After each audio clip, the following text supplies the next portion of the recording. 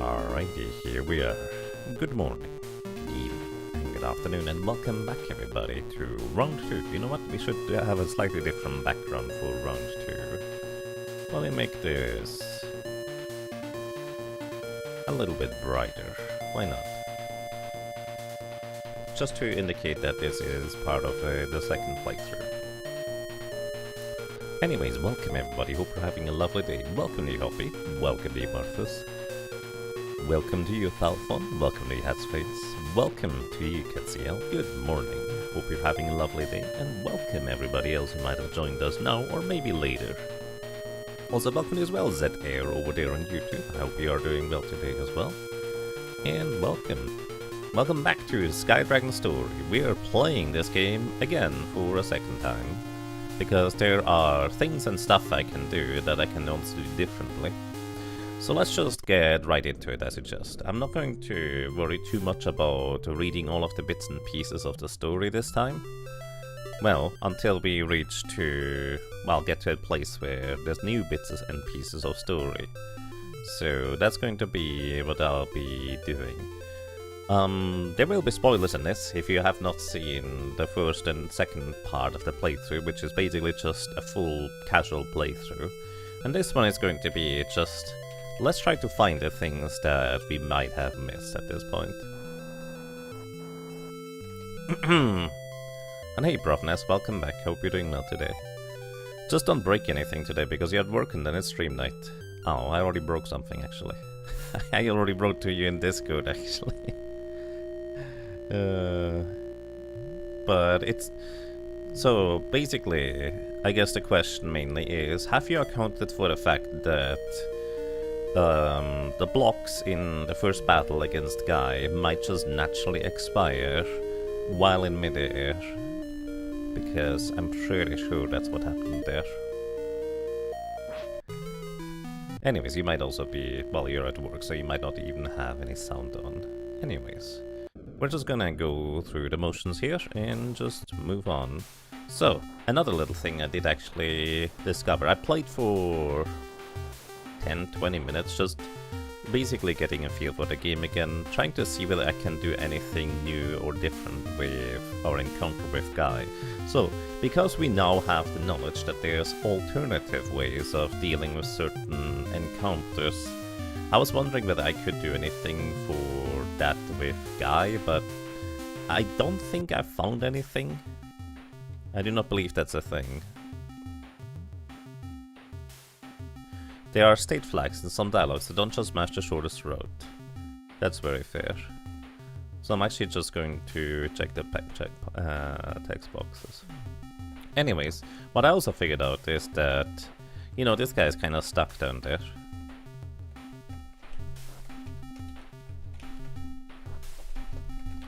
And what I can do is I can actually move this block here far enough apart. Wait, I get smashed. Oh, that's what I get for doing silly things like that. Well, that's not what happened last time. I think I wiggled my way into or slightly overlapping the block, and the game considers you to get smashed by a block if you're just slightly overlapping.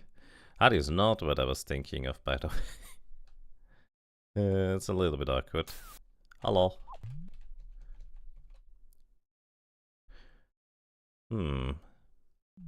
Return from whence you came. Alright.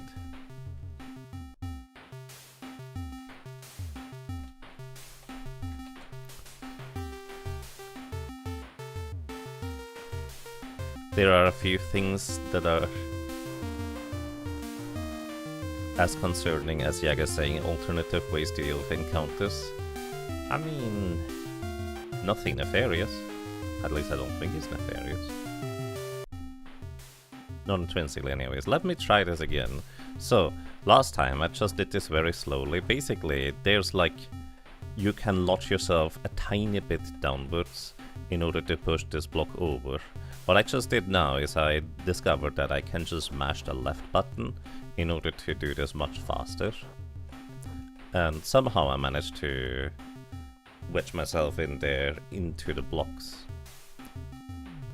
Alrighty, thanks for the concern, but you don't have to worry about me. Hey, I freed a friend. And... could you go back to the shrine? Yes. So this is not something that you're supposed to do, but our developer actually knows about it, for reference. Congratulations, you just did that. Now, do you want to rewrite and regression test the whole collision ejection, push and crush logic stack to patch a harmless exploit involving 10 plus successive pixel precise inputs at one specific point in the game? Right, neither do I. So get yourself a cookie or something and be glad you didn't just softlock by actually leaving the room. Yeah, I just wanted to show that message, because that's what I found earlier too. This is one of my favorite things when... well, maybe not... no, actually it is one of my favorite things when developers go, yeah, you can do that, but this is not how the story can continue, so you have to actually play the game more normally. But, well, good job on actually doing this, or something like that. Like, this is something that was a thing, I suppose.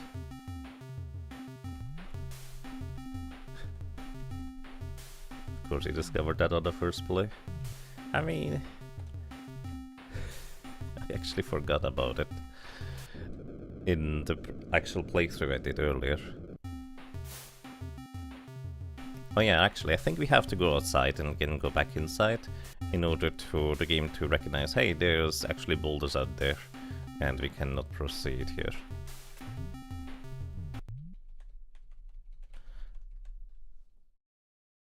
Yes, I do know. Curious, who are you anyways? No, well, never mind that now. You are who we need. So I told her that I do know about Malphos, and now she is letting me into the back of the shrine, well, the catacombs actually she calls it. And welcome to you, the real decoy. If you'd like to play it yourself, you can do this right now if you're interested. It's a browser game, but it's also fully functional, so I do recommend it. So this is the fake thing, we don't get to do anything with that. We have to actually go into the proper back room here to proceed.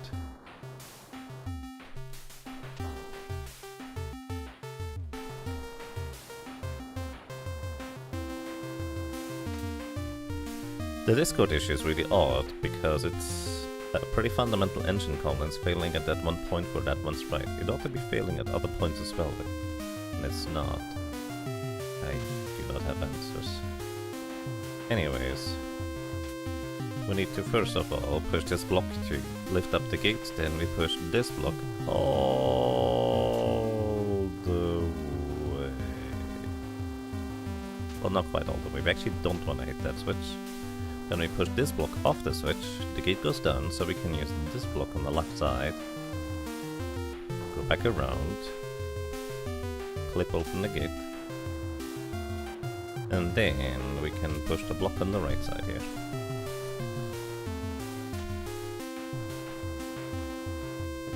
Actually, I should probably link the game if I'm advertising that you can just play it.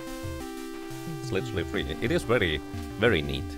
Can recommend. It does go some dark places too, just as a heads up, as a in case that's a trigger warning, I suppose. I think that's the way you phrase that normally.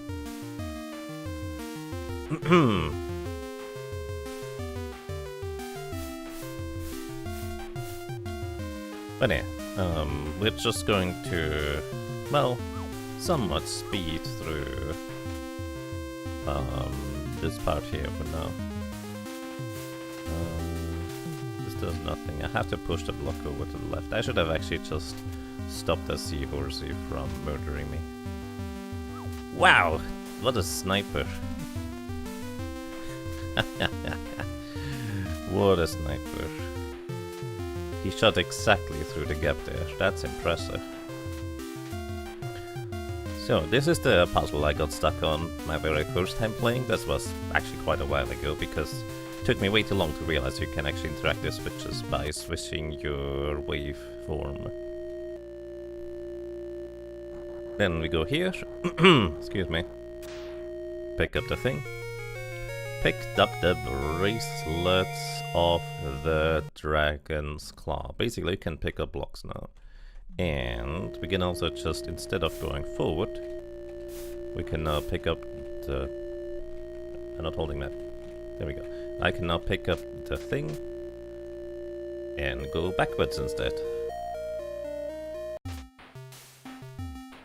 Because there's a goddess here that I would like to have. So my objective this time round is to get all of the goddess tiers, which I might have missed some, I'm actually not sure. Anyways, this is number 2 here. We got one earlier in the shrine. So my objective is to get all goddess tiers and not pick up any health. I don't know how difficult that's gonna be, but well, that's gonna be what I'm going to try and do. We'll see. The blue glass is the reason there is a mechanic to test the normal exit, but yes, you can back out and get the tier quickly.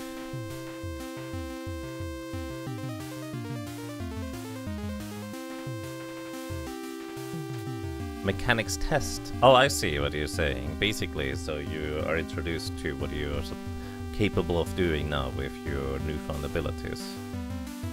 That's very fair, right? Tutorialize. By the way, I could pick this up now, but I actually, as soon as I leave the room here, I'm still going to have to put it back, so to speak, so you don't get to actually keep the thing. Alrighty, life and chi restored. This time I saved, because I actually, just earlier, managed to crash the game. What do you have to say? I forget. You're alive and you have the bracelet. Okay, I could kiss you right now. That is the best news I've heard in the last hour. Guy's gone off the deep end. Completely, we're talking vengeful screamer, rockthorn lunatic. Right.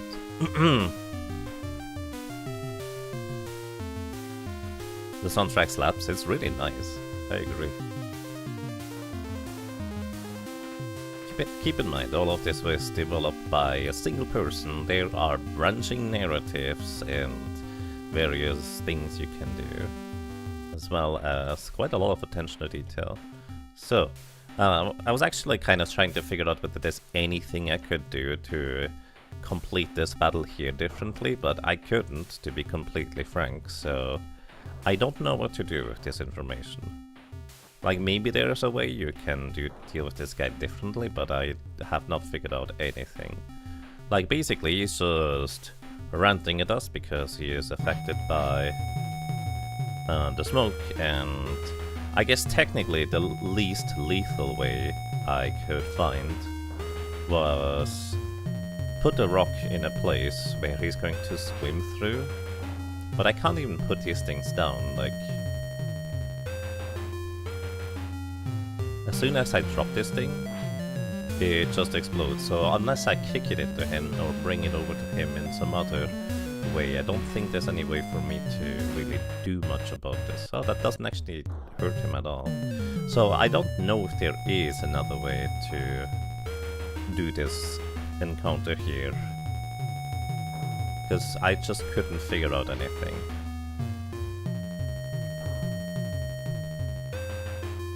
Let me have him pick up a rock. Yeah. I don't think there's another way, to be honest. I could be wrong. Maybe I'm overlooking something. Like, tail swishing here doesn't do anything. And I don't think I can... Yeah, we can't tail swish the rocks either here.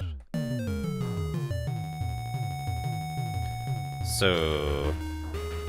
unless I'm missing something, I don't think there is a way to deal with this one differently. I'm so sorry, buddy. I could be missing something. What happened? So much hate. Why? Alright, we do not pick this one up. I've done that before. And then we cannot leave yet, can we? Yeah, we cannot leave, but we can just leave now after resetting the screen. Okay, the hyperactive kid here.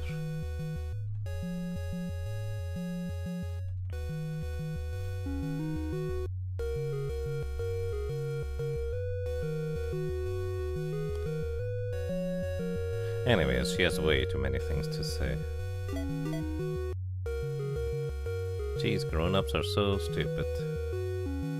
So, I shouldn't master the dialogue there. There was another potential decision point. Hello.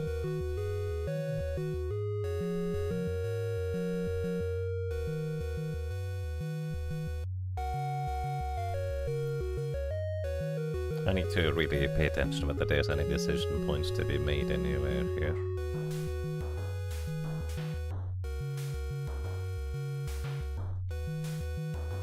Take this Nautilus key.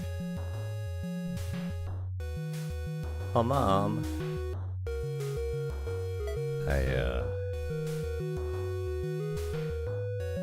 It's not an imaginary friend, it's a very real ghost. Although some people would argue that ghosts are kind of imaginary. So, I don't assume I can enter through the back door. But admittedly, I haven't tried last time.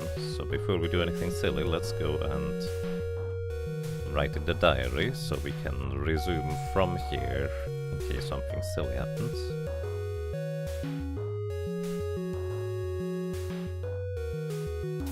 Because we can use the Nautilus key here, but we can't jump up and around. This is the ability we gain after clearing the Nautilus to begin with.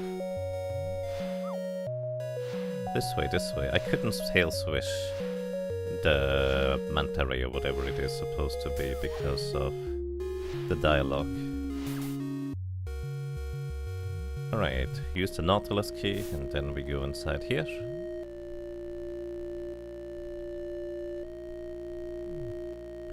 And then we go inside. And there's another goddess's tear over here that we can get by while going through the silly, slightly moving teardrop maze.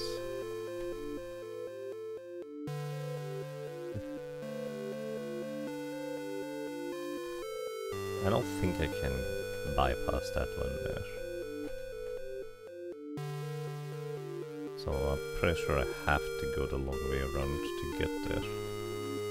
Am I doing this right? I don't feel like I was doing that right. Anyways, it worked. Anyways, we get another goddess's tear. That is number 3 here. Oh, I was not even pressing the correct tail swish button. Wait, why were you here just now rather than further away?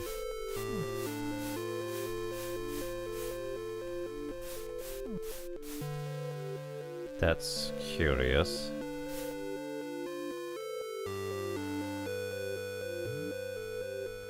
Lady, I think I'm lost. There isn't supposed to be a big wall here. I only can show you where to go in the rooms, what it's supposed to be. Maybe there's another way around.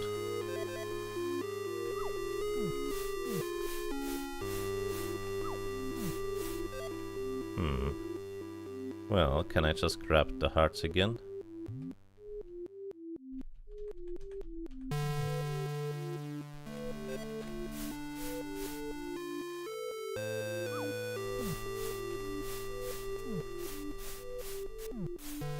There we go.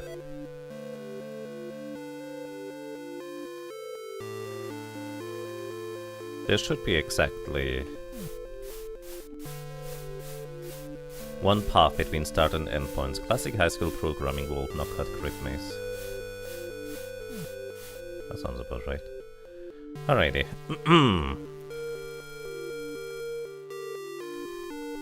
I don't remember how this place works. So we... Well, there is not supposed to be wall there, and now below us is no wall, for what it's worth, so... I don't know what to do with this information, because we can't go anywhere here. So... this is not it. I don't remember how this place worked.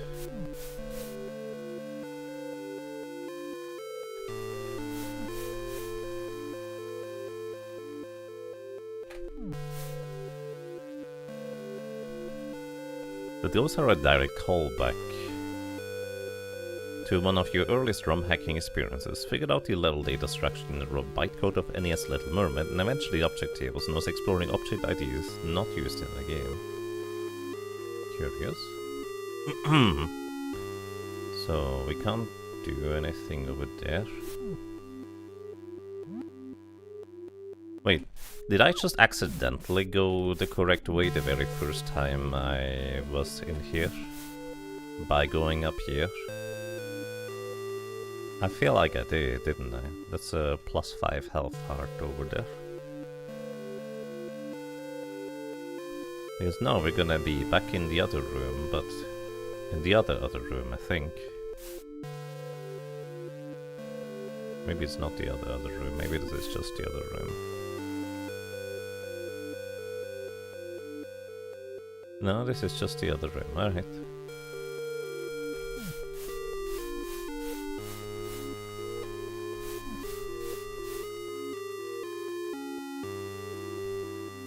One was weirdly actually programmed movement, something that took the current player's sprite as its graphic despite moving nothing like the player was. Alright. Wait, so... hold up. I'm in a different location now, aren't I? Because I couldn't go through here before either. So this means this is a different room. This is why it didn't make sense last time. But you can just actually leave this room back through where you came from initially. In the top right there. Which also means... but I think that Goddess's tier is the same. At least I think it's the same. But now we are... wait. Okay, I don't get it. I thought I had an idea, but evidently I'm mistaken.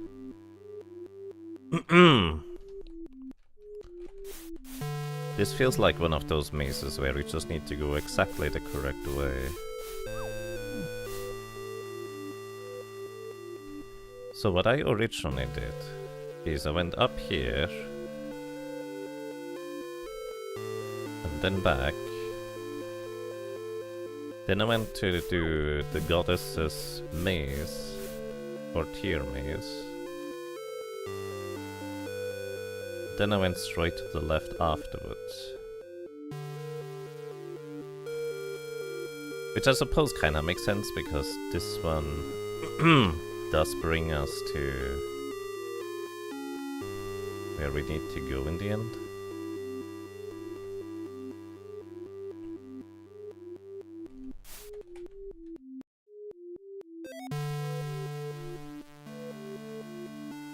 Because now we are in the other room now, I think.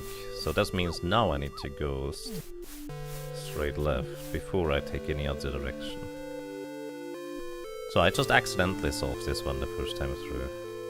Yeah, there it is. Completely by accident, of course. I was a bit confused about why it was so short. Now it makes a bit more sense. Now we are in this place. If we go down, we can get a healing item.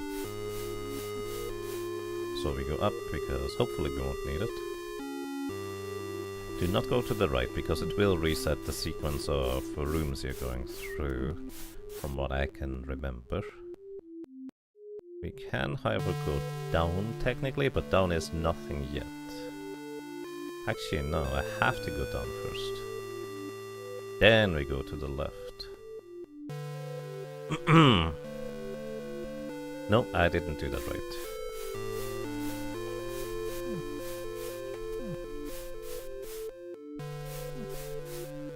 I did not do that right. I did not do that sequence correctly. That ghost is really weird.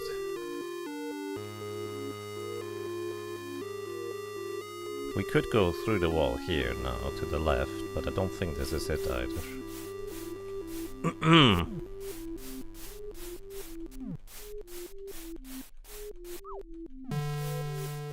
How did he hit me?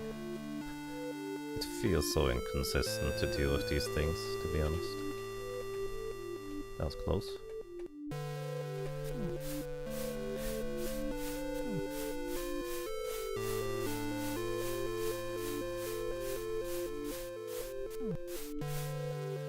Yeah, suddenly it was like super close to on top of me. Alright, there we are. Hey friend. Slugbrain, Poopytail, Stupidhead, Gracie. You never come to play with me anymore.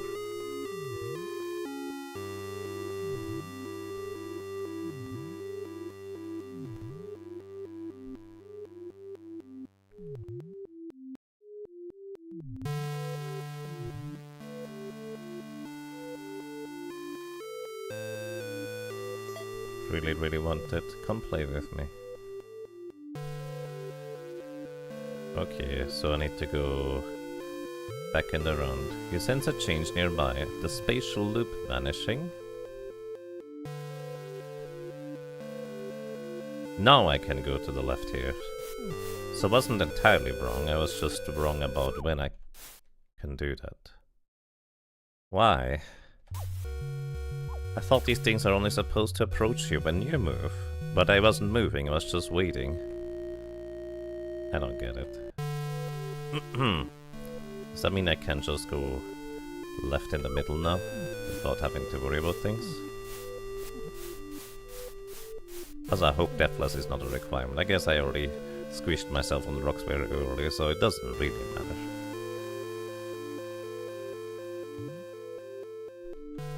Okay, this is not it, huh?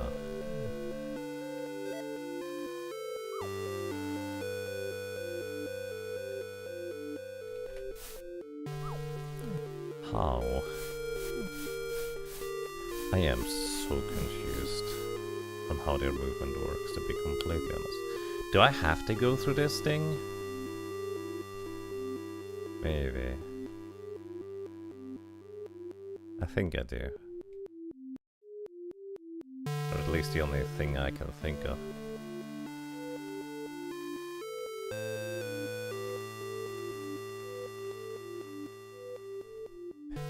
The ghosts can be managed, but speedrunners hate them. Yeah, I have to admit I just don't understand how they are supposed to work. So I'm just getting murdered by them. There is another route, not through the droplet maze, but it is longer. Well, through the top, presumably. Up and around.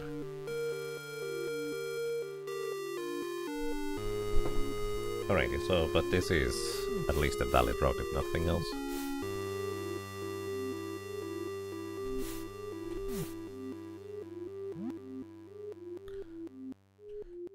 Alrighty. And we go... wait, no I don't. No I do. Now we can go straight left, maybe? Or is that too early?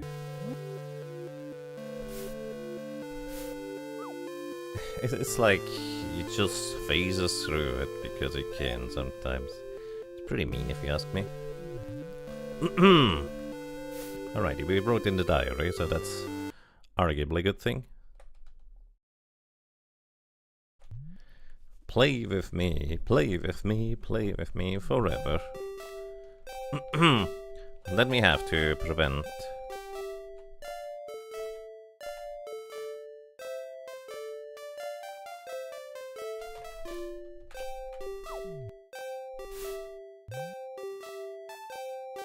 So, I don't think there's another way to do this either, is there? Because, actually, what I haven't tried, technically speaking, is... I haven't tried Gracie, or Paola actually catching me with Gracie, to be honest.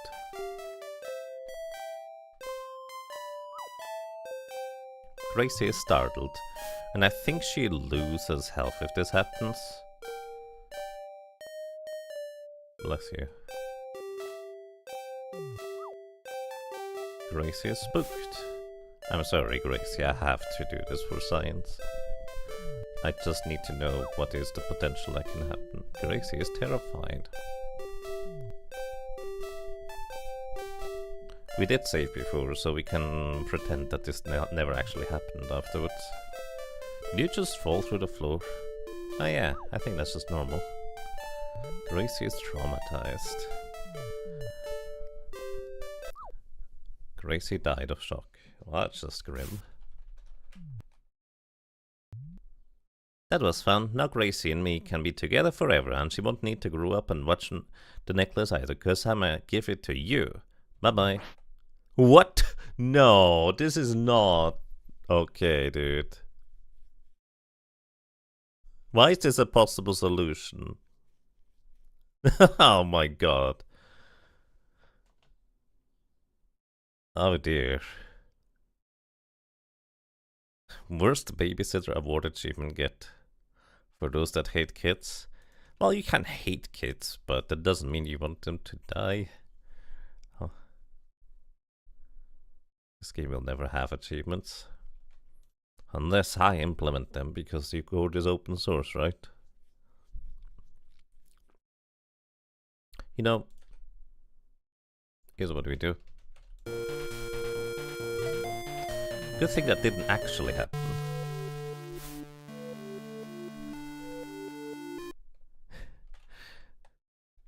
I have no intention of implementing achievements.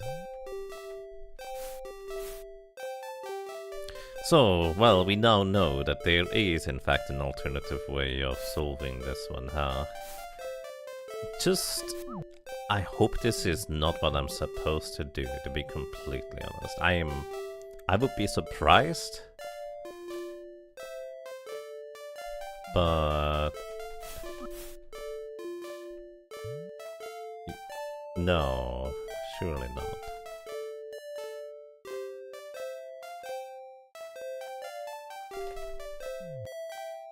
Oh, right, you're going to... Bulk.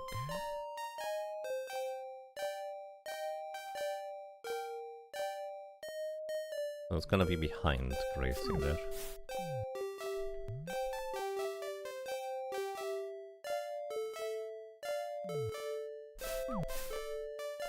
You don't actually remember how you count letting Gracie die in the low percent route. Technically, you missed a soul. Yeah. Gonna fall through the ceiling.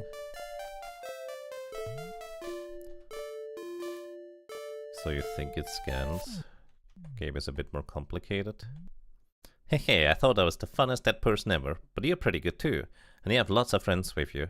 I'll give you the necklace if you promise to take me with you too, okay? No! Why am I I thought I started originally with 4 hearts, by the way. Why am I starting with 5? Am I crazy? Was it always 5 at the beginning? Anyways, I need to not accidentally pick her up. It's always 5, I thought just crazy.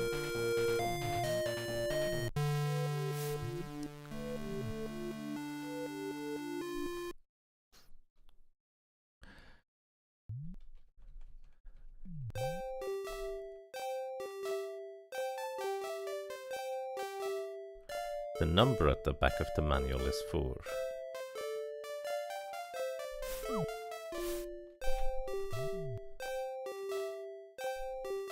Does that mean anything?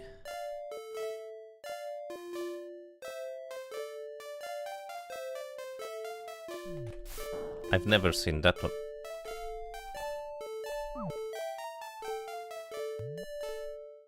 I've never seen that one before. The ice block? That's a new one. I don't know if I could have done something with that. By the way, I will say if you'd like to, if there are alternative ways of doing things, because this is basically just me redoing the same thing. I don't know of any of them.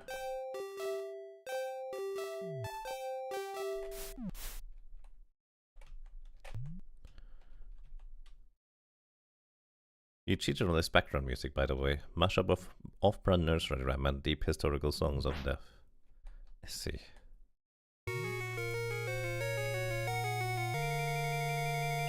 Picked up the color of the dragon breath.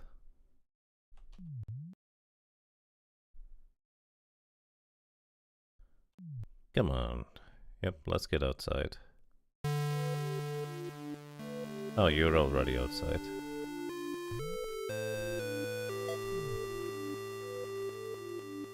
So maybe there's a way to give one of your hearts away.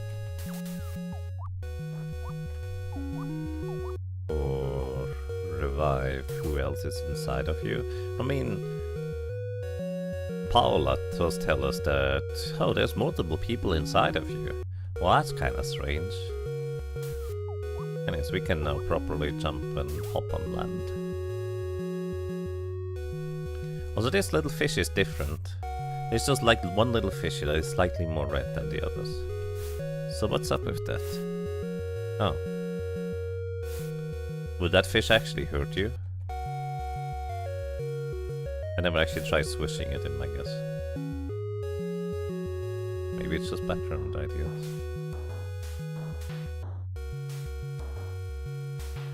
Inside you are multiple people. At least one of them has 2 wolves inside of them.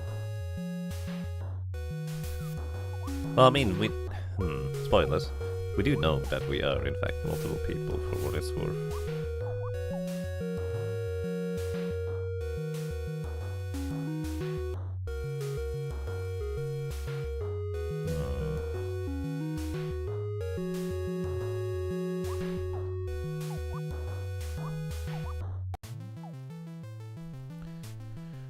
Winged woman. You retreat as each other. Yep, what's it to you? I did.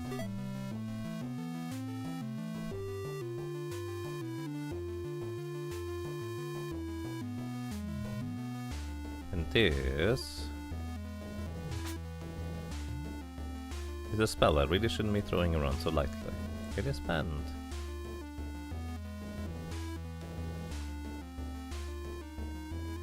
But more to the point, it was designed to take down Malphos's first golem. Hehe. Great hero? But oh, forget all that, I digress. Just know that I'm basically amazing. And you, my dear, appear to be the spunky rebel I've seen answer to the name Melee. Although, to be quite fair, you may be someone completely different by now. Is third time Reichenbach the 14th vacant? Oh my stars of destiny, who put that in your head? I think you'd best stick to one name for now, dear. So let's stick with Melee then. It should come naturally enough.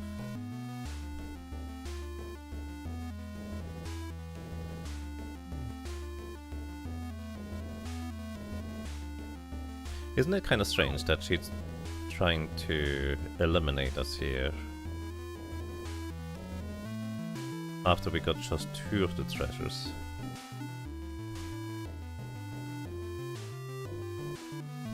So maybe she's not the one that created us?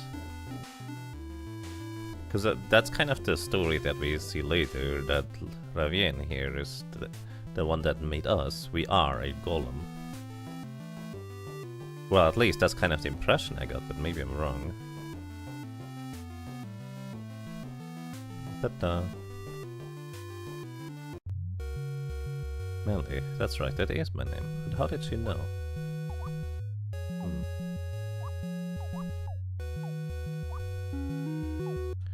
Didn't she say she had the other 2?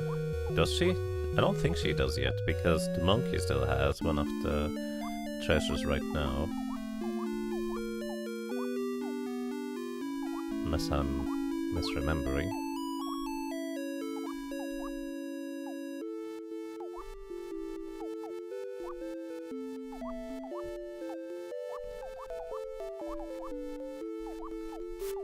So, also gonna be a lot less me doing silly things. Or trying silly things because I already know what I'm gonna get. So not as much of a reason to deviate. But I do need this nut.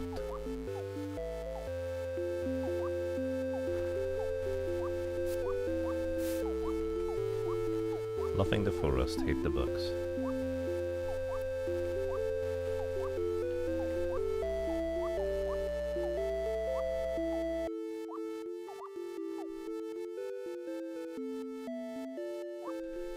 It's hard to catch everything that fast, but you thought you saw something like having 2. You may have misread. Well, Melee right now has 2 of the treasures that we know of. But I am speeding through the dialogue, so it's entirely plausible that I'm missing things now. But I'm also kind of interested in mechanically testing things, if that makes sense. Wait, do I need a nut? Apparently I need another thing in order to pass through at the bottom. Or the top. Wait, what am I missing?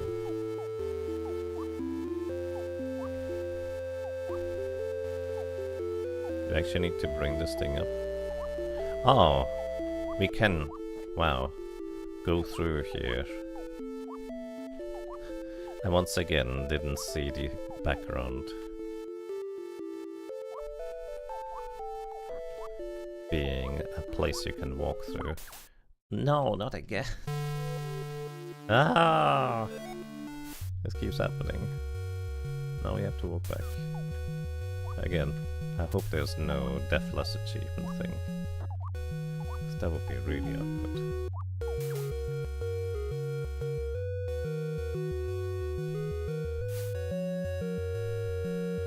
We're at the next save point too, for what it's worth. And then I just slightly too early released the boulder. But yeah, I was actually correct. There is like a little fish that is different until we punch the corruption out of it, or whatever you want to call it.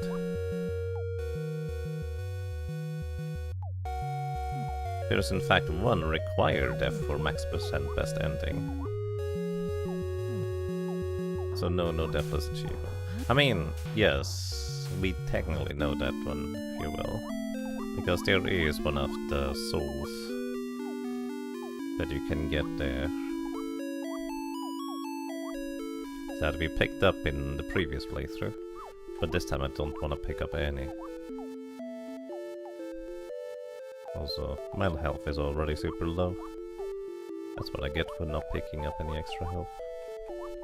That's the natural outcome. It's just what's going to happen. Did I want to have the spider down there? Spiders can push nuts around? What? That was weird.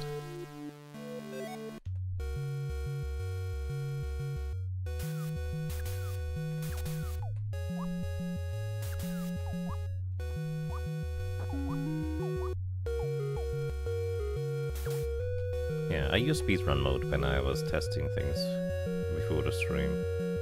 So from what I'd seen, it only just adds a timer. So which family member of this is this in the Legacy of the Wizard? Oh, Legacy of the Wizard is a fascinating game. I should play that sometime. Because it's so strange. Very cryptic. The long-lost fish cousin? I mean, evidently. Okay. This time I'm not taking any damage from you.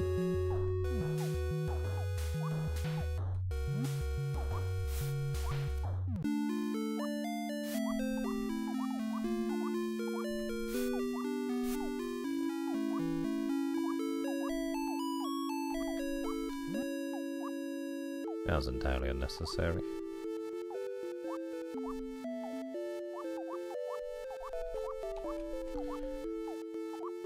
That platform does look like it's wider than it actually is. Oh, I didn't want to do that. I did the thing again.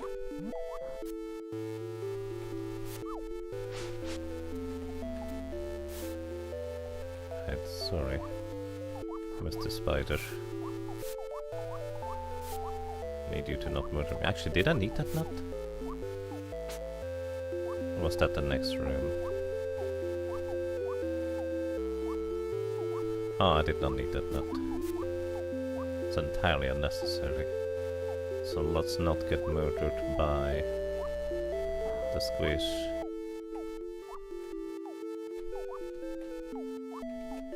Let's get this in here, turn around. Get this in here. Lock. Give my chi back, please. I don't know why it was suddenly recovered. Is it always recovering that slowly when I'm just not in the air? When I'm walking on the ground? Because it's strenuous to walk on the ground for melee. Suppose that makes sense.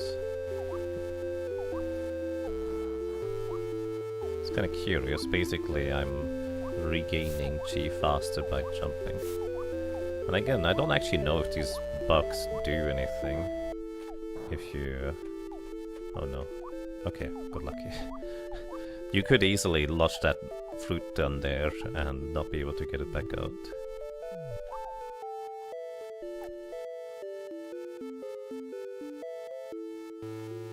The entire Dragon Slayer series as well. There's so much varied gameplay between titles just in the ports. We owned Legacy of the Wizard when you were a kid, never actually managed to finish it though, only got to the end much later as an adult.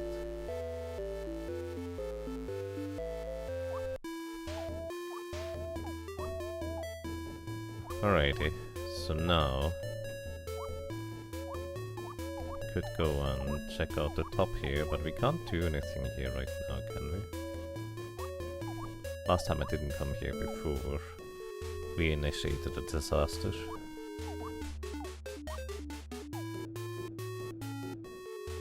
It's just monkey swings up there.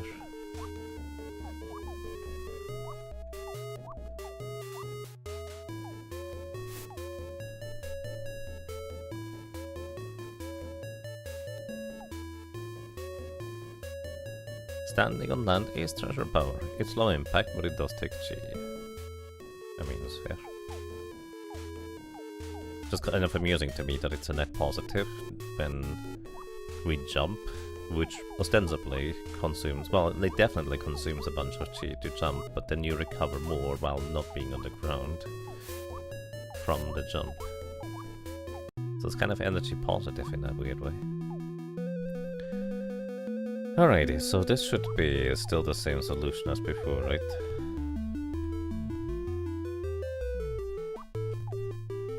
A land child. She isn't moving.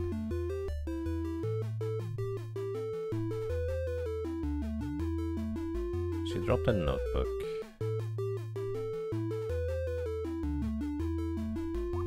Wait, can I not read that notebook?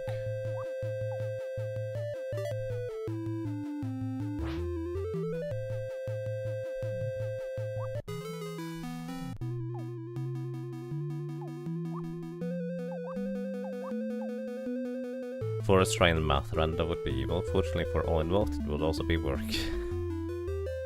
Yeah. Alright, so let's see. We want to go 1, 2, 3 initially. So we want to go left first. I don't know if I still have the notepad, by the way, where I wrote down my solution. But it should not be too hard to recreate all things considered.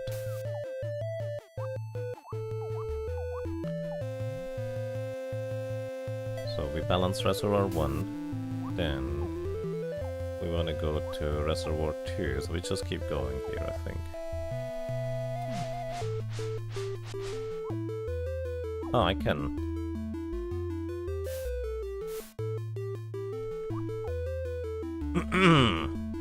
I can dash, I forgot about this. So this should be Reservoir 2. So we fill up the water a little bit more. Yes. Then we go to Reservoir 3, where there's the next one. Oh wow, that still hit me. How inconvenient. I'm going to die in one more hit. I don't know if the reservoir levels are gonna be retained. So just don't get hit again. It's that easy.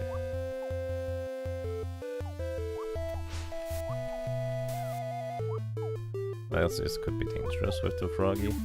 Because this froggy, unfortunately for me, is not particularly friendly right now. Alright. Did I not press the button? Yes.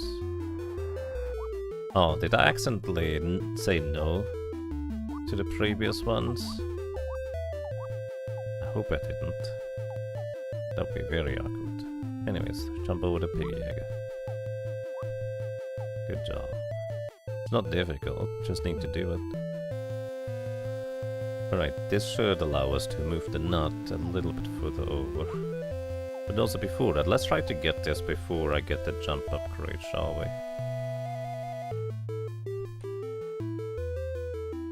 Oh, right, I need to ask these guys to stop spewing out things, because otherwise this is significantly complicated for no good reason.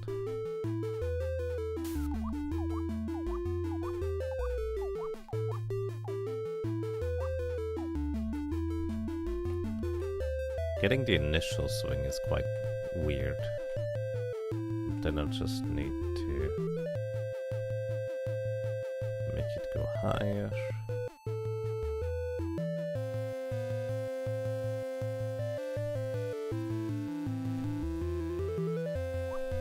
Okay. What? yeah, that's so inconvenient.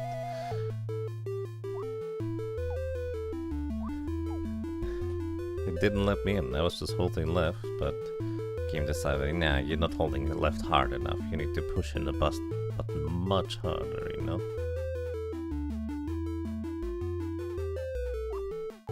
There we go. Got assist here acquired. Let's go through here. This time I held the left button harder. I pushed in the button real good. It doesn't actually do anything. There's no tactile difference.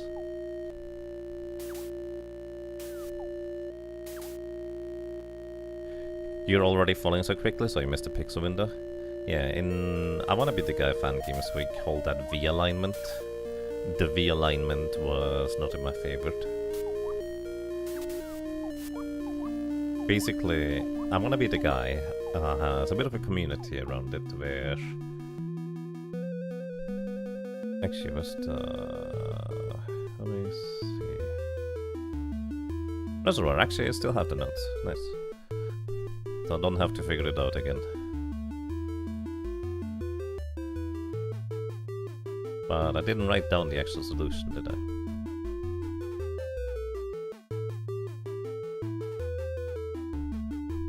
And yes, thank you for linking it, Propness. You can just play this right now, it's free, if anybody is interested. Might want to pin that message? You know what, that is a fantastic idea, thank you, yo. Manually unpinned at the end of the stream. Oh, manually unpin or at the end of the stream. Excellent.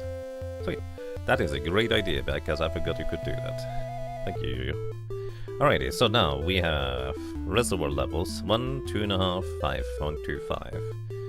And then afterwards... Oh, I didn't actually write down the solution. We need to balance this now to be able to move it. What's the level I need to get it to? I need it to be around here, so I need it to be at like 2.5 to 3.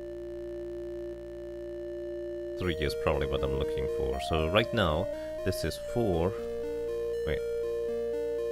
1, 2, 3, 4. So this is at 5 right now. Technically 5.25 if you want to be a stickler. And now we want it to be 3. So we balance it with reservoir 1, which currently has a level 1. So 1 plus 5.25 is, well, 6.25. Divided by half, 3.125. You actually have to walk twice no matter what we do. So... Oh, that's awkward. Let me go the other way. The other way is easier. I don't know if devs matter here. Maybe dev warp back to the entrance is faster. But I don't know whether the game is going to retain, like, the reservoir levels the way they are right now, or whether it have to redo everything. Profness would be able to answer that. It probably would retain them, based on what I've seen previously with how the triggers tend to work.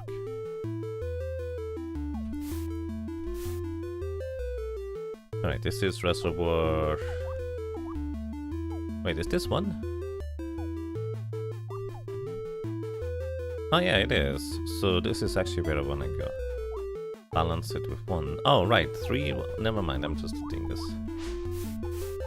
So we always had access to 1 directly here.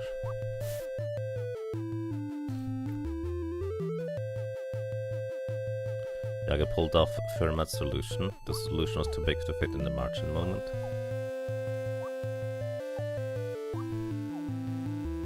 I don't know what that means.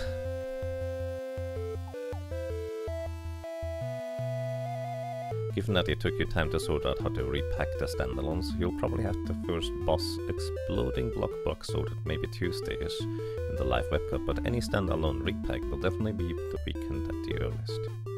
The last version didn't commit and deploy you before yesterday was 3 years ago. Welcome back. Your suspicion is that the catacomb state will not reset until you fully leave the catacombs, even if then, but don't take my word for it, it was 2015 Prof's work. Well, such is the nature of the beast sometimes. You don't really know. I assume, based on everything I've seen, the game just seems to remember the state of areas once they are completed or what level they have retained, for the most part, death being more of a alternative path between the roads instead. Alright, I need to flush this now. So, order. Let me actually just write this down. Reservoir 1 balance, 2 reservoir 2 balance, 3 reservoir 3 balance, 4 move the nut, right 5 reservoir 1 balance, 6 flush, oh actually no, move the nut, left 7 flush 8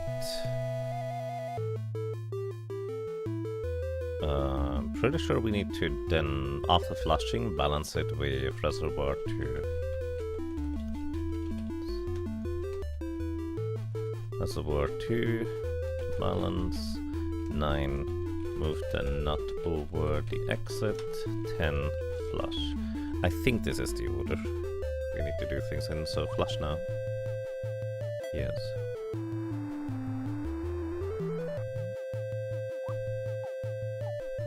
Alrighty, so now this is reservoir 2 right now, isn't it? Yeah, this should be at 2 below, then it balances to 1 with this one. Pierre de Fermat wrote a theorem on the margin of a book, but when said those words, the actual solution took over 350 years to discover. Fermat just kind of stirs a memory within me about some math stuff that I have long forgotten about, to be completely honest. I wonder how much of a stickler the game is for this to being precisely where the nut needs to be. Might not be a stickler at all.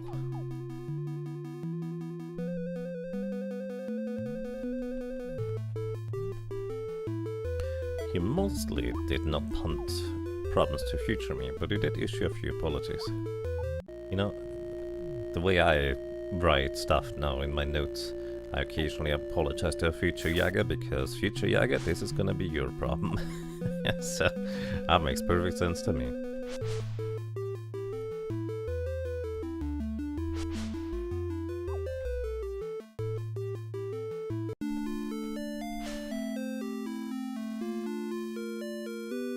Alright, so we know the nut is now stuck here. I don't know if I need to go and interact with it in order for Melody to see that the tree is a little bit in disarray. Let's go and save before I do anything else.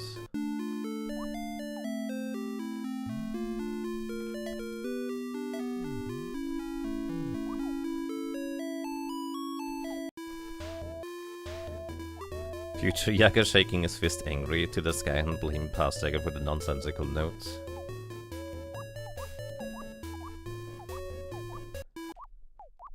I don't think past Jager is angry like that normally, but fair. Alrighty, so let's play some Donkey Kong.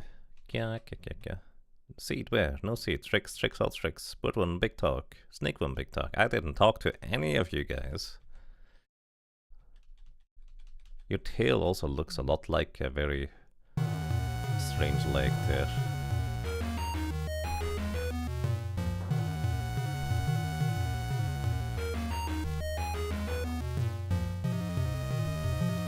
buddy.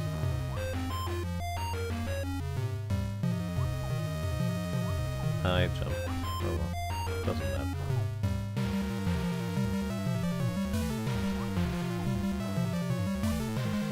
I'm just recovering, Chi. Don't squish yourself, Yaga. Actually, I guess on these things at least I take just a bit of damage rather than anything else.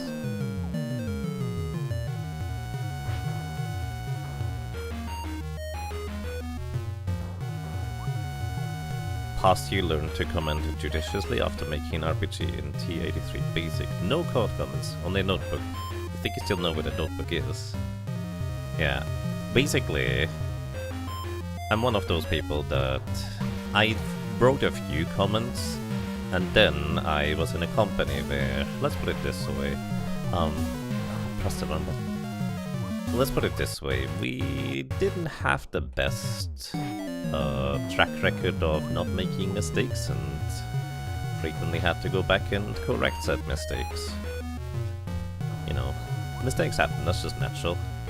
But it also just happened that I, of course, then subsequently had to go back and fix something. So maybe adjust things, maybe they wanted some changes. And then just rediscovering what the heck the code was all about was always a bit of an ordeal. So at some point I just started very significantly writing comments all over the place about basically everything for my future self. I think this should the other nut just stays here. Anyways, we don't need an additional one up here, but it does make hitting the guy a lot easier.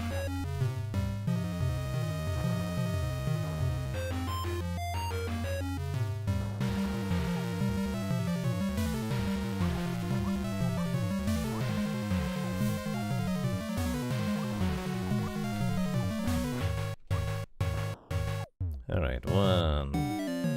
I don't think there's an alternative solution to this one. I could be wrong, but I don't think there is an alternative solution.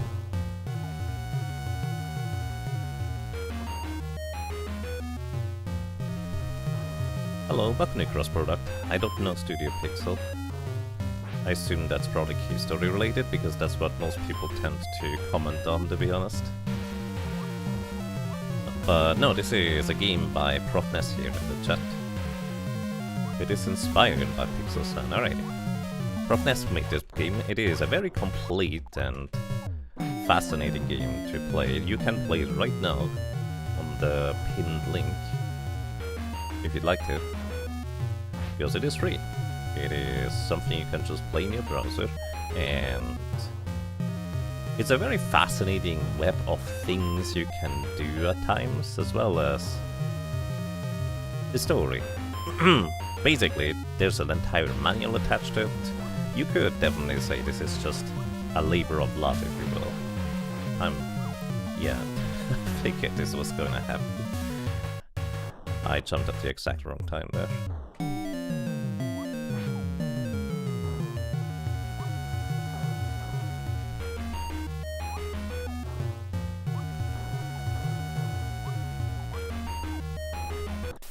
My goodness, Jäger, please.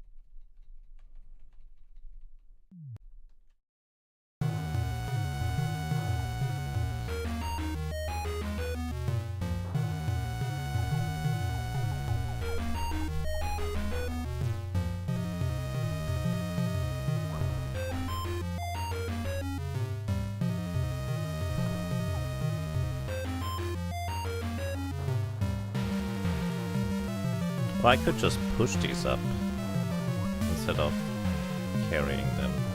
That would actually just work, apparently.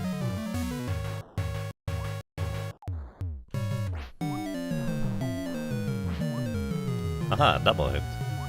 Now, if only I could remember the exact timing I just used.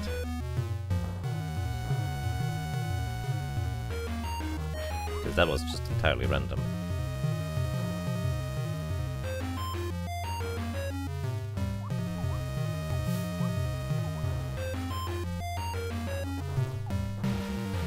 That was just entirely wrong now.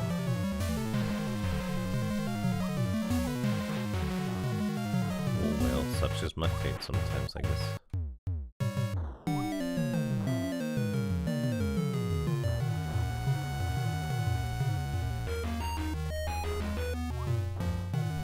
No, come back! No, if you...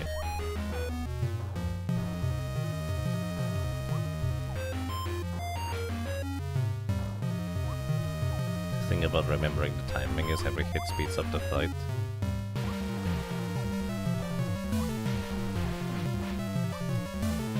Yeah, but that one didn't count as a double hit, which is why I'm a bit confused about it, to be honest.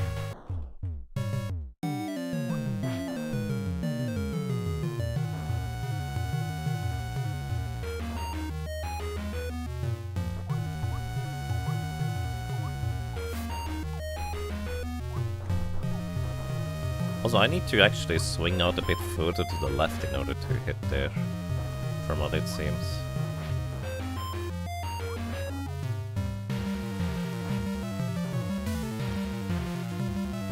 You gotta love the supplemental section about how to read train schedules. To be honest, I am entirely confused about that. Like, the first thing that came to mind, and one of my viewers said the same thing, is this a secret or a puzzle or something like that hidden in there? Like a thing? But I don't know. It could just be literally how to ride trains, I suppose.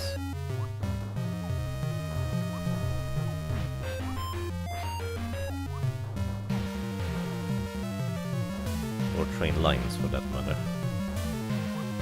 Which, you know, around here, I learned how to do the basic train stuff, because that's how I got to school and leave it to work every day. It's just normal to me.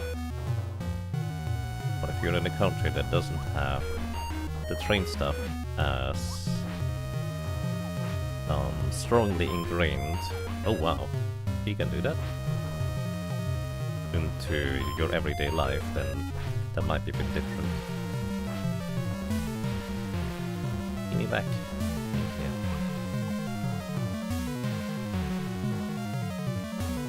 Just gonna wait here.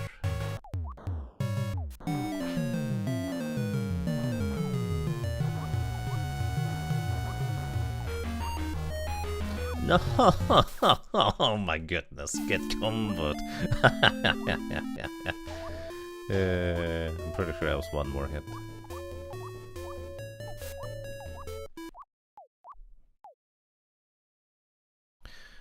The double hits are pure an artifact, not per se an intent. They'll happen when the throw gets disrupted, leaving him in a state where he isn't primed to catch, but there's still fruit there.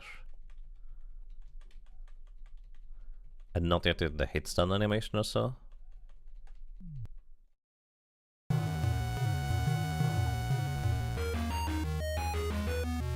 As an homage to your undergrad student course on NE or net programming instructor.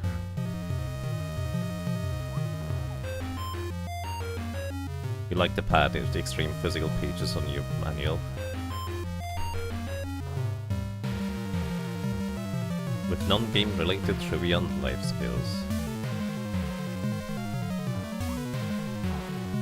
I mean, why not? I suppose. I'm basically just kind of in the era or timeline, so to speak, where enough games more recently have had like all kinds of crazy secrets hidden in their games one way or another. So my thoughts immediately went to that kind of stuff. But it could just be all genuinely how you ride trains, I guess.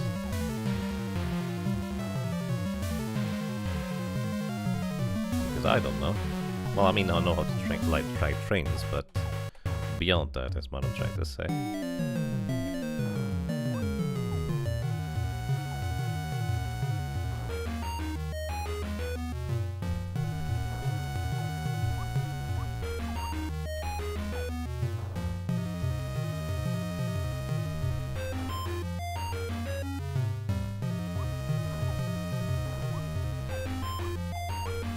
Eh.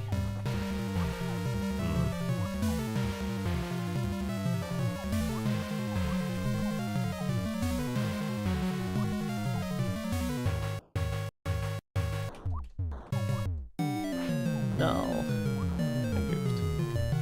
No, stop throwing these down. Can I actually... Oh, I can push. I'm not sure that's what I'm supposed to do. What's the name of the mermaid? Her name is Melly. Probably. Or at least... It's complicated. There's actually... quite a bit of story and lore there, so... Well, I guess that's all I'm gonna say for now. If you'd like to play the game yourself, I recommend it. I'm basically just doing a second playthrough of it because I'm curious what other pieces and parts I have missed. Oh no. I just hit myself there. No, come back! I need that thing. Sometimes you turn around and you're not just in the ground, so you can't just walk left after turning around. It's a bit weird, but oh well. No! I'm not doing this correctly.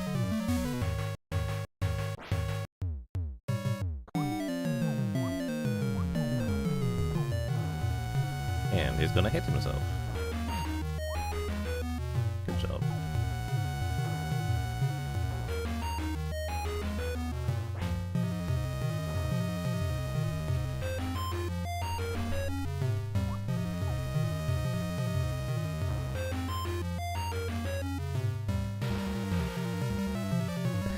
You're max already. I mean, I'm not allowed to have more health upgrades for the thing I've chosen to do, so why not have more nuts instead? Okay, now I got a double hit. I think they need to be spaced far enough apart for it to work that way. Maybe. At least that's kind of my current impression right now.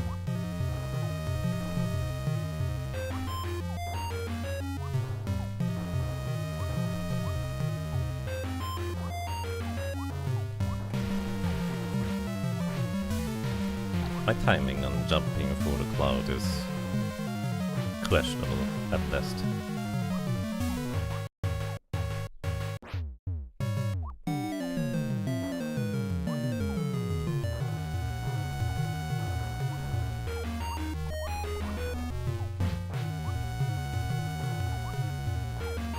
Hey, Yaga, please stop being so silly. Rescue for no good reason.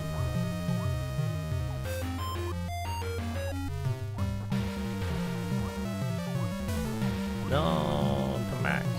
But I think I actually just need one more hit, so... Bobo Chief. Chief strong. Why?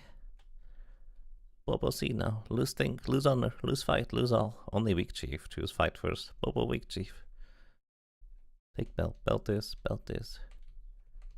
He's dead. But he doesn't have the belt. Sorry, Bobo.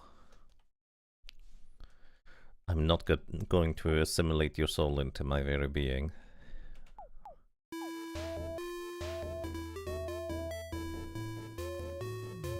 Okay, Bobo's belt did indeed fall. You did reduce this guy's HP by like 2 or 4 or something during the early testing. You're welcome. Yeah, I think that is reasonable. Because it's kind of interesting to try and defeat him. But if you just have to repeat the same careful meandering over and over again, it gets a bit tedious, I suppose.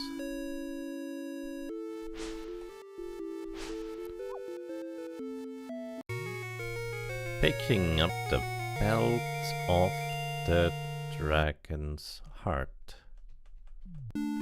So, now here's a question. Do I actually need to talk to Leaf? Or can I just straight go back and activate the seed now?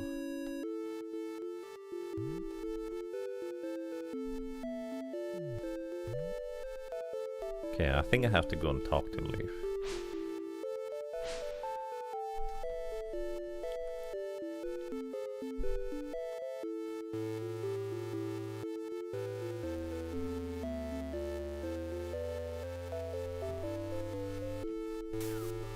So, now we can jump much higher than before.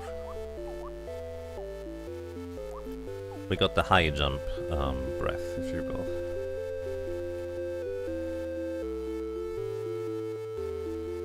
Explain what happened. Vagabonds, destroyers, herbivores!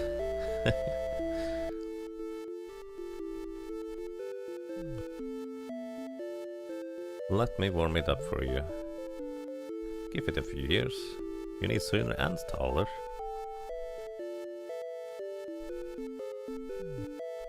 Alrighty. Thank you, Leaf.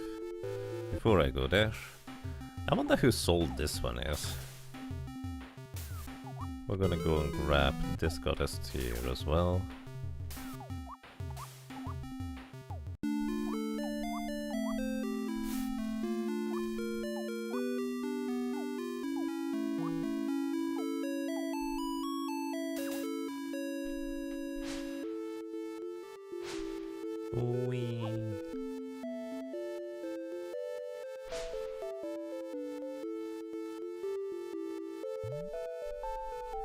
Then the seed grows into a mighty tree, mighty fast.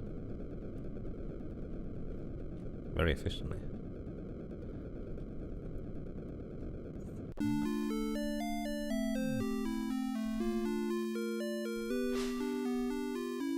That is Go-Go. The soul over there is Go-Go. Who's Go-Go? Is that a monkey? Do we know who's Go-Go? No major in-game lords, just vaguely a monkey who decided to go live in an undersea tower.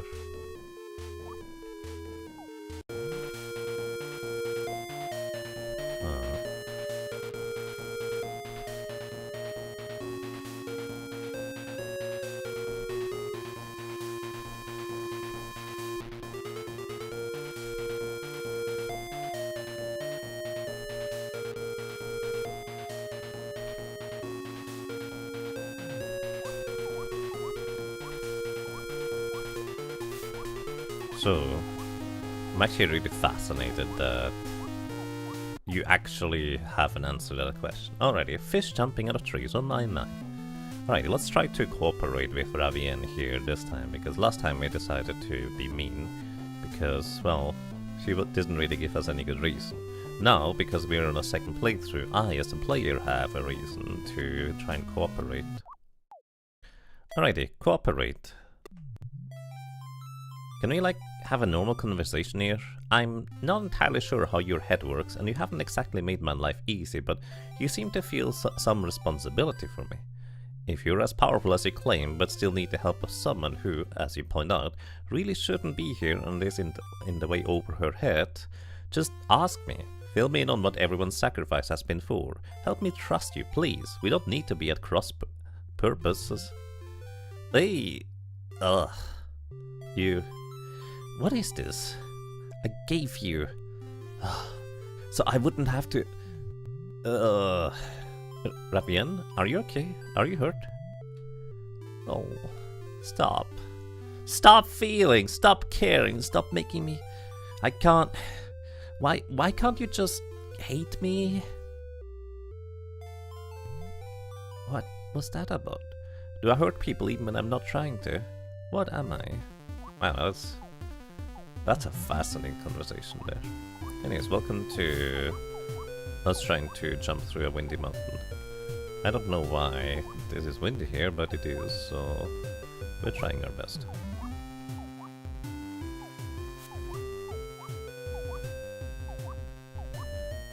Yeah, this is just similar art. Inspired by Cave Story, not certainly. And funnily enough, I've never played Cave Story. Probably should do that someday. Eh. Wait, is the wind circular?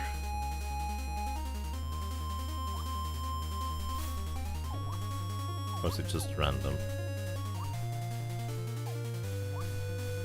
I made this jump last time. You know what? Let's go the normal way for once. What even is in here? Pit of Bisque Bear down here. That's a big heart. Why is this a gigantic heart? Or lungs? Eh? Is this one of the falling rocks? It is. Why are we here? Does that mean anything? I'm so confused. Not like I could jump up here beforehand.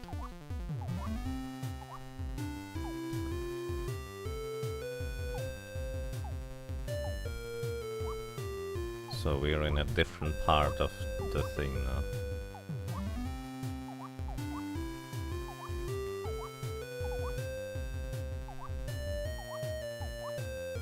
I think this bird might not be entirely friendly. Oh, I need to go down there. Okay, so basically this is a shortcut we took earlier. So we didn't miss a whole lot. I'm so tempted to jump down on the right side here. But I can do that later once I have the ability to jump back up easily.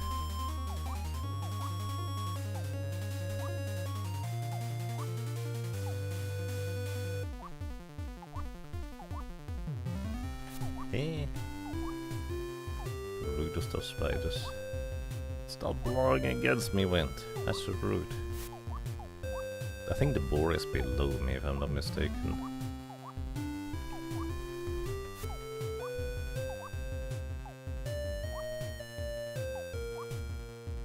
Ha ha ha ha, I goofed. At the very end.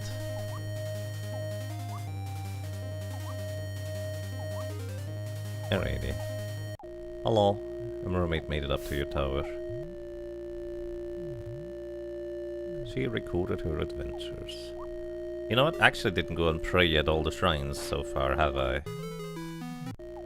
That is number 4 or 5, I don't remember. It's also kind of funny here, where this guy doesn't even pose a quest, we just get the last piece. Thank you. There you go. Oh, and I'm sick, by the way, I should have mentioned. Received the circlet of the dragon's wing. He's a goddess of power, so now we can float and flutter. Thank you. At least there's no fall damage yet. There is story-related fall damage. That's technically a bit later, although I don't know. It will happen now, because I'm trying to be friendly for Befravian. Yep, you're the chosen. Have a good day. And I actually really liked it for it. I think this is where the boar is. Yeah. So this poor boar is just stuck in here. Stuck for good. And we can lower the rocks on its head. Oh my goodness. Excuse me, I can try to lower the rocks on its head. If I'm not completely incapable of doing such. Also, we could easily reach this place without the ability to jump again.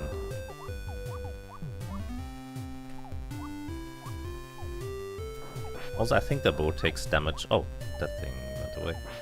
From running through the blocks too, if I'm not mistaken.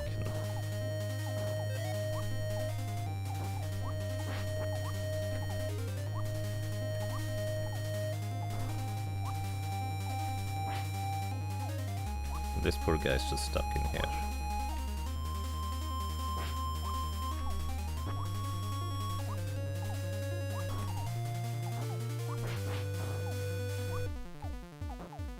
I'm not going above him. Wait, why am I full health now?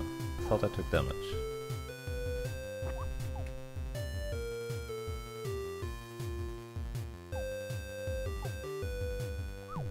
Ow.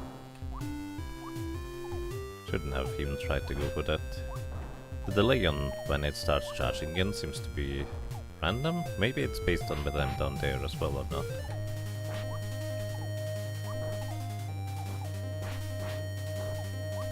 Anyways, this thing has a lot of hits.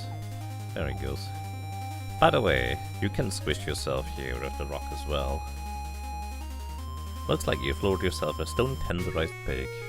Picked up the ground ham. Because what I was trying to do, I was trying to get like the rock through here. And then I turned around and it smashed me if I do that. I just wanted to see if I could reproduce it. Anyways, I can, it turns out. So we have the stone tenderized meat now. But I'm also curious what's down on the right side, so I haven't done that yet. And canonically we know that the world wraps around. Oh, there's another god assist here. I did not find that one the first time through. Also, what's the cat about? Because I have no idea what the heck the cat is about. It's right here, isn't it? Oh, wrong BL line. Meow. The improbable cat. A hole in the home that isn't inside. What is there? Is this a riddle I'm supposed to solve, or is it just a riddle for fun?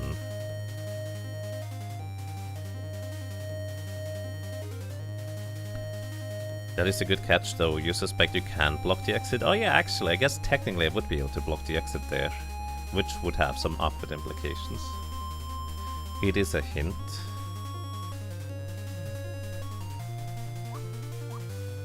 So it is relevant rather than just a fun riddle. A hole in a home that isn't inside. What is there?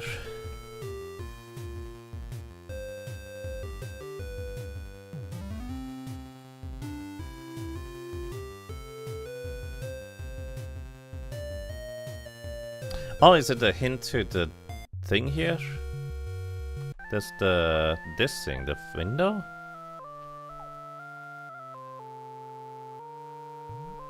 Is it this one, I suppose? This is me. Do I want this? I don't think I want this. Right? Do I need this, or is this going to give me health? Well, it's gonna give me bad memories, isn't it?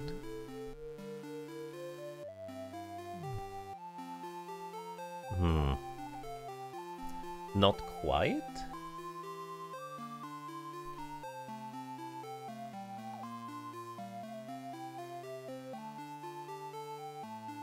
You actually think low percent technically allows you to pick up Millie's own soul without being penalized. Technically, but let's not do that then. But maybe... a chimney, I guess, could be also one of these things. But I can't interact with the chimneys. There's another home with a hole that shouldn't be there.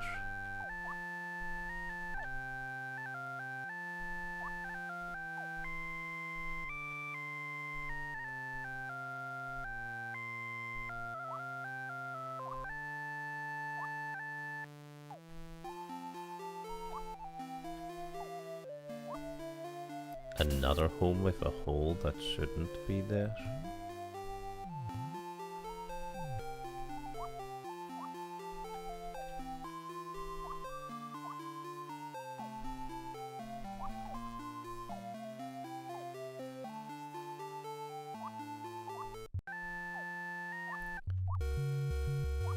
Let's read the thing again, shall we?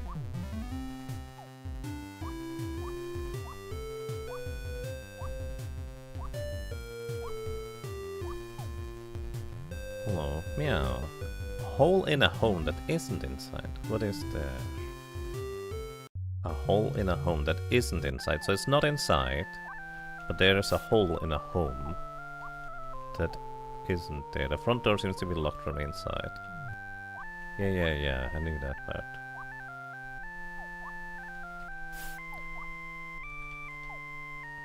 But I don't seem to be able to interact with anything. Like I'm entirely blind as to what it's supposed to mean. It's probably not down here, is it?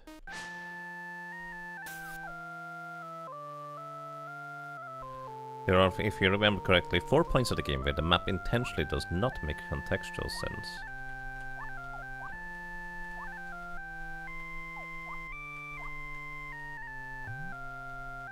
The musty for...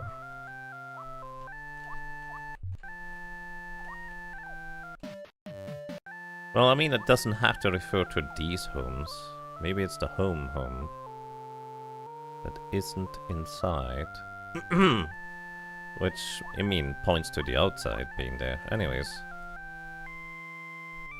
We have given the ground ham. Received the ham loaf.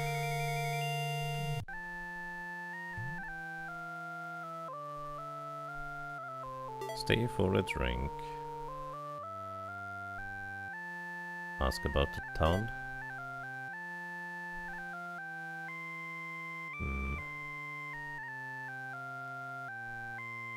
Blimey. What? Remind me, what do I know? I don't think I've seen that dialogue before, have I? Stay for a drink. Ask about the people. Most folk around here are sailors.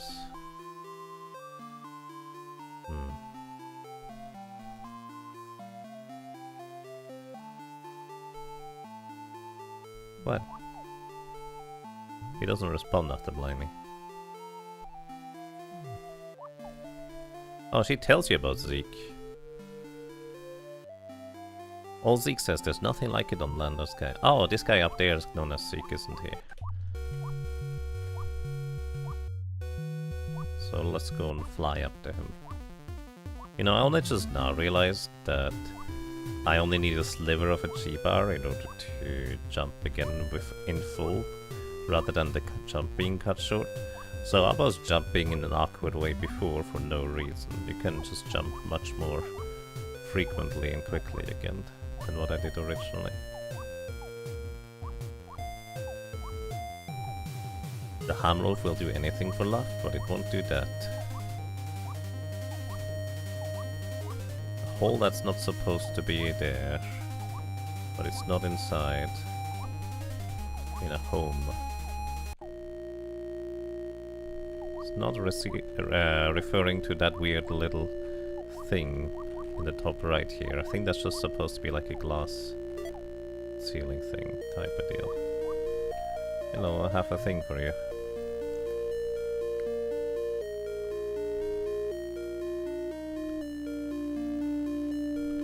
It's yours. Oh boy. Hamlof was taken, thankfully.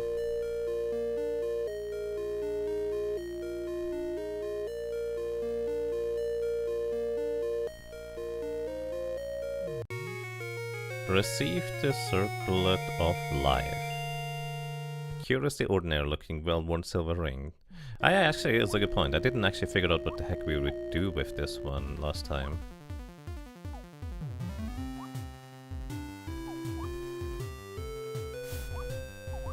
Let me go back to the cat real quick. I want to screenshot the conversation. Also, it's kind of peculiar that you can pass through the bottom of the swamp, but you're kind of missing most of the swamp if you do.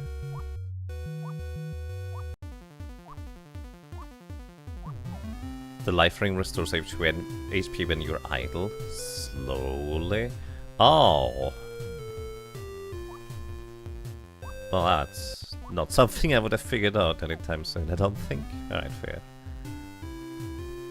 A hole in a home that isn't inside. What is there? I don't get it. I feel like this is one of these things where eventually I might just discover something randomly, and then... Also, why is there a path on the left here? That's also just random. Anyways, it feels like there might be something at some point where I'm just going to randomly figure out something, and then in hindsight I'm going to go, oh, that's what that was about. That's usually how these things tend to go. That's this place. Which is still really strange that there's technically a path here, but you can't go anywhere. So I'm just entirely confused. Is this a map? No, this is just a symbol of the shrine for this place, isn't it? The tea. The tea tree.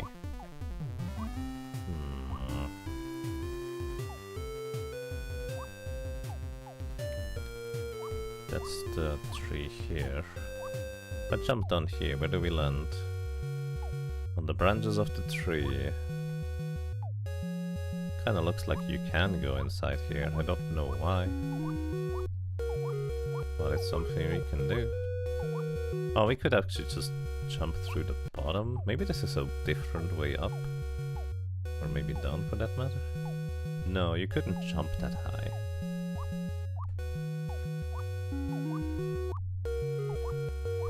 I don't think we can go to the other side of the tree now, can we? Maybe through the bottom. What if a home that isn't inside is some kind of outdoor home, like a nest or a den? A hole in a home that isn't inside.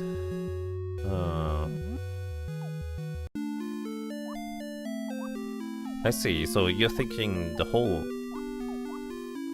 is not referring... Like in my mind, the isn't inside was referring to the hole, but you're kind of applying it to...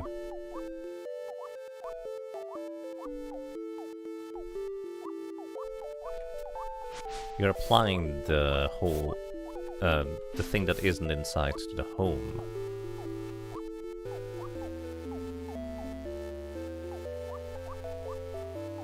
Yeah, that's actually a fair interpretation. That's a very good thinking.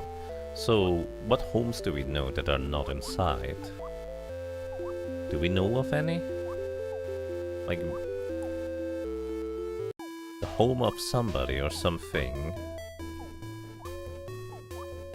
that is not inside, that has a hole. Also, this one is weird. Is this just a funky...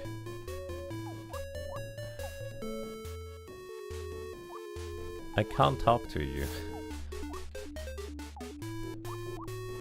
Because as soon as I jump a little bit outside, we're immediately ejected from the house. I am so confused about this one too. That's another one I don't understand.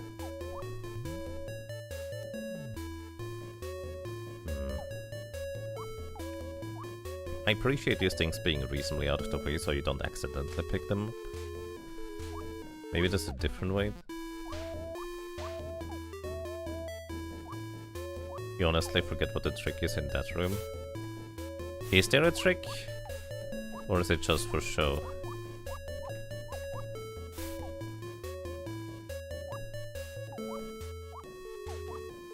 Like, there's absolutely nothing indicating or seemingly that I might be able to do anything. Like, even if I'm very careful to not step out of bounds too far to the left, exactly above or below also ejects me from the home. I'm curious enough to ask you if you know what it is still about. Feel free to let me know. Crispy? What's crispy? Couldn't understand. I don't understand crispy either. Snake lady now chief? Yes, I'm your chief now. Warm puppy, soft puppy, little ball of hat. What? Warm puppy, soft puppy, little ball of hat.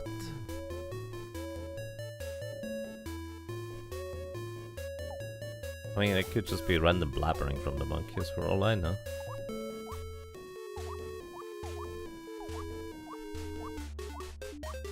Can't go anywhere up and above. And can't do anything here either.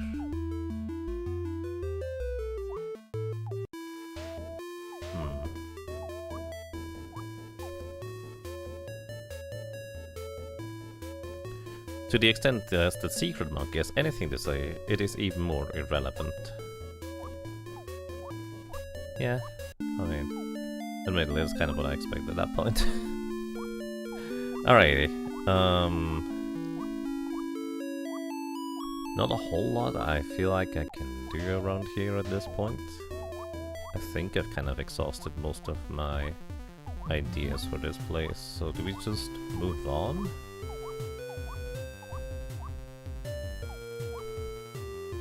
I guess we do.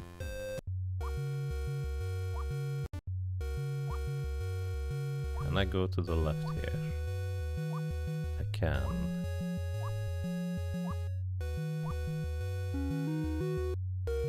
You know, let me actually go and try and discover the swamp at least a little bit more. Also, wasn't... Actually, there's one extra thing in the swamp that I didn't do. Although I'm actually not... I think it's through the swamp, isn't it? Where we can get to this shrine over here, was it? Because right now we can't pray at the goddess's shrine because there's a cave-in of sorts. Yeah, we can't get there. We have to go through the swamp if I'm not mistaken. Hello. It's a whole water complex in the forest, and it connected to a dry tunnel that comes out behind the village. Of a similar construction in the village shrine? You know, I may just be wanting that necklace after all. The necklace? Right, the necklace was, I think, lore-wise supposed to be stored here, but then it got swept into the Nautilus thingy. At least I think that's what happened. And in order to get to this shrine over there, we need to go through the swamp here. I don't remember the route, but I originally found it. So let's see if we can find it again. We're just... Oh, it's very easy actually. Can I somewhere see how many goddesses tears I have, by the way? Well, I guess I can save and then count the amount of tears that appear in my text box, right? Another thing is just kind of strange to me. There's so much unused swamp that I didn't check out at all in any capacity.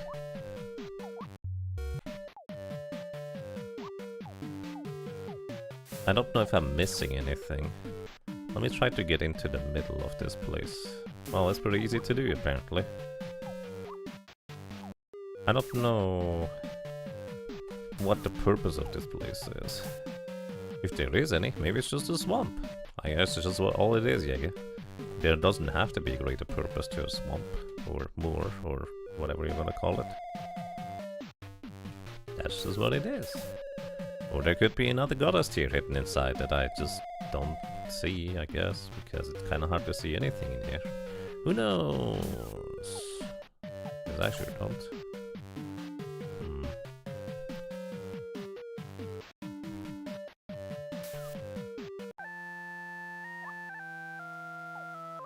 A hole in a home that isn't inside. There's one place to get only through the swamp, and one place to get early through the swamp. Right, I mean the early through the swamp... I got into the town early, let's put it this way. I found that route. And I assume the other one you're referring to is the goddess statue praying thing, because I will count that as one thing I can do specifically through the swamp, and... well, I did do that specifically through the swamp just now. Anyways, I guess let's go up to the Sky Shrine.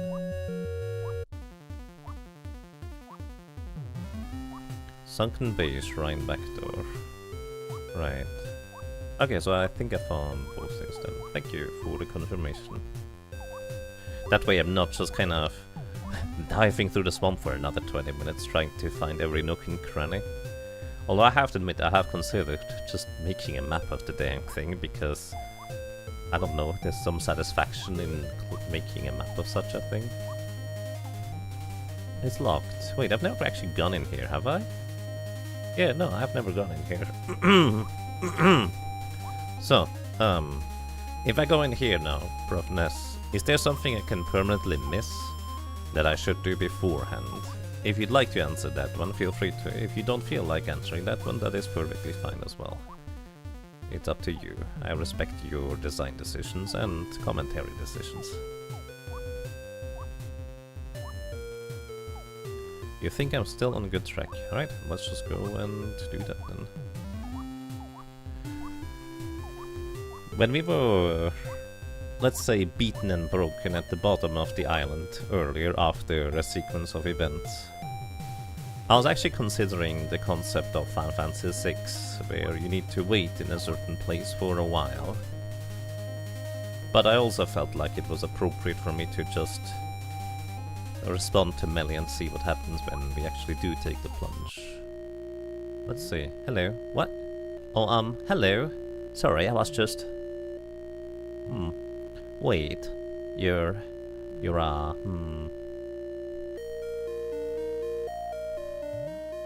I mean, you're really pretty. Actually. What a thing to say. He can't seem to stop staring. Thanks? Shrinekeeper directed me here. Does the title Goddess Emissary mean anything to you? Shrinekeeper. Pops? Goddess? And that's why... Oh my goddess. You really... I mean, sorry. Sorry. I'm completely inappropriate of me. Okay. I'm just gonna see if there's any extra choices we can make here.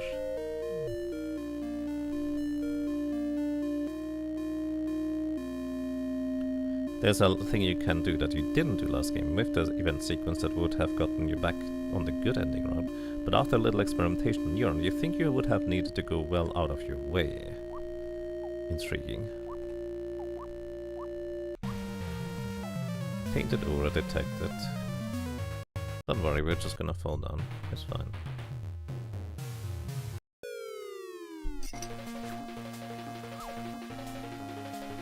Oh, actually didn't realize that would actually so hit me.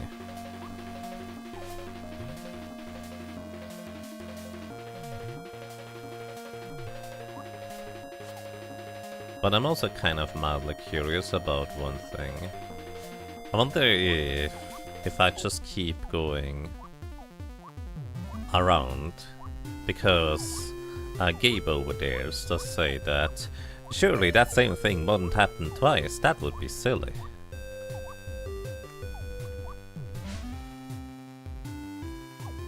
And I'm just kind of curious if that same thing gives different dialogue at times.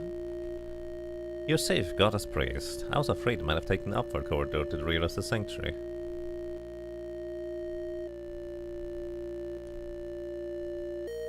Sure, that couldn't happen again.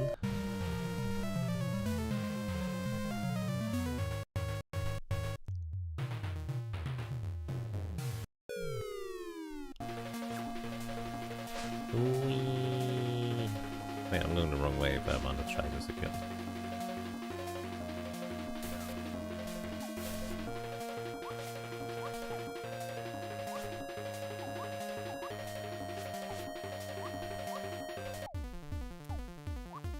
Surely that's not gonna happen again. That would be very silly.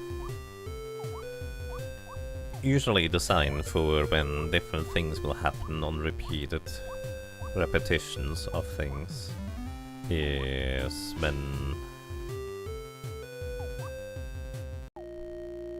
the text slightly changes. But I think the text here is the exact same. Yeah, I think the text is the exact same, so I will assume nothing happens if I just repeat this 5 times.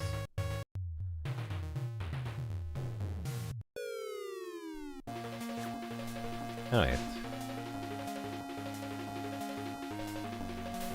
We can also take a shortcut here. Oh wait, no I can't, because I don't have enough maximum health to take a shortcut. I'm pretty sure I'm gonna get hit by those spikes up there twice on the room entry, even if I manage to get through the previous part with just 1 hit.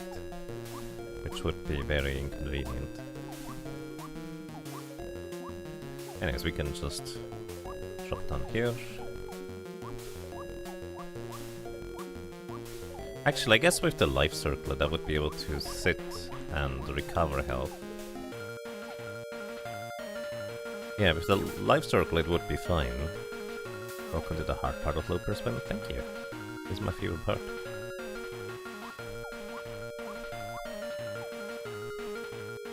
I really wonder whether I could squeeze through the top there.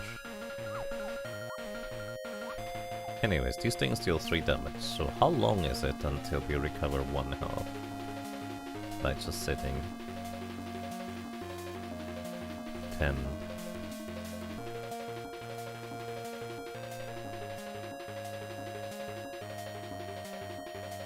20.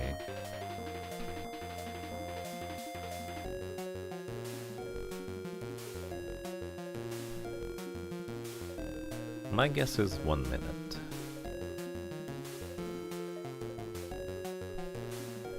I was wondering whether it might have been worth squeaking through the tunnel there and then sit around until I recover health.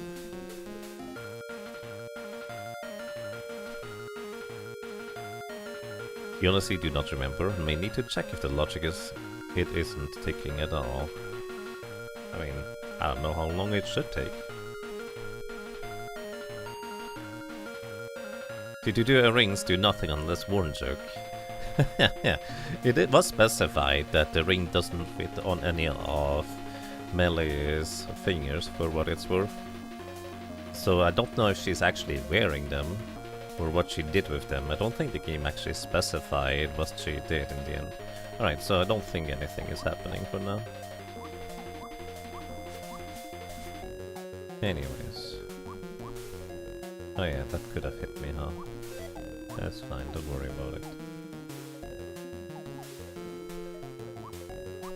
Oh, don't get hit. Because I don't have that much health remaining.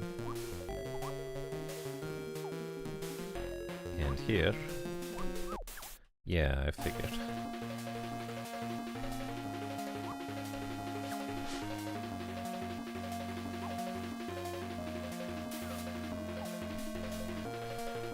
I just need to do a perfect run.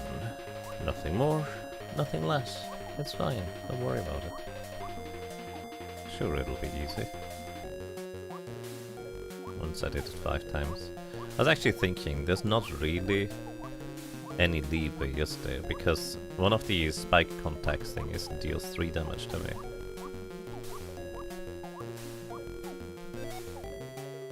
I guess I could have damage boosted to that heart over there on the right, but then what? I would need to still go around, unless I damage boosted here beforehand.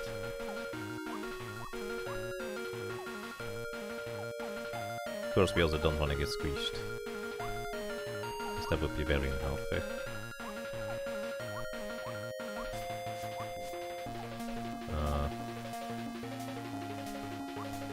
Can't remember how I passed that guy. Apparently this works. How convenient. Didn't lose any health so far. Let's be careful to keep it down. Surely that's gonna be just fine.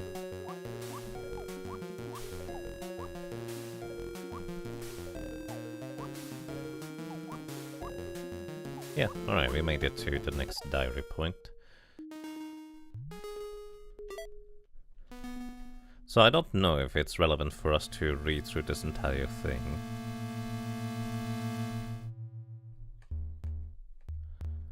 This is where Melee was created for what I'm gathering.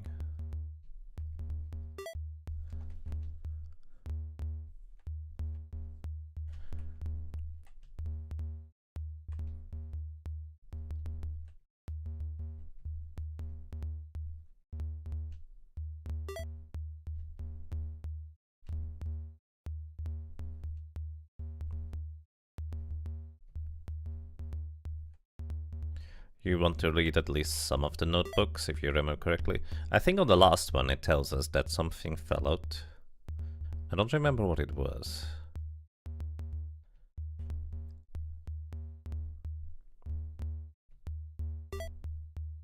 So I think it's 6 notebooks. And then at the very end, when we get out of the dialogue, the game is going to inform us that we did see something fall out.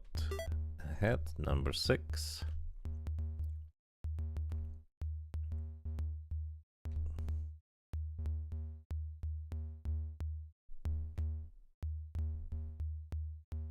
Right, leave. Something fell out the logbook. Got the spare keys. Oh, maybe I can open the other place now. Right in the diary? Yes. Alright, so the big question is, should I backtrack now with those spare keys? Because I've never used those spare keys, but, you know, there was a place inside the shrine, or at the top of the shrine, that we couldn't enter. I don't know if it's relevant for me to go backtrack right now, or what the deal is going to be, but I'm just curious. Because I don't know of any other door. A hole that isn't in a home that isn't inside. Sorry, still thinking about that part.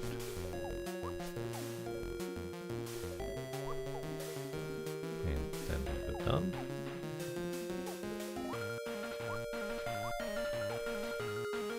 Go down. Wait.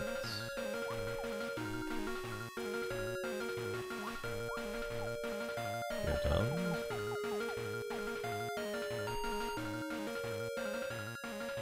Oh, you can actually make that.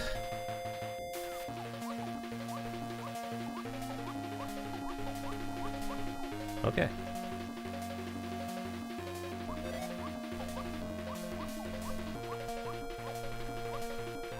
Oh, I ran out of juice. I should have waited a little longer there.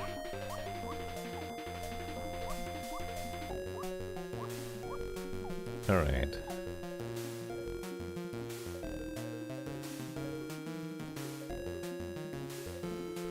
If you aren't sure on what your reputation is as Ravi, you should backtrack and do your thing. Otherwise, it's not strictly necessary to do that now or at all, you don't think.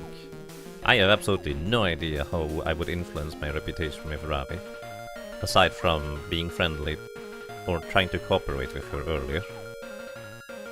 Like, I genuinely have no idea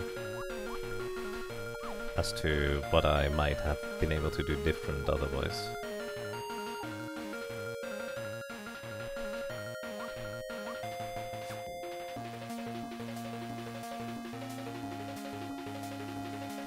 We're getting into 2018 prop domain.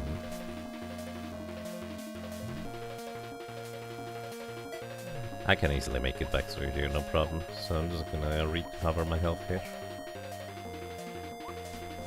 It's one of these things where some platforming might feel difficult, and then you breathe a sigh of relief when you finally complete certain sections, especially if you decide to go for low HP stuff. But then, on a second run through, suddenly it's much easier. It's a shame that a lot of people don't even try the second run through. Anyways, does the spare key work here? It does! I've never done that before, actually. Because I just straight up forgot there was even a thing here. What do we have? A pot. It's a diary, but there's no pen to write in it. Read it? From the beginning. We haven't read this one before because I just didn't find this one earlier. Alrighty. A loose page is tucked inside the front cover. It is smaller than the diary and appears older. Perhaps it was torn from an earlier volume. Ah! This is the missing page, isn't it? Because we do read about a page that is missing from the previous set of things. Father made fun of me again today, in front of the whole council. It was supposed to be a regular review for level's advancement, but as always, he made it personal. I realize he's the first High Archmage of the Sky Children, that nobody is as powerful as he is, and that he has a responsibility not to be soft on his own children. But I don't think any other initiates are outright mocked just because they aren't performing far enough above grade. Grow a spine, he says. Don't be such a girl. Why can't you be more like your brothers? At least they show some promise. Well, I'm sorry, I can't exactly help how your manly gene pool failed to win out the third time you knocked Mom up, wow. Or that she died because you were too busy to attend to her when I was born. The only promise my brothers show is in carrying on your own arrogance. You know, I'm already better with the goddess's spells than they are. Someday, I'll be better at everything. I'll be better than you, just you wait. Oh, Zeke is not all that friendly, huh? Or at least, that's what I'm getting here. Ahead. The diary itself begins evidently more recently. The statue above Father's grave continues to mock me over that one spell that I know he knew but refused to ever teach me. The statue above Father's grave. Oh, so it's not Zeke that is the father there. So, because Father's grave. The statue above Father's grave continues to mock me over what one spell that I know he knew but refused to ever teach me. He just had to have the last laugh. There are some things that proper young lady ought not to concern herself with. I know now that he was just too much of a coward to demonstrate it for me, yet he always had to bring it back to how my place in the world was implicitly lower than his. But I will keep my promise. And as a second High Archmage, I now have access to all the old sealed war records. Surely something there will shed light on the great gargoyle killer.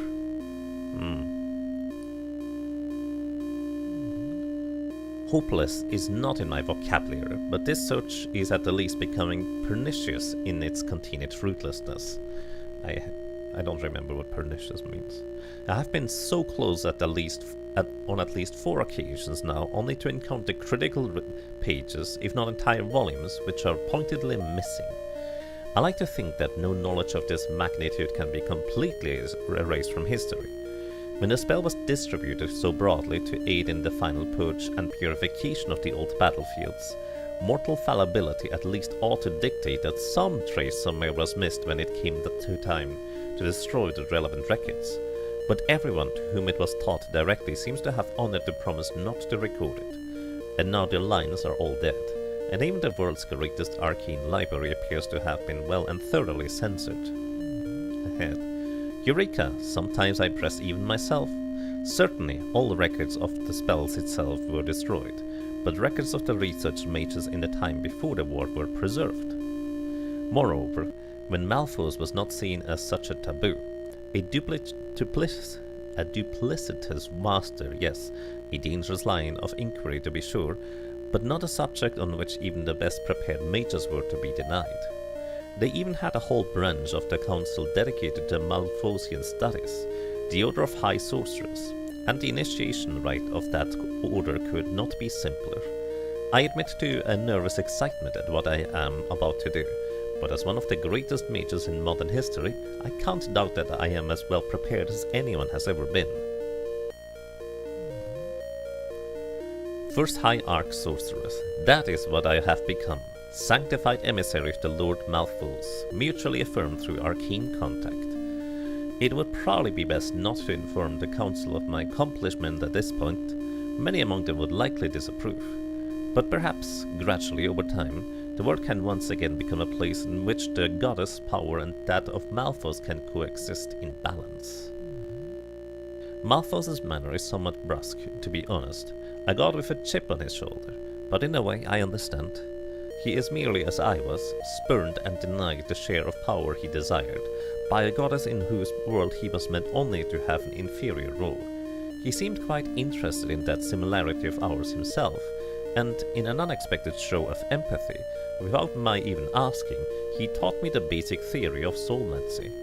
Now, not only have I derived a spell which must be close to what we used to destroy the gargoyle, but I believe that with a bit of further study, I may even be able to create a golem of my own.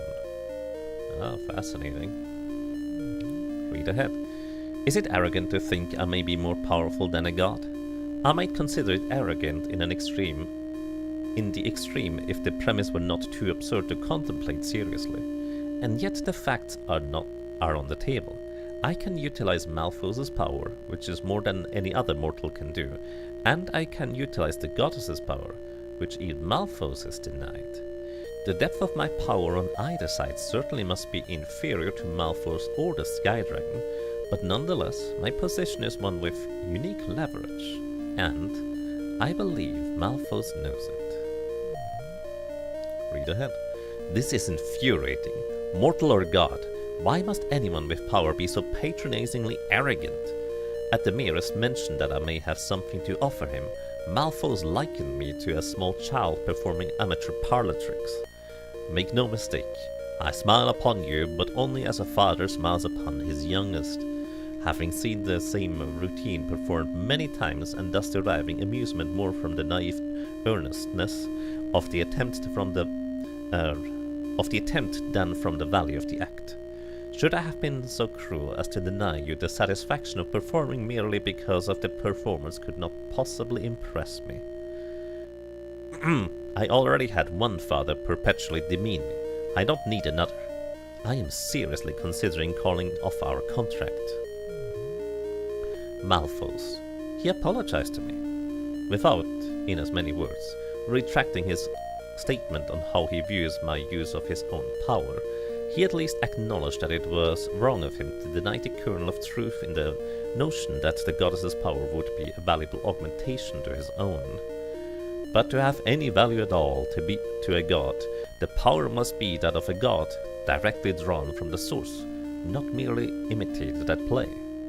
The only thing we have directly from the goddess is her circlet, a treasure vested to us in an act, I must say, of divine irony. What need have the sky children of an artifact of flight? But perhaps it may be more valuable in its uselessness if it may be exchanged for a greater share of Malfoy's power. Is that not a net gain by any reasoning? That's a lot of text there. Malfoy was fascinated by the existence of the treasures. It seems he recognized some direct influence of the goddess in his last defeat, but was unable to comprehend its source. From the circlet alone, he was able to detect a profound connection to the goddess, and suggested that any mortal bearing all four treasures may indeed have the power to rival his own. That would seem to make my necessary course of action evident. I must track down the remaining treasures. I am tired of having no respect from anyone important. Armed with the goddess's own power, I may at last be able to bargain with Malfoy.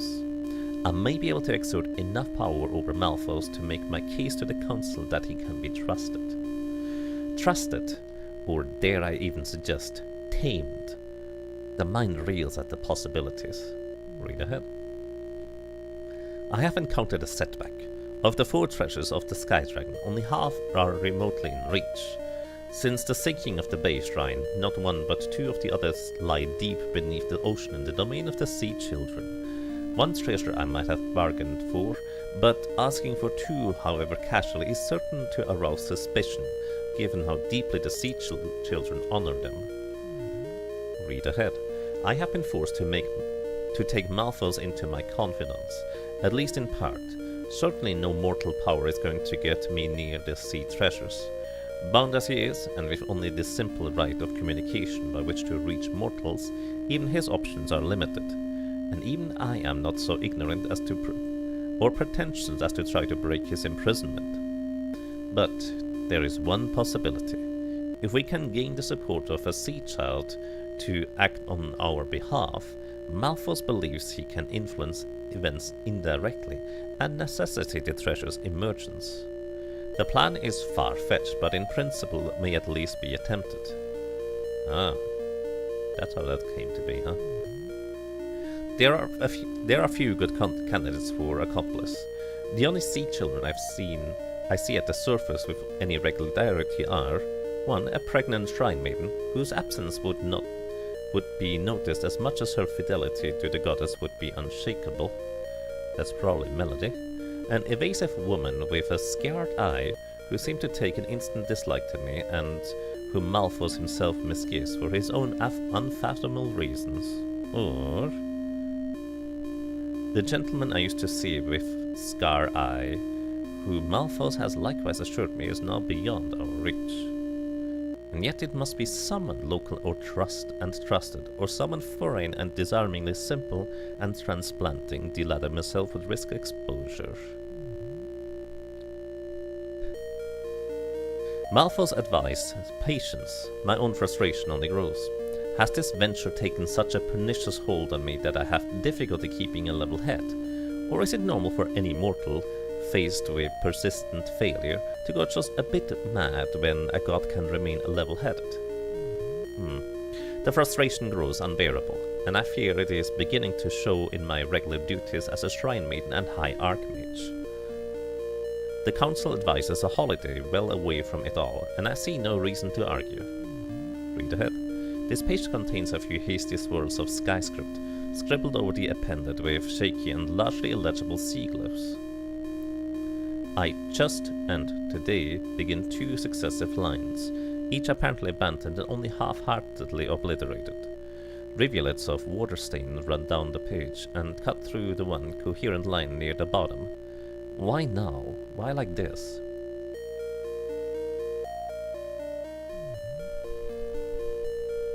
Yesterday I killed someone, and I must not regret it. It was the only way, and part of me understands that. In the instant of observing a girl sea child secluded helplessly far up on the coast with none but her apparent landchild Parabor as a witness or protection, part of me set upon them both. The moment my soul-severing magic converged, she was dead, perfectly preserved. Her friend did not fare so well, although the injuries should look sufficiently natural to avoid suspicion. My only mistake, for which Malthus has already reprimanded me, was in allowing her soul to flee as far as the Styx and its keeper, very nearly crossing beyond my reach before I could bind it. But with Malthus's guidance, I have hardened to the task at hand. I can proceed. So she just straight up killed us. Well, killed previous Melly and her boyfriend. The pen seems to have changed between this entry and the last, likely indicating disconnect in time or context. It was not my wish to deny posterity the details of the enchanting process the way I was denied the details of the soul severing, but the magic is profoundly complicated and would be better learned and understood through experience rather than record. My laboratory journals, which seem to have supplanted my own diary of late, are thus intentionally redacted and abstracted in certain areas. Suffice to say that my own success came only after years of practice and failed attempts, to the unending mockery of my master, leaving the girl's original soul so ragged that part of me should be mortified, but whether in atonement or out of cowardice, or simply because it fit that the regretful part of me has now joined fragments of many others in the fabrication of a sufficiently complete persona to be bound back to the girl's body. She was nearly my age when I first recovered her. How ironically unfair that she will inherit some of the character which has aged me, leaving me stuck in this older body while she swims off, still perfectly part and preserved yet unknowingly wise beyond her years. Such a lucky little golem. I may take some small amount of pleasure when the time comes to decommission her. And so the plan is set in motion. Our agent has been dumped conveniently in the rubble of one of the Malthus' quakes just outside the local sea child village. From here it is simply a matter of allowing her to regain consciousness and, in her naive obliviousness, be guided by circumstances to retrieve the bracelets and choker. Meanwhile, I must see the belt. We're so close to success I can't help but get excited. Read ahead. This little golem is working out marvelously. After allowing her several weeks to recuperate and befriend the locals, Malthus created a disturbance as previously agreed. Like any frightened animal, the girl sought refuge with the goddess, and like clockwork, she emerged with the bracelet as soon as they were rendered necessary. There may have been some collateral damage, but no deaths I can see as significant. Meanwhile, my consultation of the lore has revealed that the bracelet and their gift of strength were not, in fact, the sealed children's original treasure. Rather, once she does obtain the choker, it appears she will experience a more contextually valuable transformation, allowing her to freely traverse the land. This could complicate matters if I don't manage to intercept her immediately. Read ahead. Malthus has not been content with my progress of late, and it's almost as infuriating as my father's displeasure. Sometimes I wish I could just take a hit of Malthus's magic smoke and let out all my frustration. I very nearly did at that. With the fish well on her way to finding the choker while I remained stymied by that idiotic monkey chief, one thing led to another, and eventually I found myself blasting the chief's stupid village as a show of strength. How was I to know that the great sky tree at the center of the village was hollow? That it was a key stairwell up the mountain for non-flyers? At least this inadvertently solved another problem. Without a tree, our golem shouldn't be able to make it up to the mountain, even if she does leave the sea. And I should be able to pick her up before she causes any unexpected trouble. But even this boon came at a cost. It's just my luck that the old sky tree was in seed. There are known rights for rapidly growing a new sky tree, so in order to prevent that from happening, I had to obtain and secure the seed. And in order to do that, I was forced to temporarily give up the belt I had retrieved in the earlier chaos. Why? Read ahead. How can she not die? This doesn't make any sense. Okay, this is the entry after Ravien met Melly on the way through the forest for the first time. I encountered the golem on her way through the forest today, and after a brief exchange, thanking her for her work, cast what I know was the correct spell of severing. And yet, it seemed to only phase her for an instant. This spell absolutely works on living beings. I've proven so many occasions, and I must have been the one used on it must have been the one used on the gargoyle. Admittedly, Melly, or so she is content to be called, is somewhat more sophisticated in construction, but the theory is identical. A soul severed from its body should not be able to rebind of its own accord. There must be some other force at work. But that means... Good goddess, have I been blind? Did Malphus actually give me new golem enchantments specifically designed to resist the spells that brought down his last creation? Damn it all. He's using me. He's mocking me and he's using me, and that makes me furious. I hear that when a warrior loses a limb, sometimes much later, he feels it hurt. A pain in a place that's already gone. Can the same thing happen with a heart? I have become so much stronger and so much more productive since extracting my own weakness. The part of me getting perpetually distracted by the endless suffering in the world. The part of me constantly afraid to take bold and necessary actions for fear of hurting others. Empathy? Instilling that weak part of me into Melly should only be making her weaker, and yet, in her presence, when she is affected by an absurd bout of sympathy or compassion, I'm the one who ends up suffering. And it's not the mere guilt or doubt or other such folly I was once plagued by. It's like a physical wound.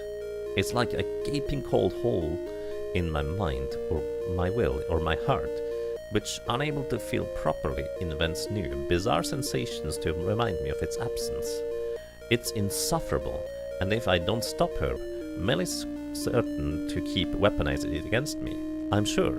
She has no conceivable reason not to. More pressingly, I now realize that while following Malphus's guidance, I stupidly cast a soul absorption enchantment as part of her construction. So not only can her own soul not be separated from her body for more than an instant, but she will in fact continue to absorb other souls, growing constantly in power at our expense as long as she remains at large. And if she has even a fragment of Malphus's will in her, that will eventually endanger everything and everyone. I'm going to need to put a stop to her, and soon. I understand now. Malphus is too dangerous to consort with, even if one is as prepared as I was. Fortunately, the power to confront Malphus is already in my reach. I know his secrets, and soon I will have the goddess's full power as well. I may no longer be able to stop Melly, but if the goddess can bind Malphus, then I should be able to bind my own golems long enough to relieve her of her treasures. How long have I been sitting here just reading? It's been like half an hour? Anyways, story time, huh? We'll see how tough she is then. A fish out of water without any divine protection, and then she will pay. I will make her hate me. She may be nigh immortal, but that only means she can suffer longer and harder than anyone else. Sorry, Deep Lord, not sorry. That's perfectly fair. The pages are empty. It's a diary, but there's no pen to write in it. Okay. Well, we read the entire thing now. I wonder whether there's gonna be more stuff written in there later. Alrighty. We have learned a lot. Now I'm curious to write in a diary and see Melly's thoughts on the matter. You're sure it couldn't happen again?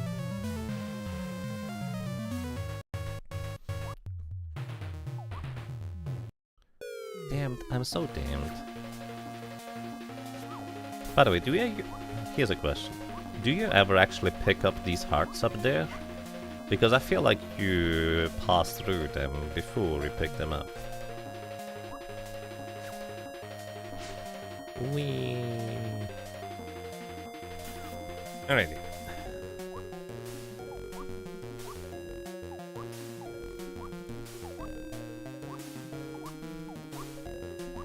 Now at least we have a lot more information on Ravienne's motivations and everything. Especially since she just removed her own, what I assume is empathy entirely, in order to impart this into Melly as part of their scheme to get her to get all of the treasures one way or another.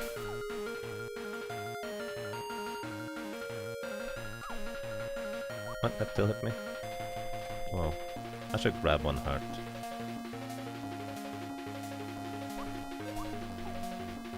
Because then I survive one spike hit. And then this one is really weird. I think I don't actually want... Yeah, this is way easier if I don't ride the platform.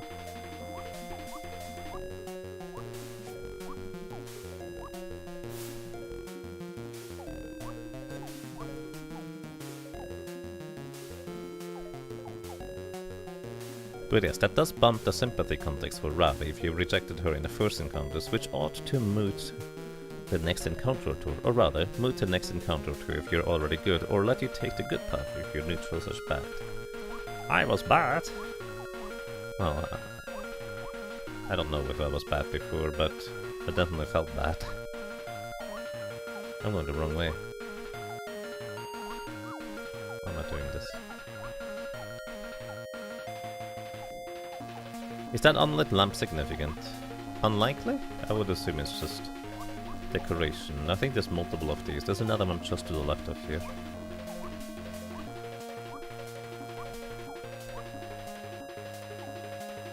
Anyways, I learned from my mistakes. There's no reason to go down and try and get the hearts.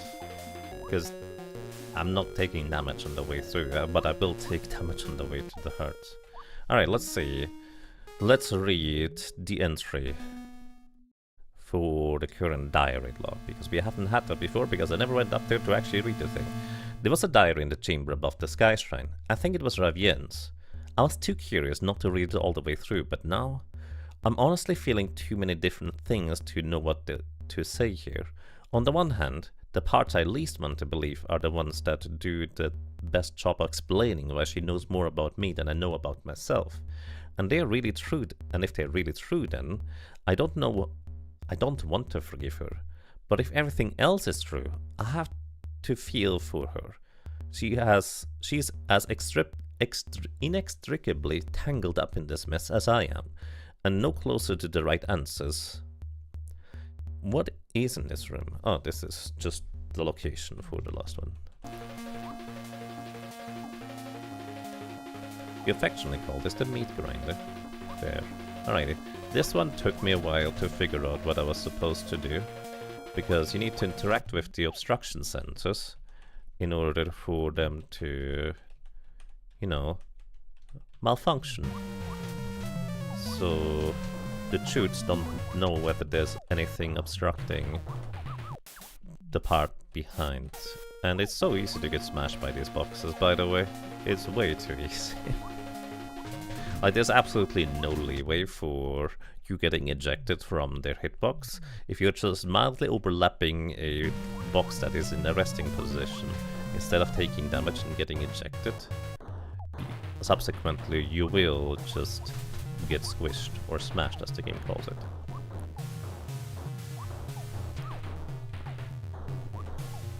Okay, this should work.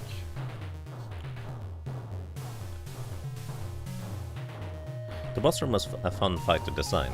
You only allow it as an admissible design to have design, because when it goes well, it goes fast, and when it goes poorly, it goes fast.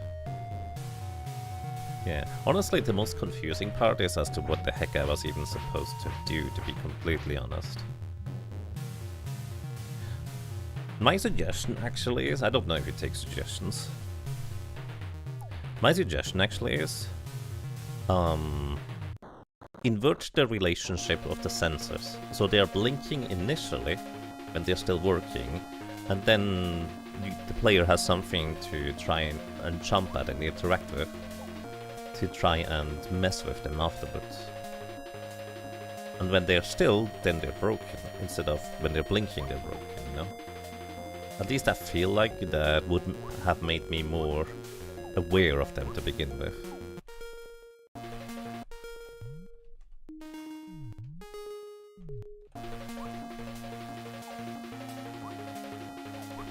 Yeah, that's just kind of my main thought there. Alrighty.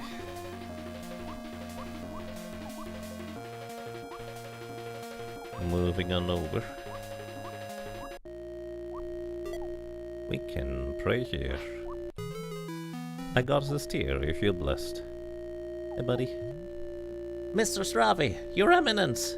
This is the lady I spoke of. The goddess's emissary has come. She has emerged even through the path of righteousness. Goddess's emissary? Her? Gabe, you blockhead. How can she be the emissary? She's my goal. She's just flesh and blood, see? Would the goddess emissary be so weak as to be the least bit skilled by our shrine's test of faith? Would she be so impure as to set off our holy wards? No. This girl, this thing, is some tainted mockery of a sea child. She was brought forth by Malthus' recent awakening, no doubt sent to gather the treasures whereby to increase her master's power. But she's... Do you question your high priestess? The goddess' forgiveness knows no bounds, but the faithless must nonetheless learn to repent their mistakes. Now, give us space. I will show you what the miserable creatures you have been deceived by. Ravian, you're the... This is ridiculous. What is your game? Why is all the deception and destruction necessary? If you truly love and serve the goddess Sky Dragon, don't you care what's happening to her children? Animals, people, they're fighting each other for no reason, driven by an evil influence. I think this is the same text as last time. So I'm just going to speed through this one, trying to see if there's anything new.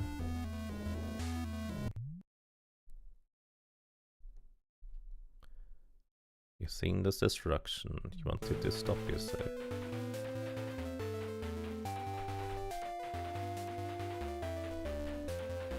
But you still know nothing.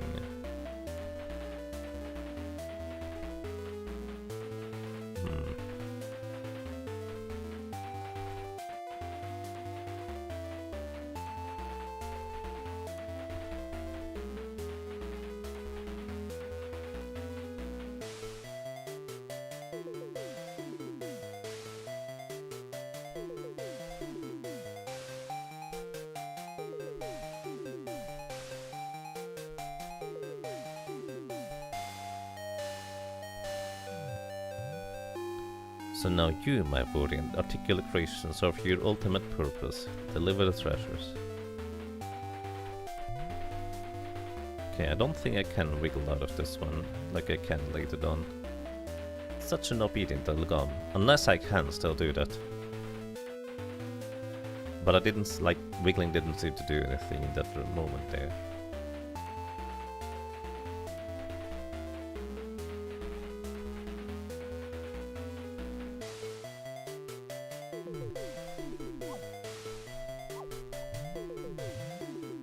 Oh, no, no, I did not... Ah, I told her I despise you. Excuse me while I real quick need to make sure that didn't actually happen. I didn't realize there was an option to talk to her there.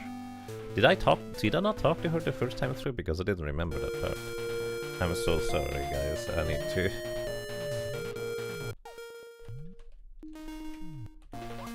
go through there again.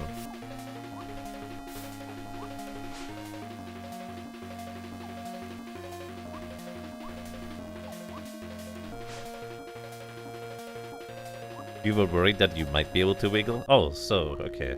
I was mostly curious whether that was like an intentional you can resist in that moment type of dialogue box, because that would have been very interesting.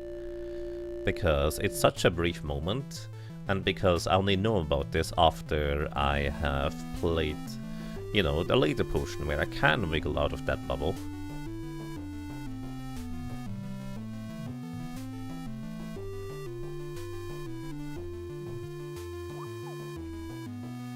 You think you missed talking to her the first game, but it wouldn't have mattered because you weren't high reputation after you have a forgive option. I see. But now it does feel like matter. You could only have a 0 or negative impact. You know, you're writing 0 like that. I've caught myself doing that kind of stuff recently a bunch for whatever reason. My brain, I know it's, let's say, I tried to write the word derp, and for some reason, you know, D and T are close enough together in terms of how that sounds. So I wrote terp, which is kind of weird.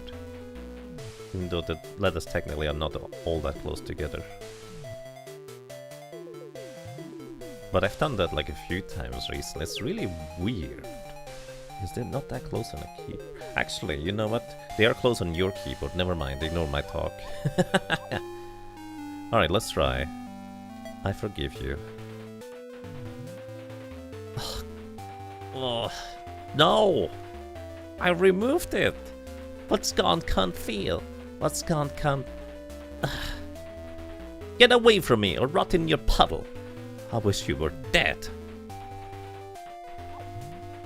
Go! Go! I'm throwing you in there. Myself.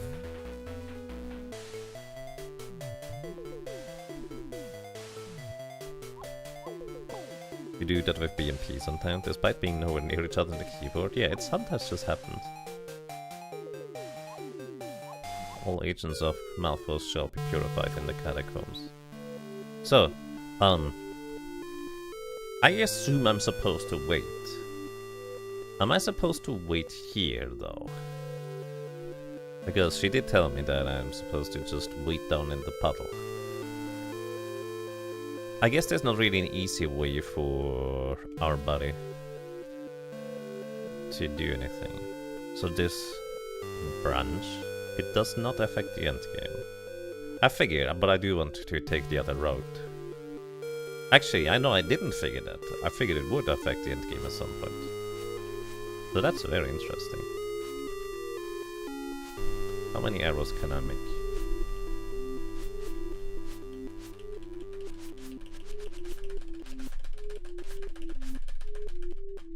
Many.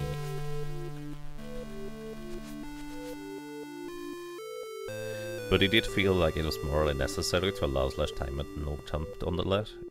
Just a long timeout. Yeah, but I need to go to the ledge, right? I figure at least. Like the text kind of indicates that just wait here in the puddle instead. Because I already know the other what happens on the other route. Also, it did remind me a lot of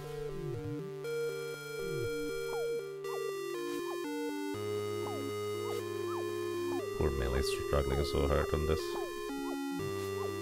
It reminded me a lot of Final Fantasy VI, to be honest.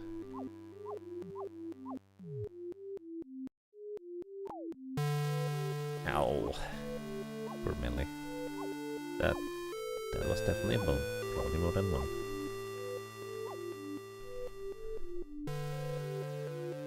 How am I even still able to move?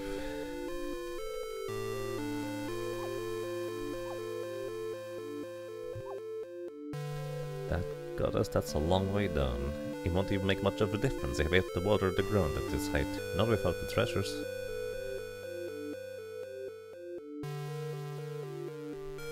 It's almost like you played games and had experiences and mindsets, yes.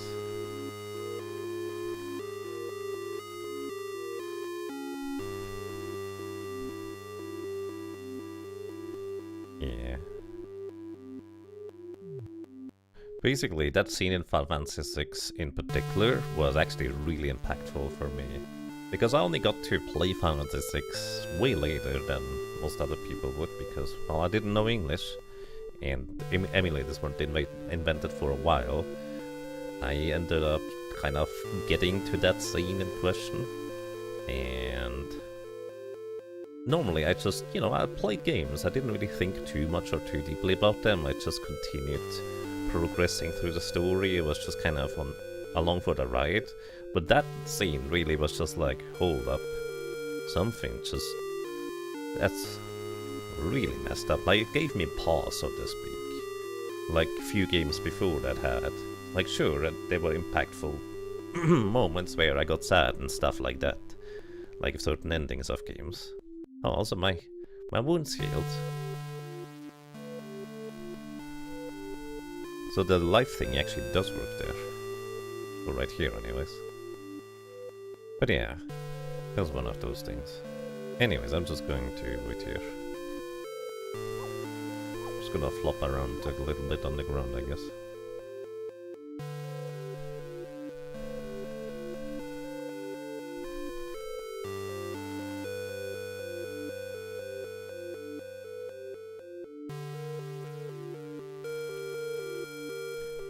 It is, you're pretty sure it's like a 2-minute timer. Does it reset if I move? So jumping is definitely the speed strat. It's kinda messed up actually if you think about it that way. But fair.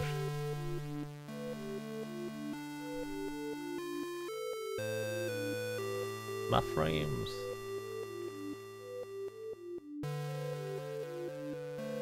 By the way, once again, if anybody's interested in playing this game themselves, I recommend it. Even if you have watched so far, or even bits and pieces, it's worth a go. It's free. Literally, you can just click the link and go and play right now. As a heads up, there's a manual attached to this, and it is worth reading too.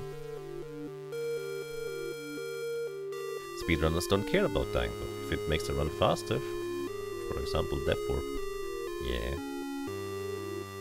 Safety animals, not the frames. I'm always on the safety animals train as well.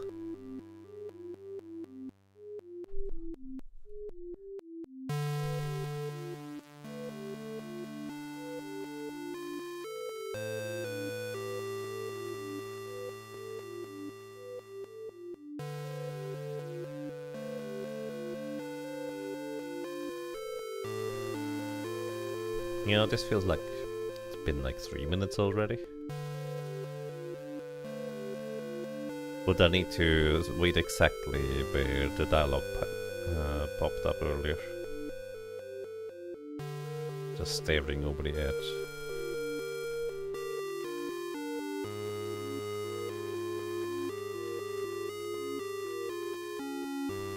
You're halfway considering making the weight path give you one less mood severity under the hood, but you would need to A. find the logic wherever it's buried, and B.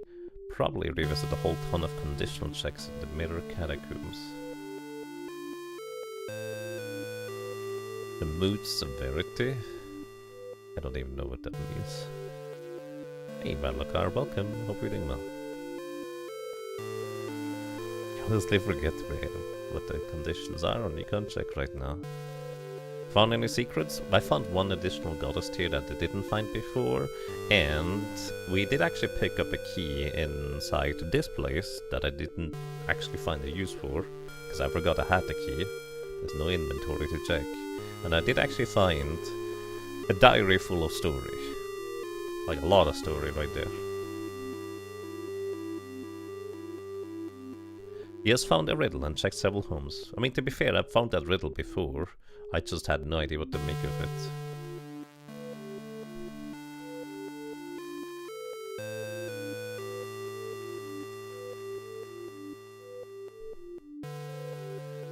Did I read the manual? I did read the manual. Admittedly, some information was not necessarily retained in my mind, so I also forgot a bunch about the manual. Speaking of which, I feel like this is supposed to proceed now, but it isn't. Oh. That took a long time. Cold, hurt, alone and exhausted, she slipped away quietly into darkness. She could have jumped. It would have been fast. It would have been easy. But it's never easy, is it? Nor should it be. She was stronger than her worst inclinations, and that in itself was a kind of victory. Nothing lasts forever. Nothing is indestructible. All stories must come to an end. Why then did hers not? To what purpose was she strong? She is only one person. Of how much in the grand scheme of things can one person, one life even matter? One life, weak and alone. One life already forfeit to darkness. One life more puppet than agent. When she wakes, if she wakes, what will even have changed? The story only moves in one direction. What has been lost has truly been lost. Treasure, motivation, innocence, identity. No cause remain to be introduced. The stage has exhausted what it has set for. Dea ex machina has already been invoked to terrible effect. Where, then, may she go for help? What, then, has she left to discover that could possibly change the narrative? Has anything, in short, been overlooked? The page turns, a new chapter begins. The Sky Dragon story. Chapter 5, Worlds of Darkness. Oh, there's still everything red here now. I figured the red tint would more be happening if I jumped, but no, apparently it's still here. Life and she restored, right in the diary, sure.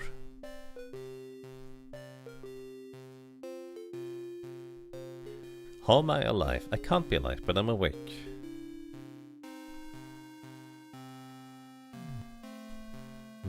Maybe these are homes here that have holes. Good morning, sleepyhead. Did that earthquake wake you up? What? Not funny. I suppose not, sorry. Just trying to see if you're back with us properly. A flying boy dropped you off at the bay, more or less literally. You were out cold and looked like you'd picked a fight with a small cliff. I'd say it's a miracle you're alive, but well... You really aren't, are you? I can see you know or suspect as much. I don't know what you are, but if it's any consolation, I'm not fully alive myself. It's how I could tell about you and why I knew that enough magic to patch you up when normal healing was proving ineffective. Anyway, alive or not, I'm so glad you're awake. I'm not sure how much longer I could have kept restoring you if your own energies hadn't returned. Why is it so dark? Dark? Sorry, I'm not sure I understand. She thoroughly exhausted herself just to save my life. I shouldn't bother her anymore. I don't deserve her help. She doesn't deserve my problems. So there's a hole in a home. Let me actually read the cat text again. A hole in a home that isn't inside. What is there? A home that isn't inside. Hello? Oh ho ho! What have we here? You're an observant one. Fancy some tea?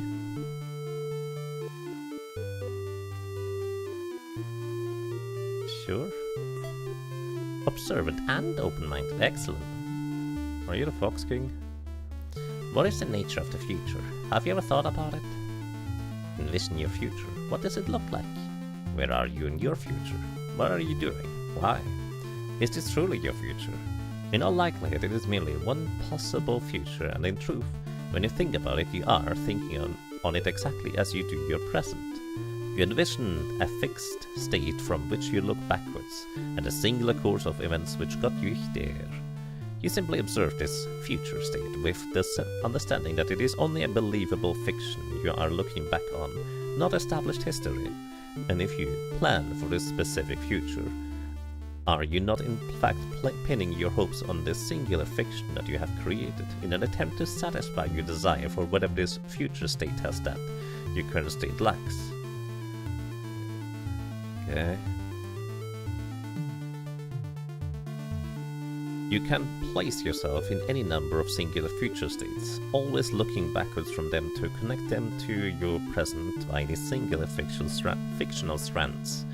But is even that truly envisioning your future? Your future is not a single event or a single path, but an unknown continuum along which you will eventually fall. Is it possible, is it even conceivable to envision a future forwards? To let go of the specifics, to let go of the craving for certainty, and instead grasp your entire possible future at a holistic level.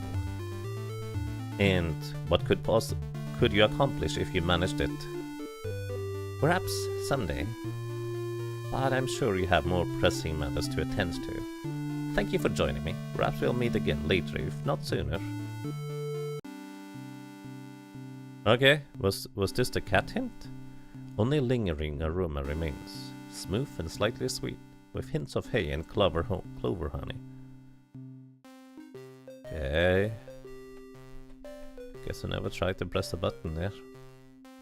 Right now, Melee is rather depressed with her current state of affairs. Elise's blend by Harney and Sons, by the way. I'm pathetic expecting her to just do everything for me. Okay, this is basically giving me the hint as to what my next step to actual story progression is. And Melee right now does not talk to people. She feels like, well, she's just a construct, just a gun. She doesn't deserve anything. Which, you know, if you're alive one way or another, I'll let you know. I'll let you know the secret. That I myself have a lot of trouble, well, believing or internalizing. Being alive is enough. You don't need to intrinsically provide any, like, value. Just be. And that's okay.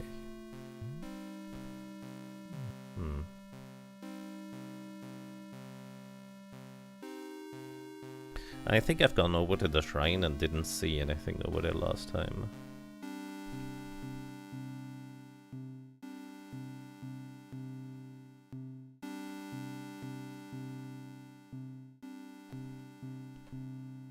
So I guess the entire area is my home. So there's definitely some way of fixing the tint that I'm not familiar with. Actually, I wonder if I need to do anything right now to change things. Or if I'm supposed to proceed. I probably should at least save, so we have a state to return to that ends up being desirable.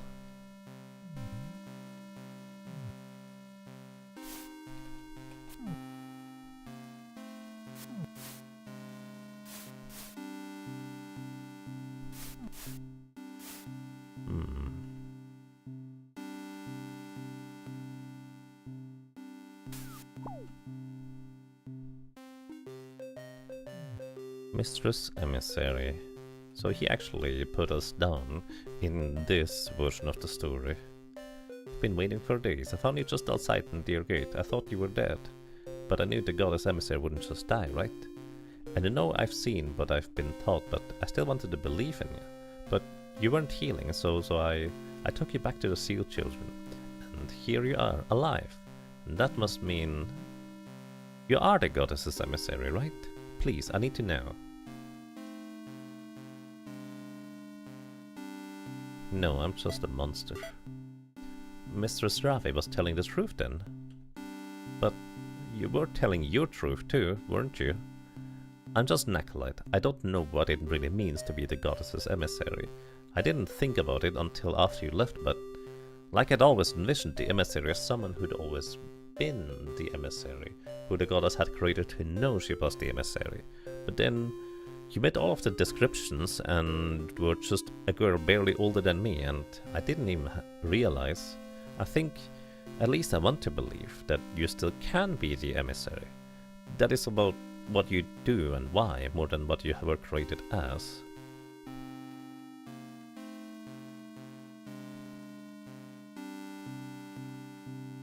Or, I'm not sure that that's right, but like, it's not like anyone can be the emissary by doing the right things, but whoever is the emissary finds herself in a position to do the right things and wants to do them.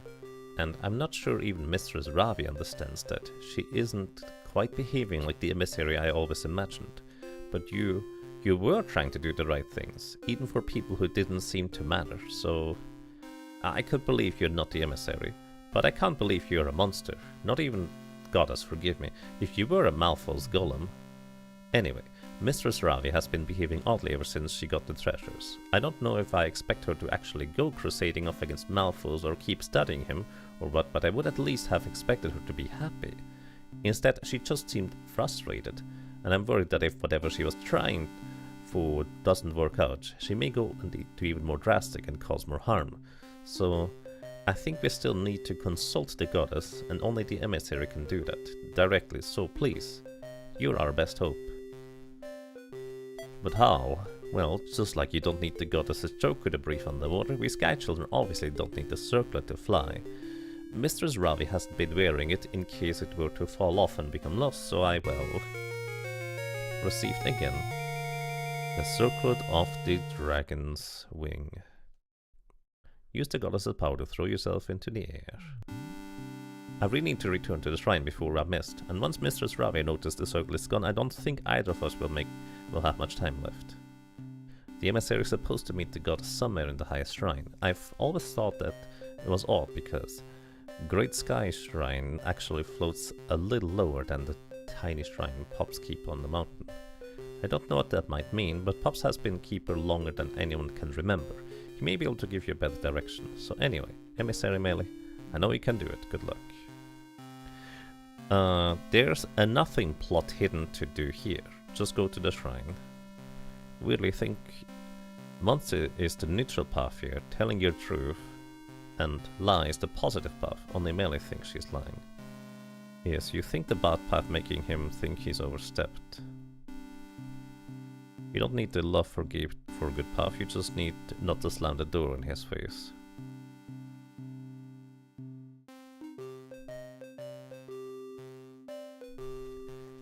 I don't know what I did then just now, to be completely honest. Anyways, we can now fly. Ish. So, what is the hidden thing? Or, well, I guess the hidden thing is for people to discover, isn't it?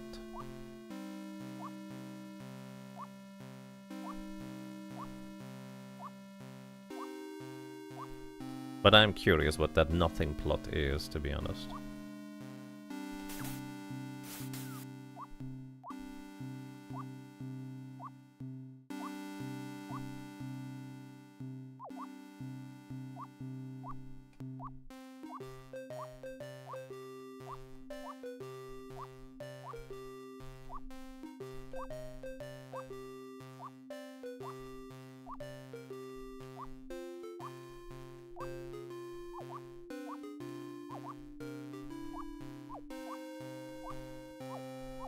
You chose monster and I think you took neutral or positive option on the first encounter, so I think you do have the option to save him now.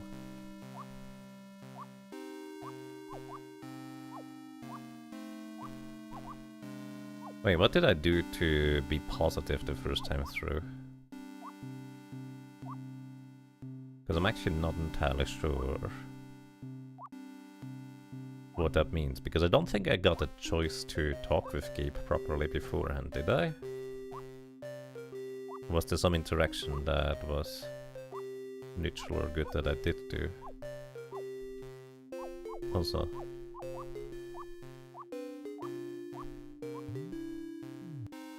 let's see if the diary says anything new.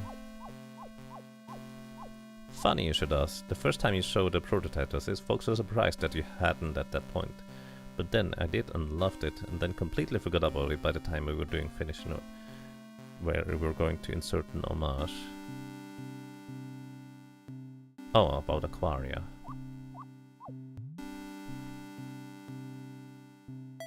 Just the last week or two. Okay, I don't know if there's any new entries here right now.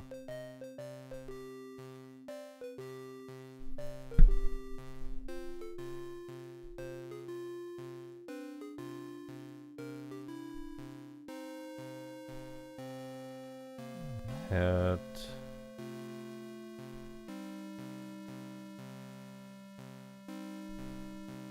Head.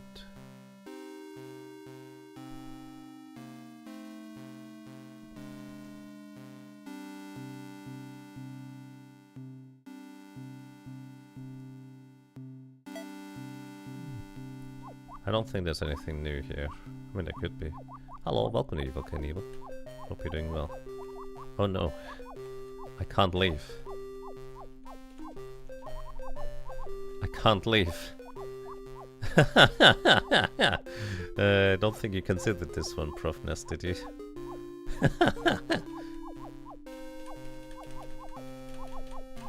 My jump is too high. And it's because I'm hitting... Oh, I can leave. But it's also really slow. I need to get in here at the exactly right angle in order to be able to jump out. If I don't do this, the like pixel ejection pushes me to the left on every jump here, meaning that I need to jump in there at just the right height in order to be able to make it into the doorway. There we go. Maybe make the door too high. You appreciate I had my out and chose to go back in. I like experimenting, what can I say? Because I knew it was possible to get back out.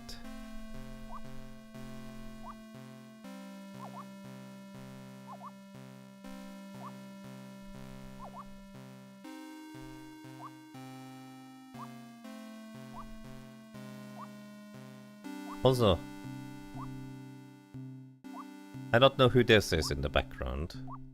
But initially, my impression was, oh, this looks a bit like a map, but I think it's a character.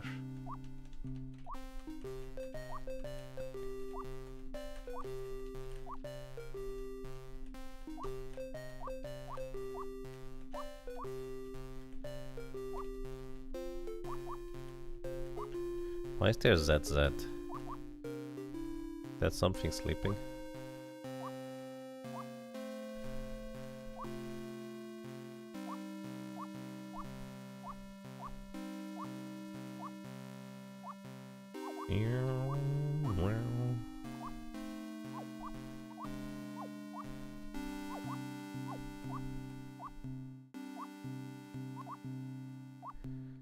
Alrighty. So, just because I'm curious, I don't think there's anything else I can do at this point, is there? I think we just go in here now. Because I can't think of anything else to do, because I did go and explore the world previously. Nothing to do outside. However, there was like a decision path stuff going on here that I have absolutely no idea what these really meant.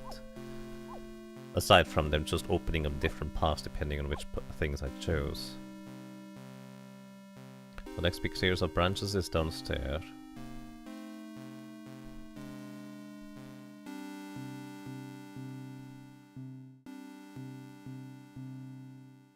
Ravian is the emissary.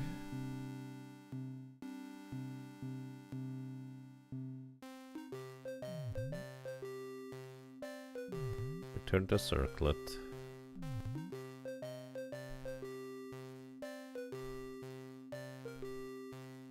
Pay close attention.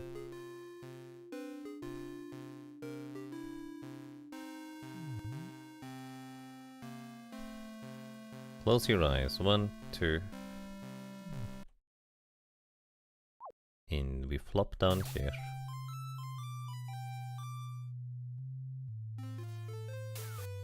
Also, this is just water slowly descending. Just kind of amusing to me. Because I was really confused as to why it was splashing in midair earlier. Let's see. The mirror is cracked and clouded. You can't tell anything more by looking into it.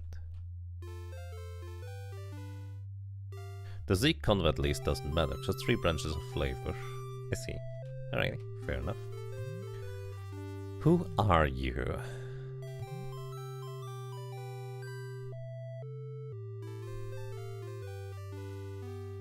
Everything else here matters.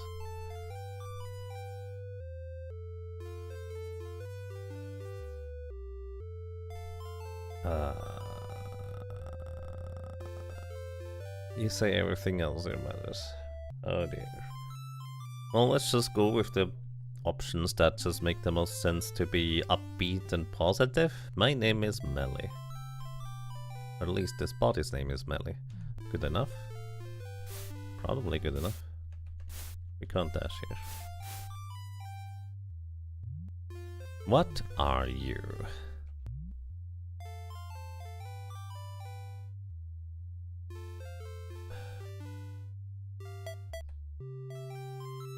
I'm a golem is just honest. But I'm still human, is hopeful. So I'm gonna choose the hopeful option. I have a human body, I have human thoughts, I have human feelings. I suppose I wasn't surprised to learn I'm different. But how can anyone tell me I'm not a person when I still feel like one? Oh, this time the upper path opens. I think we took a different path last time. Why did you come here? People need me. I guess it's because people need me. I didn't really have an identity or direction, but I learned that I could be useful. The more I did, the more I saw people hurting, the more I wanted to help. There was only much I could do on my own, or so much I could do on my own, but everyone kept telling me to seek goddess, and I guess somehow I might still be finding a way. So I will think that going up is a good thing then, because the uplifting directions. Why do you kill? Were always the other things. So why do you kill? It's self-defense. What else was I supposed to do? I don't want to kill. I don't want to see everyone die. If I hadn't stopped them, somehow more people would have been hurt, right? Ooh, this is not it then. Did we just restart at the very beginning? Those people are important. Why? Oh, I don't get to re-choose, do they? They helped me. When I woke up with nothing, not even memories, people helped me. I was given treatment, a home, friendship, more than I can ever repay. You can re-choose, you just found out how last time. Oh yeah, I can. I owe it. Okay, so this was not it either. But it doesn't hurt to scout ahead. It's kind of funny to me, because it's actually faster to go back and forward in order to get the choices here again. What do you want from the goddess? Help. Help me. I'm tired, I'm alone, everything still hurts. People out there still want my help, but I don't know what else I can give them. I have nothing left. I don't know if there even is a right way. Okay, help. You know, asking for help is kind of important too. To say the least. Only what do you really want? Make everything better. I really just want to make everything not to be like this. I want to be happy again. I want to feel safe. I want terrible things not to be going on. But you know, all of these things are very understandable. I think I know you. But do you know me?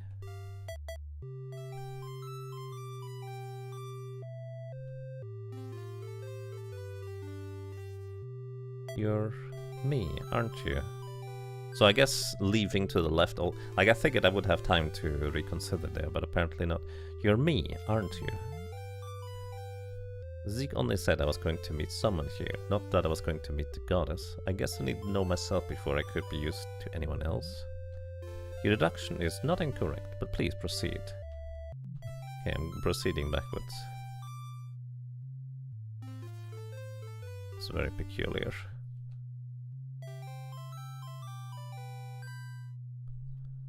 I'm not forgetting, no, I'm just...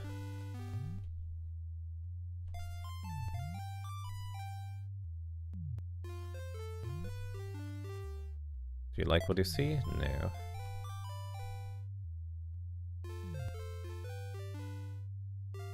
Oh, the color has changed. Previously, anyways. I actually didn't know this, but every time I chose, I guess the tint slightly became different.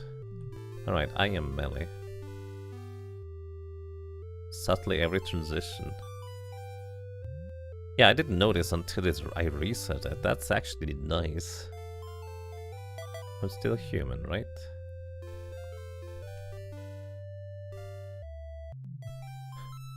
Which is why the endgame is harder if you don't get your headspace right. Yeah, well, I suppose, but I wouldn't know about that until, well, my second playthrough, and I realized. Oh, I didn't mean to... Ah, oh, shoot. I picked the wrong one. I mastered the dialogue too quickly.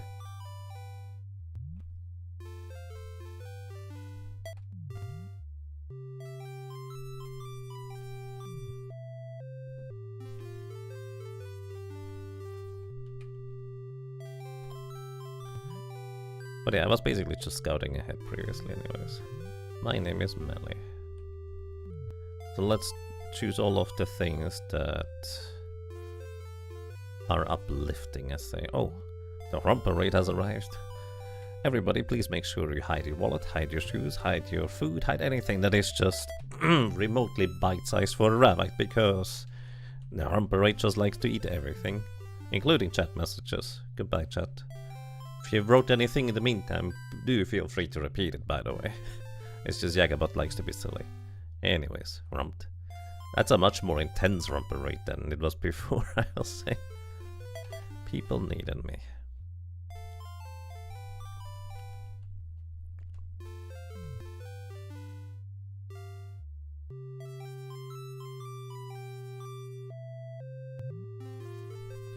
Why do you kill?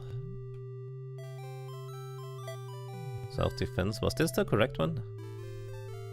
I think this was the wrong one, yeah. Okay, self-defense is not it. And then the next one I also got wrong, if I'm not mistaken. Well, quote-unquote wrong. Not as uplifting as it could be.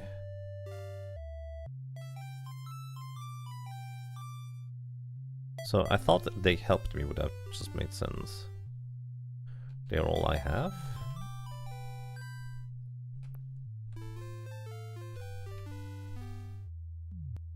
Ooh, that goes down.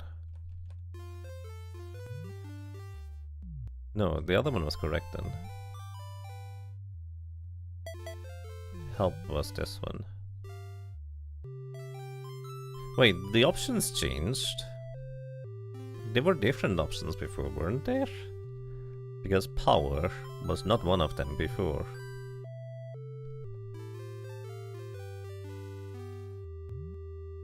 You think it was the same? What do you really want? Make everything better? Power was one of them.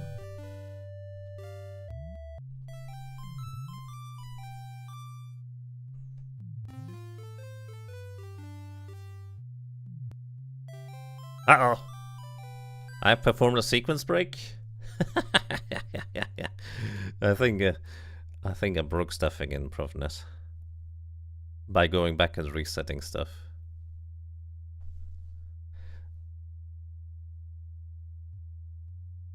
So basically, in short, because I went back after entering the goddess's room, then went back to reset again, just to reset everything, I think some flags were not properly reset.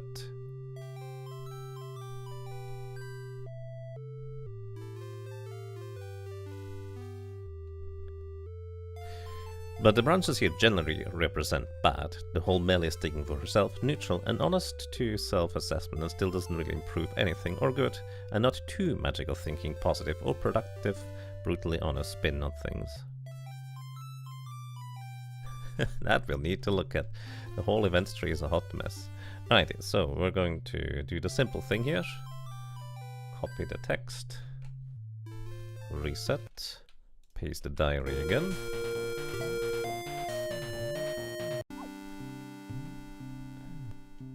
And then we go down here again.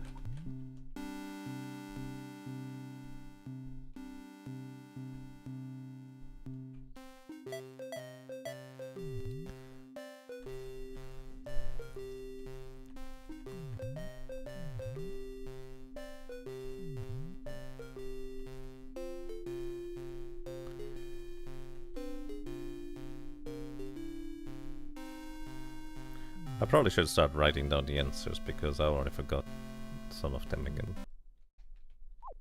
Wee, thank you, sir.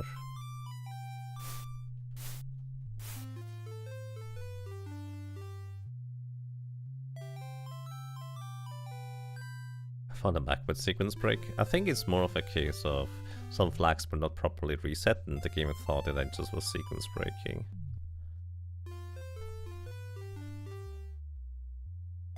Alrighty, let's see. Because I think I just completed the entire sequence, but then went back to reset again anyways. Who are you? My name is Melly. Good enough? Good enough. Alrighty. Well, let me just start writing down. Who are you? Melly. Then the next question is... what are you? I'm still human, right? What are you? Still human.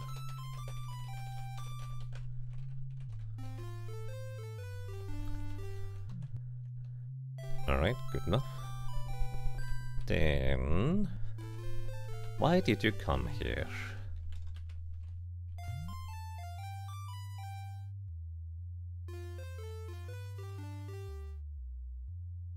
People needed me? Was this the correct one? I don't remember. Why did you come?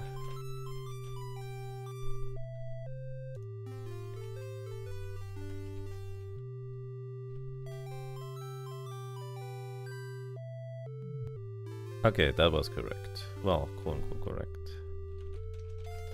People needed me. Just kind of curious what all the other things would be.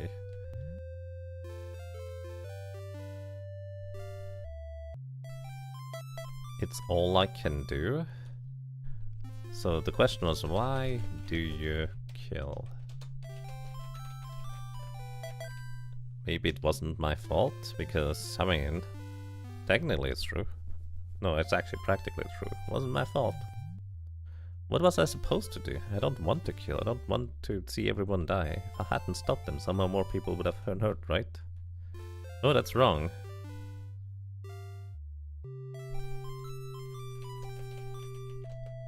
Wait, was it self-defense?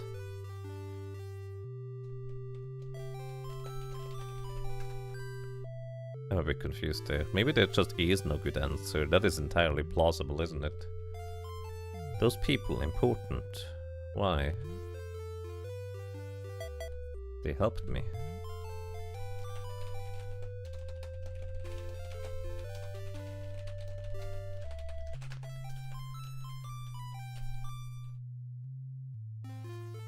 You thought self-defense was also neutral, but you may be misremembering. Maybe there is just no good answer to that one, which is, you know, entirely plausible. Alright, so... they helped me is neutral. Had no choice is also neutral.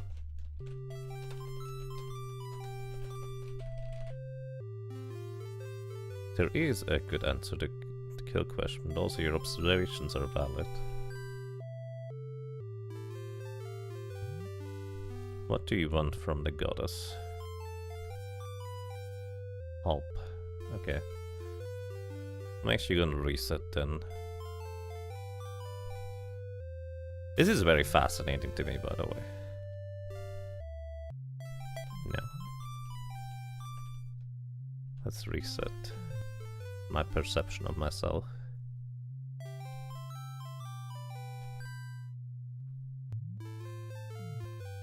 Enjoy your lunch. You double checked, self-defense was middle path also. Interesting. Alright, my name is Melly. Like, there might just be no good option, right? Sometimes there's no good answer. I'm still human. And maybe you could also think of it the other way around.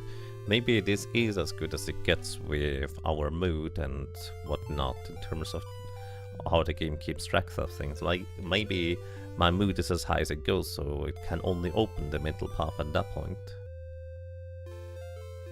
Alright, people needed me.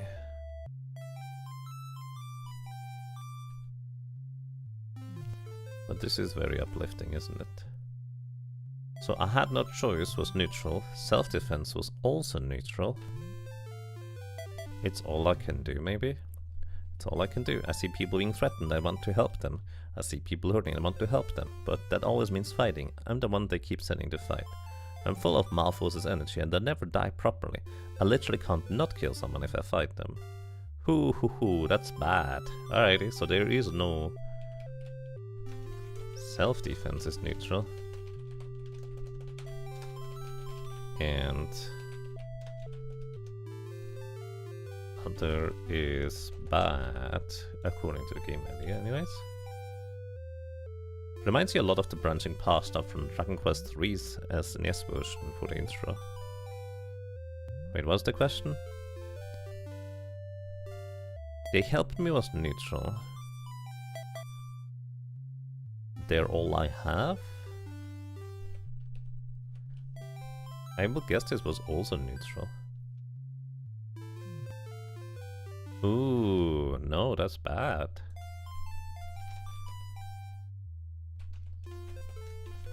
They are all I have equals bad. Like, doesn't matter, it's definitely the bad one.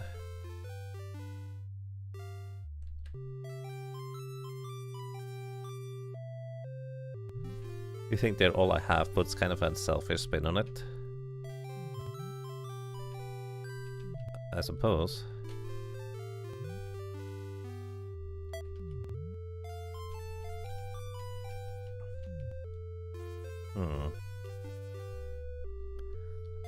You help them only because you need them is kind of what that means to an extent.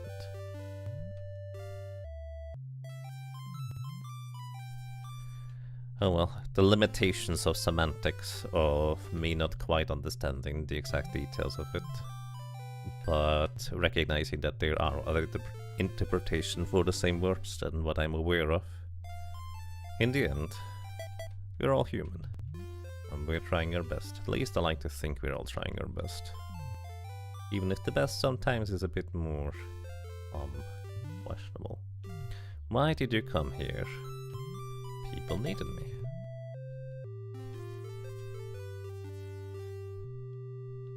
Several of these have a lot of room for interpretation, I suppose? Yeah, definitely. Why do you kill? Self-defense should also be neutral. Yeah, this doesn't really get any better or worse for that matter. These people are important. Why?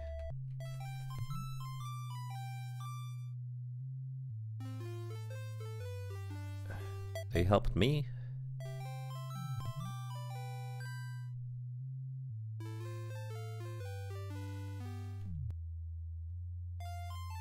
So I guess this is as good as it gets so far, at least. What do you want from the goddess? We want help. We're looking for help.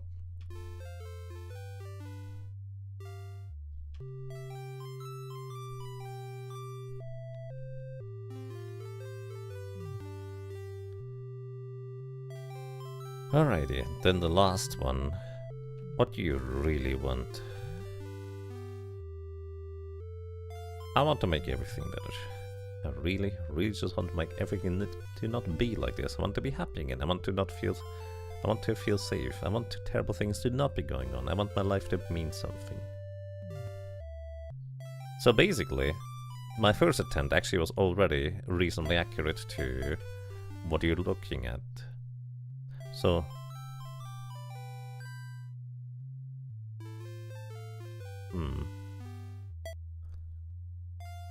you're me, aren't you?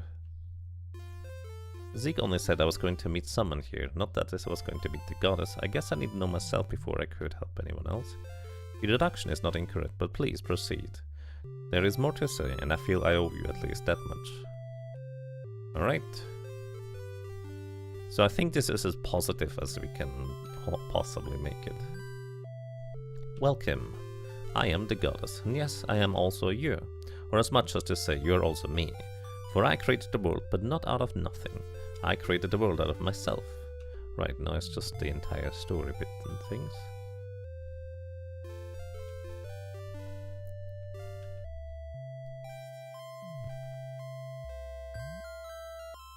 What do you wish to learn?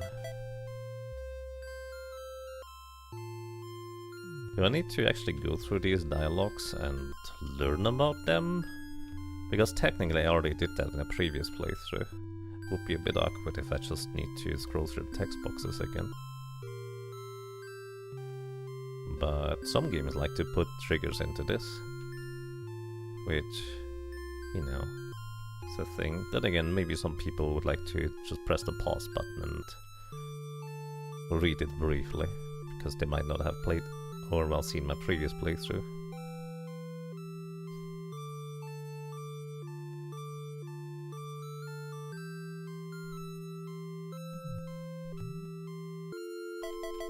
I've made my decision. I'll help.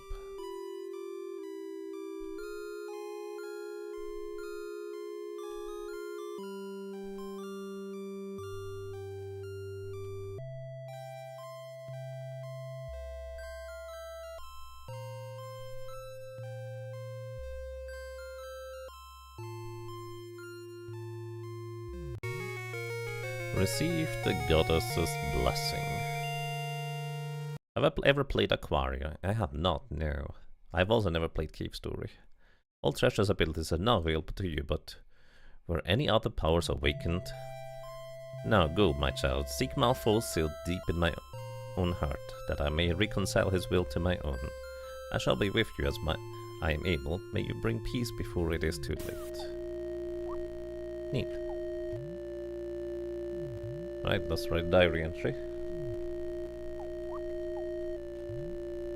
Feeling any better? You're still here. Well.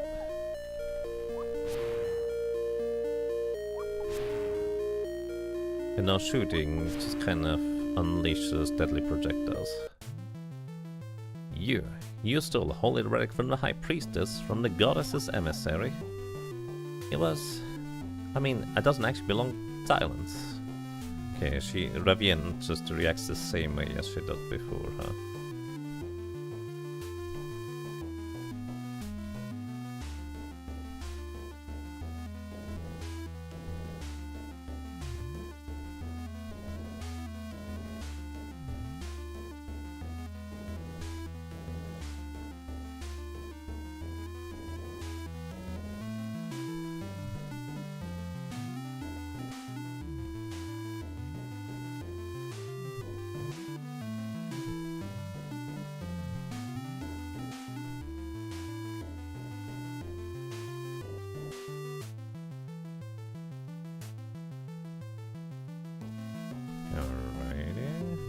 Goodbye.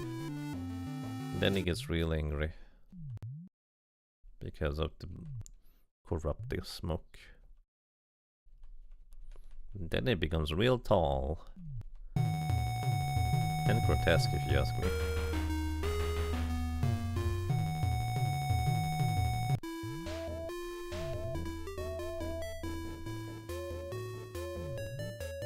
Okay, this is Gabe's father, but her father is different. For some reason I figured Gabe and Rabien were brother and sister, but no, those are entirely different. I don't know why my brain went that way. Anyways.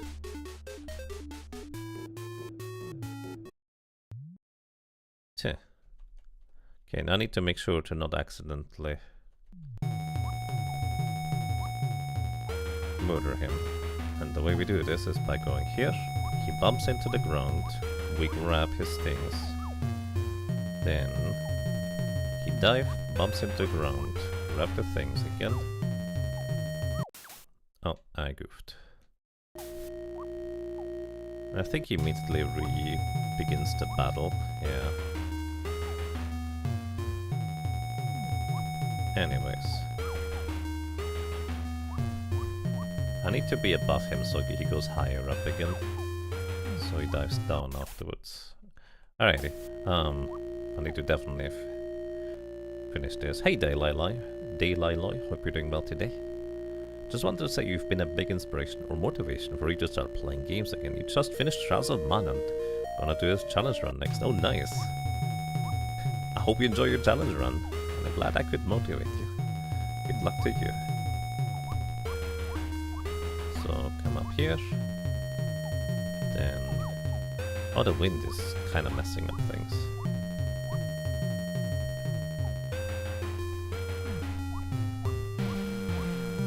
I think that was the last one, isn't it?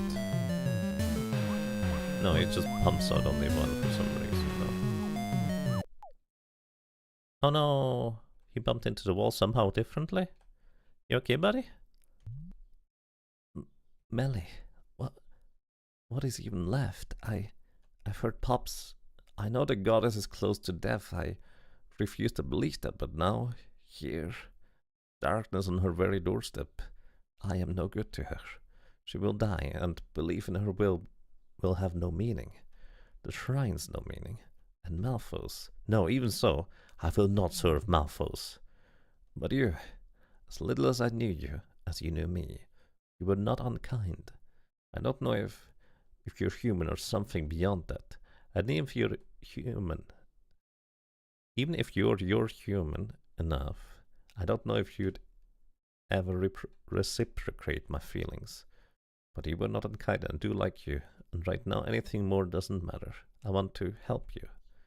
Mistress Ravi mentioned that you gain power when other souls become entrapped in you, held in the wall of enchantment that binds your own soul to your body. And yet, you seem to have eschewed that power. Your soul is nearly pure. Part of you escaped when you were processed. And Mistress Ravi added something else, I'm not sure what. Find yourself, your whole self, and try to find how Mistress Ravi turned to the dark. She was not always like this. If you are true to yourself and strong in Goddess's power, if your body and the soul survive in your showdown with Malphos, you may be able to return to yourself, to the girl you were before all this happened to you. And I would like that. But if you wish, I am willing to come with you now, to give you my soul and its power. You would never become your pure self, but perhaps that's not the only way to be to a happy ending. And don't worry, if my body is not beyond healing, and you succeed against Malphos and lift your curse, I should be able to return. Shall I join you? May I? No, you do not join me. I wish you the best then. Go talk to Pups. I'll be okay. Hey, you didn't die! Good news, everybody. So this is where it becomes important that I didn't inhale any souls previously. That's very peculiar. Fascinating even. You don't need to tell me, I know what happened. Just go where you need to go now. That's all you can do. Okay, you need to go inside the room and back outside for it to reload the area, so the barrier is no longer there. And the last chapter begins.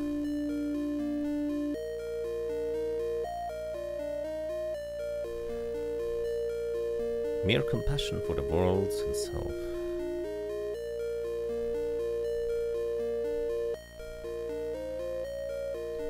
I think this is the same text as before.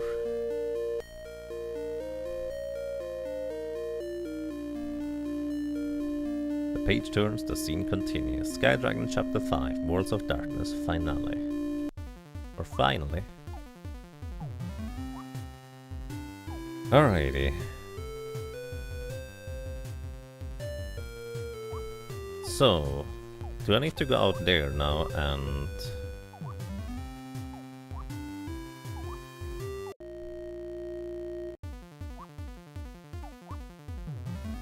somehow find something? Probably the diary, I would guess. And I think I need to find all the goddesses' tears. Do I have any idea on how many tears I have right now, I wonder?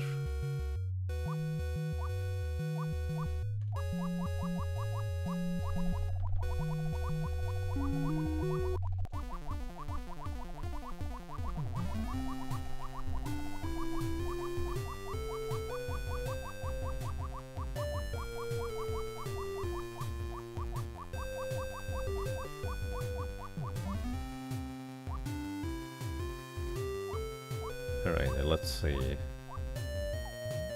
read the diary. Use the spare keys.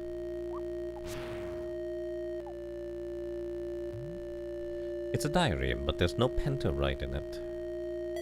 Just the last week or two.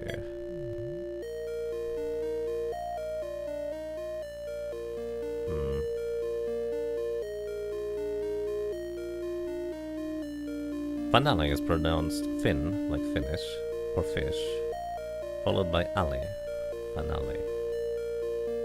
Thank you, Falcon. Appreciate the pronunciation guide. By the way, I used to say this very frequently because I wanted to be, you know, understood when I pronounce words. But if I mispronounce words, do feel free to correct me. Or if I'm not sure about how to pronounce things, I appreciate the guidance. So thank you. Ahead. I don't know if there's new entries here. Like, I feel like there would be effectively like new entries that I could go ahead and read, because I noticed that there's an entry here that wasn't there, so read the new entry or something like that. I highly doubt you would be forced to scroll through the entire thing again. Surely.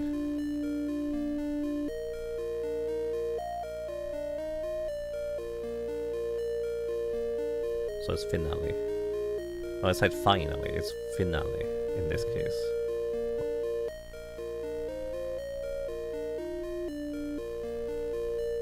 Thank you. So I actually had the first part wrong.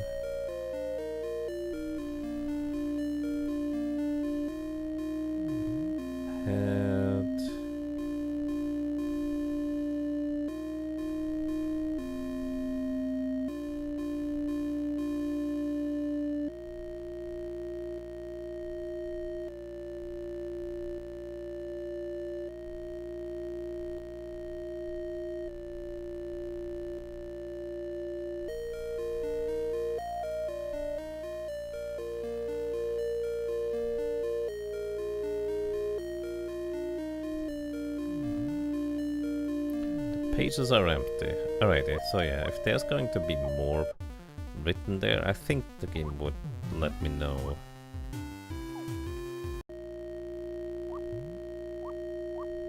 Tainted aura detected. I don't think our other buddy is in here, is he? Well, I don't know where he is, to be fair.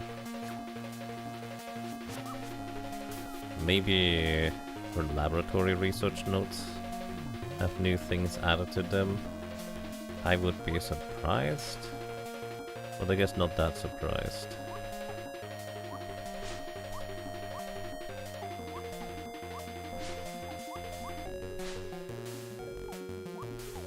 Anyways, I think the indication was that I need to find something before we start our descent into the Spike Madness. I don't know if that's true or not, but that's kind of the impression I got from what the game told me just now.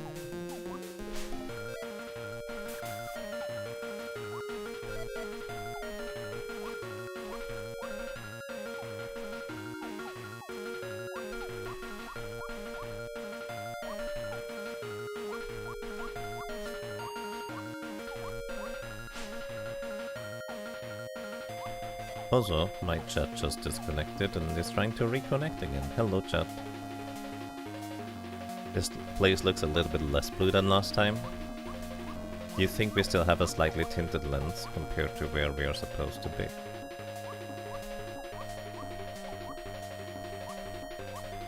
I believe you when I say that, although I have to admit I don't... No, I think it's slightly more tinted red. So maybe I didn't go to the proper answers to the goddess. Okay, 6. I think this is still the same.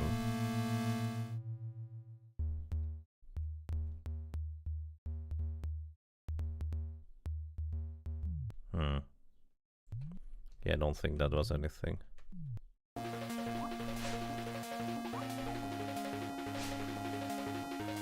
don't think there was anything there.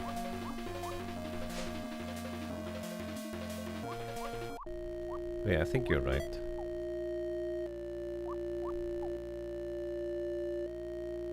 The one thing you wonder if the questions with no positive answer require some flags that enable a positive one.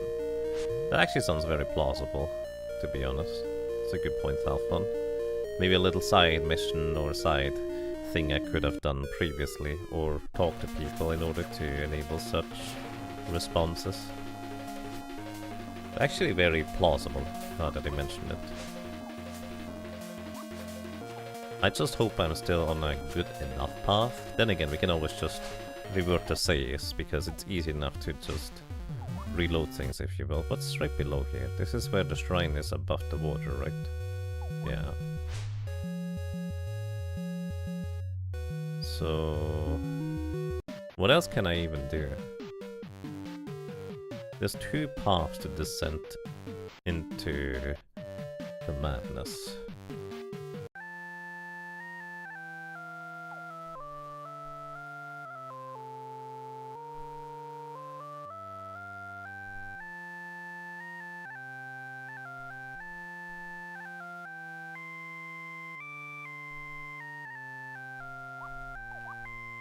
It does look a little bit more red than before.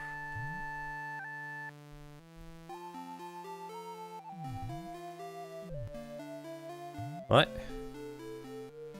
Well, I already gave you the... Why can I give it to you again? Did I reload a save that didn't have it given over? There's only one branch where all displayed options are non-positive. Well, we had 2 of them that were just neutral actually in our path just now. Unless the one that very much seemed like it wouldn't be any good actually was the one relevant for it. Okay, no, still, we already have the life thingy.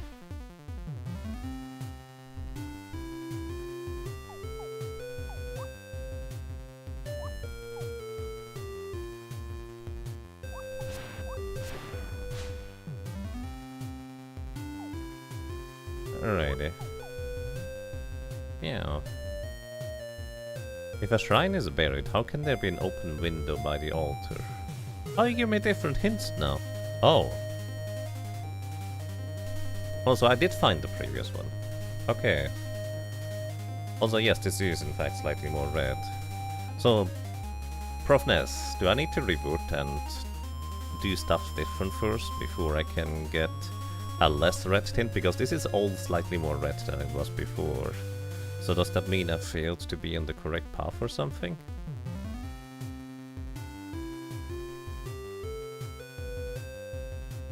Now, if a shrine is buried, how can there be an open window by the altar? That's a very interesting question. A buried shrine?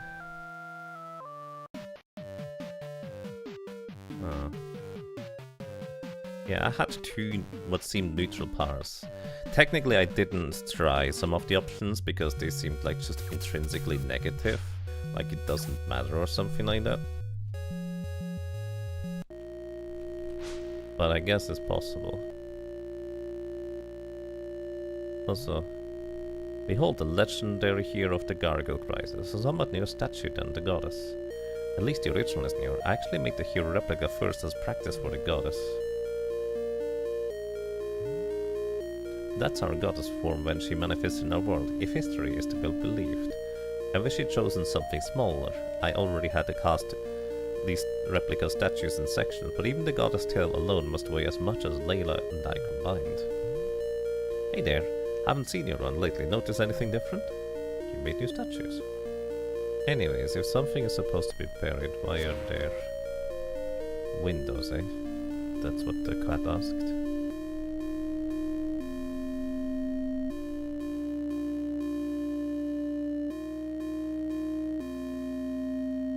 You don't think there are branches with no positive options whatsoever. There is at least one that is a trick. Okay.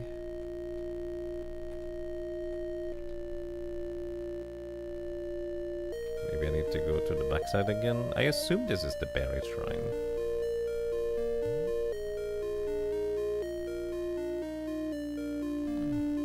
So basically, I chose the wrong options and I have to go back, is what I'm gathering.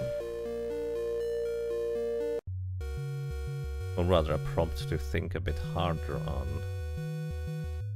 Okay, so I goofed, is what I'm understanding there. Which is fair. Because it seems really weird that I just couldn't figure out what the heck I was supposed to do there.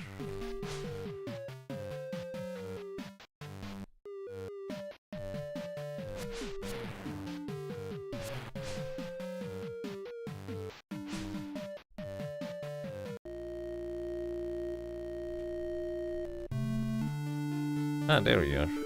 We meet again. Is it inquisitiveness or good fortune? Or is there even a difference? The tea is nearly ready. Shall we split a pot? Before we do that, my friend, I need to go and reset, but at least I found you again, so that's nice.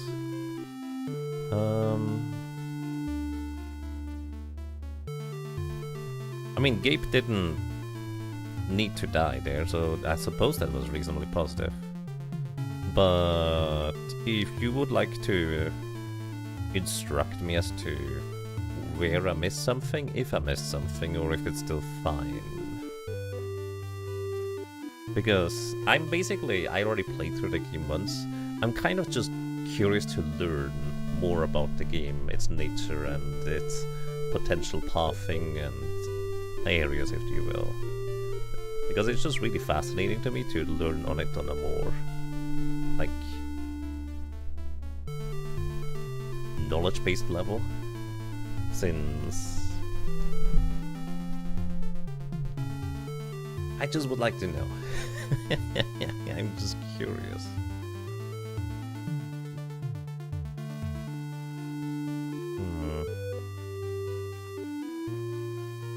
Anyways, shall we split the pot? Like, I was thinking, should I go back?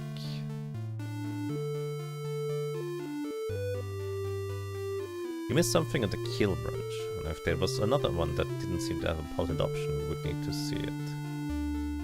Alright, let's go back. Thank you, I appreciate that.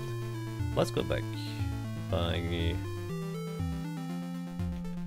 doing things differently. Because it does seem strange, but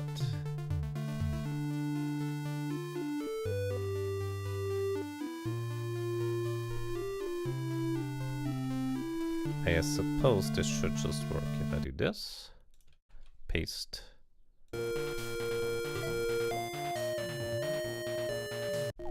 Now we're back here.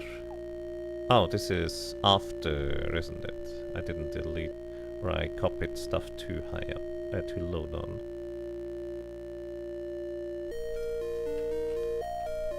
Let me try this again. This is after we got a reasonably positive resolution. There we go.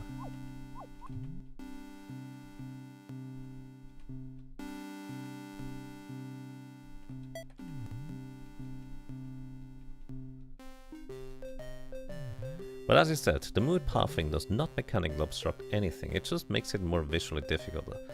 As long as you're at least above neutral, otherwise you literally cannot offer help.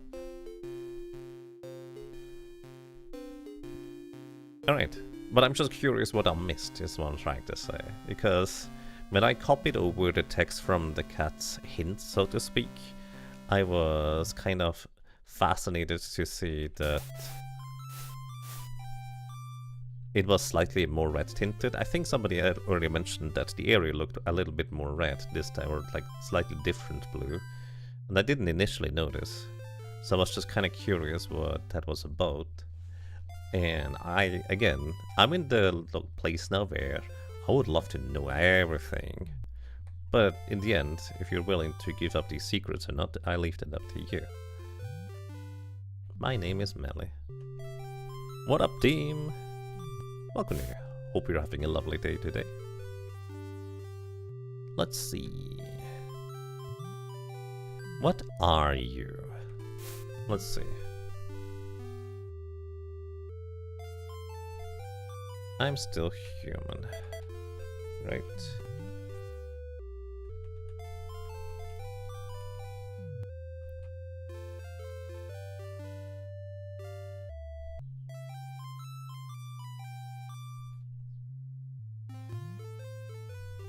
Why did you come here? People need me.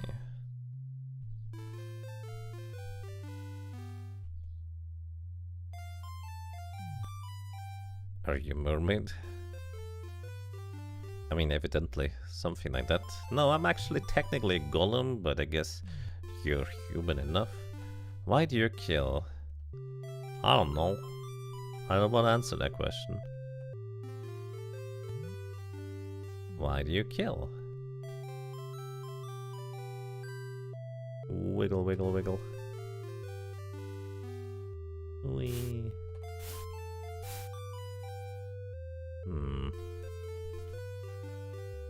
No options even good. Look for more options. Yeah, that's kind of what I'm doing now. Oh my god. I was even thinking about that too. Like, not today actually. I was thinking when I was here last time. Wouldn't it be funny if you could just scroll to a hidden fourth option? Like, the thing is, it didn't occur to me, like, this may or may not have been... I think after the first or the second question I was thinking, I wonder when one of these options has like a hidden option. It's a classic. I actually really like this one. ... That's not a fair question. You know that's not a fair question. I blame myself every day, but at some point that has to stop. I can't change the past, I have to move forward. I'll never know if there was another way if I don't even want to. If there was, then I failed. If there wasn't, then this is a sick world. Oh, I really like that response. Because this is something I should internalize in my brain. Those people are important. Why? So... they are all I have is bad. They helped me is neutral. The only option I didn't try is it doesn't matter. If you can't find a good way to think about the situation, take a step back and go lateral. Yeah, my initial approach to that thing that we basically just figured out, well, you basically pointed me towards, was actually just ignoring the question tablet entirely and just moving on anyways. But I suppose that wasn't the option. It's like in a game called Sky Dragon. Explain. I mean, yeah. Actually, just play it. If you'd like to know more about this game, just play it. It's free. You can play it in your browser right now, and I recommend it. So, I'm not here to explain the plot. I'm just trying to figure it out for myself for now. Link is pinned up top. It doesn't matter. What does important have to do with anything? The people I've tried to help? People need help, everyone needs help. Have you not seen the world outside? Yes, I want to help my friends. Yes, I want to help those who help me, but if someone is hurting anyone, why should I just make any further value judgment if I could just help them too. I don't want to believe that there's so little good left in the world that anyone needs to hurt so someone else doesn't. Ah, okay. See, this is not what I was thinking of with that option.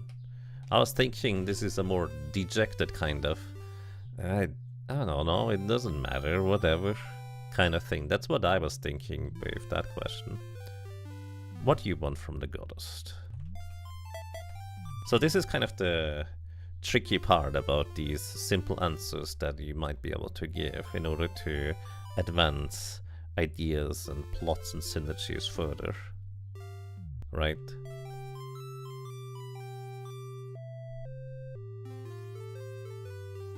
There's reason why this area has infinite retries and clear feedback. Yes, that's very fair.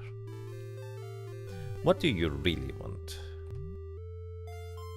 I want to make everything better. I think this was a good answer, yeah.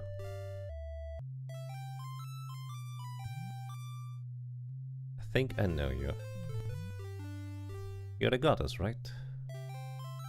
This was all some kind of test to be sure I was worthy. Your deduction is not incorrect, but please proceed. There's more to say. I feel I owe you at least that much. Is there any other response? Because I feel like all three answers end with that response. Hello, friend. Welcome. I am the goddess. And yes, I'm also you. Or much to say, you're also me. Okay. I will assume this is gonna be mostly the same text still. The last prompt is cosmetic, yeah. I don't need to go through the entire dialogue tree in order to decide, do I? Or are there flags hidden in there for me to know? You can't just turn her down at the end game here too, though. Yeah, I'll leave that for somebody else to figure out.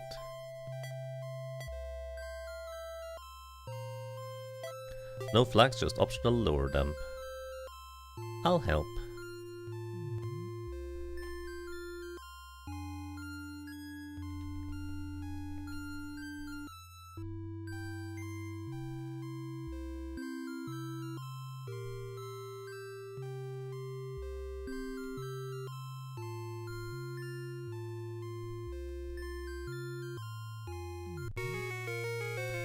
Received the goddess's blessing. Alrighty. Yeah, everything looks a little bit brighter now than it was before.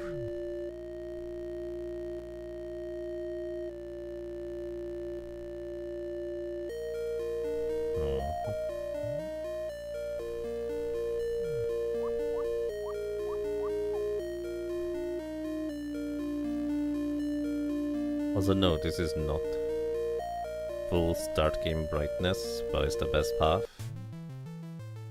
It isn't? I can't tell right now, but fair. Because sometimes you can't get all the way back to better. You know, that's part of life. Yes, I can confirm that. Sometimes stuff just breaks.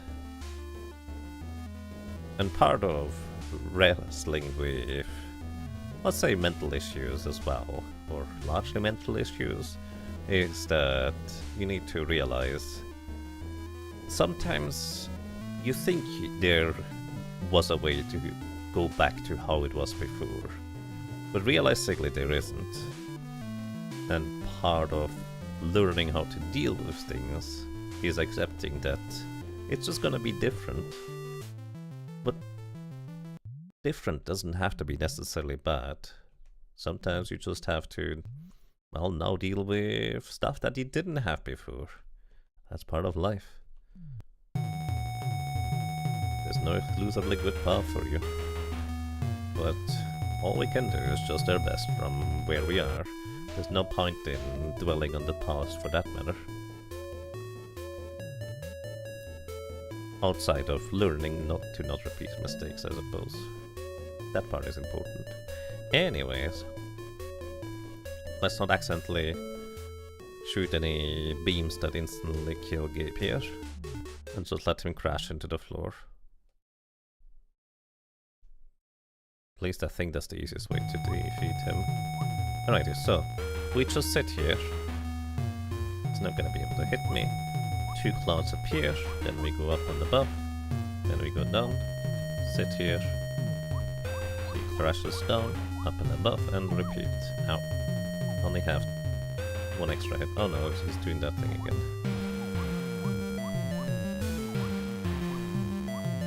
Okay, you can do that, that's fine, we can sit here. It's gonna crash.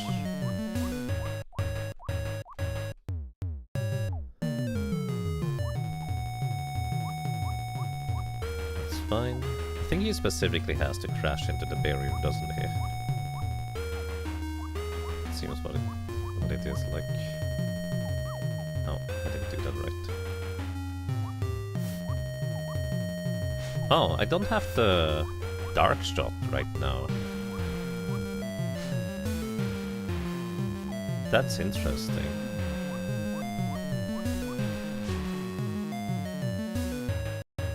I don't have the dark shooty thing, but this is more like how it was the first time I played this, I suppose.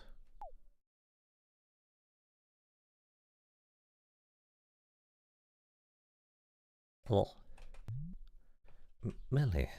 What is even left? Okay, we already read that dialogue just earlier, so I'm going to speed through it. Just need to make sure I tell him, no, I don't want to take you with me right now. Not in a feeding kind of way. And yet you seem to have eschewed that power. Your soul is nearly pure. You say nearly pure. I do wonder who's already in there. Well, actually, probably Melee's previous boyfriend too, isn't it?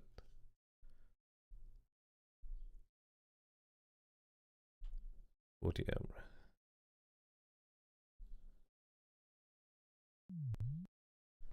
Shall I join you? No. I wish you the best then. Go talk to Bobs. I'll be okay. I assume no, I'd want him to join me. That means that he doesn't turn into a soul, right? Surely. I think that's what it means. I hope at least that's my correct interpretation there.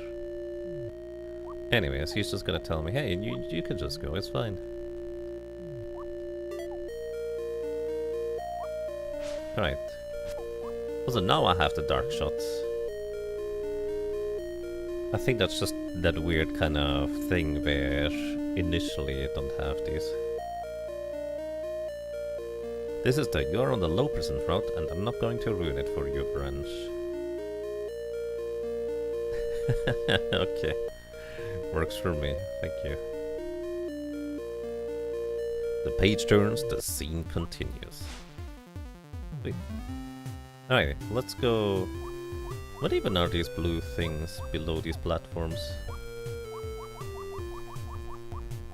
Who knows?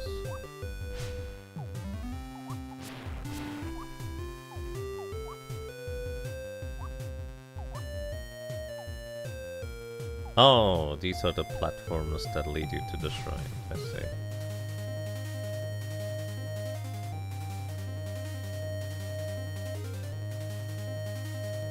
There's something fishy with the Dark G activation here, but you couldn't casually reproduce it. Seems a bit strange. Anyways, we're gonna visit the kitty cat. I don't know if you need to talk with the kitty cat in order to trigger the thing. Probably not, let's be real. I don't think you need to. I would be surprised if you did too. Oh, by the way, if I talk to the guy again, it seems like I'm once again giving over the ham joint pork thing. So kitty cat.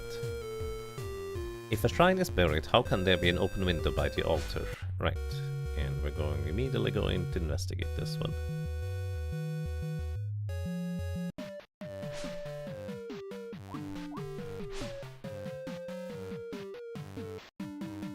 So. Oh, I'm in the wrong screen. Only makes this unnecessarily difficult.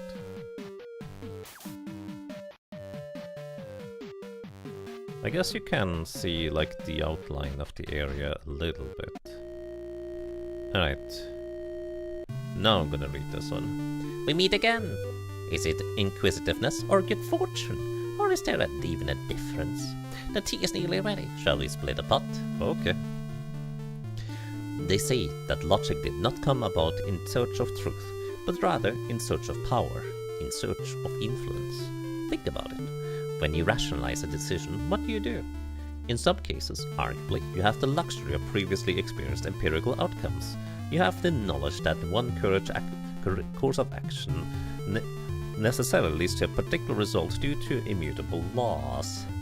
You may, in effect, trivially look forward to the entire future of the decision within the scope of your concern. But when you cannot, what do you do when no direct empirical experience exists or no immutable laws applies? Do you continue to look forward to the complete breadth of possible future and then act in open acknowledgement of your own powerlessness to guarantee any one outcome? Uncertainty is scary. Therefore, knowledge, the ability to reduce uncertainty, is power. Logic is the social sense that is the in the social sense is the art of obscuring uncertainty with a sense of knowledge. It is the art of looking at the future backwards, intentionally. The art of proposing a fictitious future state, connecting that state backwards to the present, and then using that hypothetical story to the fictitious future is a basis for decisions. The possibility of a better future state proposed in this manner is reassuring, at least proportional to the extent that nothing in the story violates empirical experience. Those can tell future stories which conform to subsequent reality feel increased power over uncertainty. The better the story, and the more frequently it conforms to reality, the more power the teller feels. And stories, by their nature, are communicable. But selectively withholding or communicating the story to others, the teller can selectively keep or share the power and can even turn it into a commodity of value. And so, the power of the logic is translated into influence over others. Or at least that's my story. Now, you have a word to say, unless I'm very much mistaken. Keep your eyes and mind sharp, and we can't but meet again. Later, if not sooner. Enjoy your tea. I am very confused about what you just said, not gonna lie. Understood like half of the words. That has to be a thing with me and these kinds of, I guess, more philosophical conversations. Like, I have heard a bunch of these words before, technically. I just don't really have any innate understanding as to what exactly they're supposed to mean in context spoken in sentences like those. I'm just hoping it doesn't really matter too much, as long as it's like, let's just be friendly with each other, and that's okay. Meow. What's in the top of a tree with no roots? I mean, usually the top of the tree there's no roots, dude. But fair. Oh, no. The tree doesn't have roots. There's something on top of the tree that doesn't have roots, is what you're trying to tell me. Got it. For info, you suspect you can get into the sky and strike the first time without the circle, but there is a very intentional vertical passage inside that shouldn't block progress.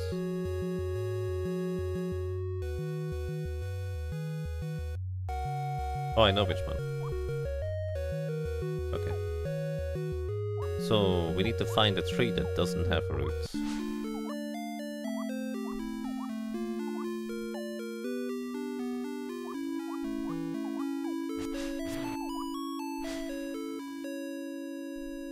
At least, I think I need to find a tree that doesn't have any roots. I have to admit. How do you check for roots? Well, you check the bottom of the tree. None of these trees look like they have roots, to be completely frank.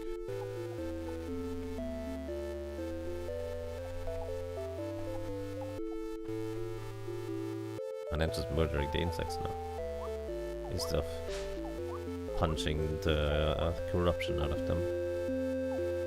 Yeah, none of these trees look like they have roots. I figured there would be some clearly discernible tree somewhere that it would be referring to. Unless No, this tree does have roots.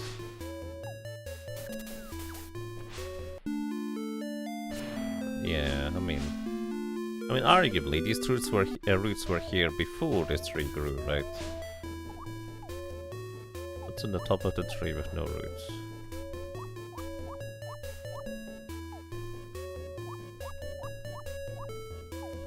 You're still weird. Still can't get to you. Can't talk to you outside either. What's on the top of a tree with no roots? This tree has roots. So it's not on top of this tree, is it? I mean, the roots continue in the background, or the tree continues in the background, ostensibly.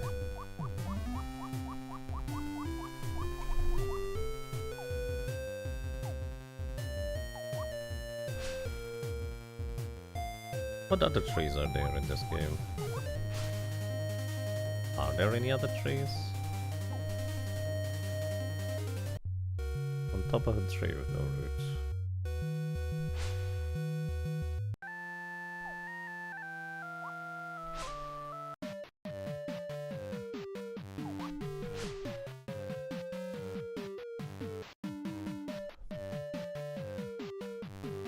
You know, you could have plastered this swamp full of enemies. That's usually a choice for people when they develop these kinds of games. I appreciate you not doing that.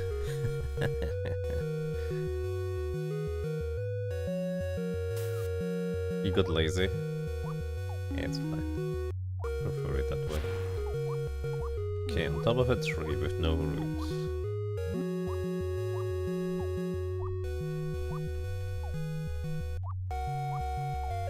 Let's just check the top of all the trees, shall we? Eventually I'm bound to find something.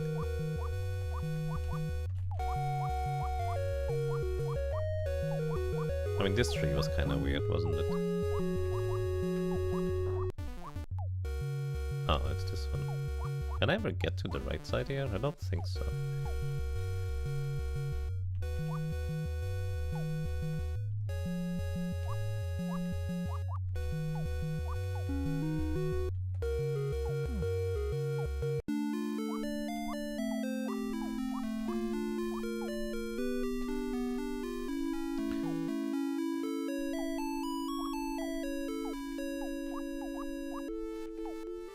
Can't go above here.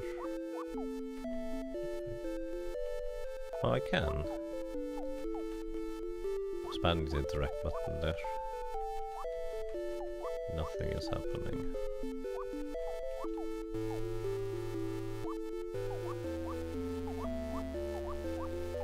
Top of the tree with no roots.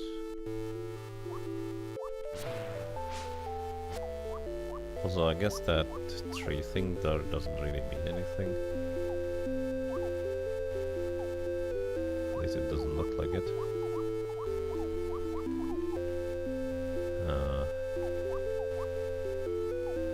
Where would I find my tea friend again?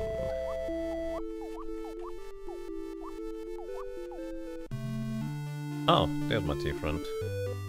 This is on top of a tree with no roots, eh? Patience is a virtue, but persistence to the point of success is a blessing. Shall I call the kettle? Please do. And so I will. What do you believe? What do you believe in? What is the one thing you believe in most strongly? Why do you believe it? How did you come to believe it? When? From whom? Is it truth? What, dare I ask, is truth? Is there such a thing? Truth is, of course, merely a word, but a word carrying heavy connotations. Consider fact, a thing which follows another according to immutable laws, or invariably in empirical trials. In fact, is fact truth? Facts are measurable, and measurement can be agreed upon, or else repeated with more rigorous methods. However, facts explicitly derive from and pertain to a narrow recorded experience. As such, people may believe facts but rarely believe in facts. It would seem then that if truth must offer broad insight which exists independent of observation, facts alone fall somewhat short of truth. For more general guidance in the absence of data, people often turn to faith, a broader belief independent of any evidence. Is faith truth? Faith is, by definition, belief without proof. However, its very unreliance on evidence limits its scope to the individual believer. If two people differ in their faith, there is no common ground on which to test or clearly prove which faith is correct. As such, contests in faith frequently devolve to contests between believers. Faith, then, may fill the gaps left between facts, but faith independently of fact is equally lacking as a candidate for truth. Truth, as desired, must be as demonstrable as fact, but as illuminating as faith, both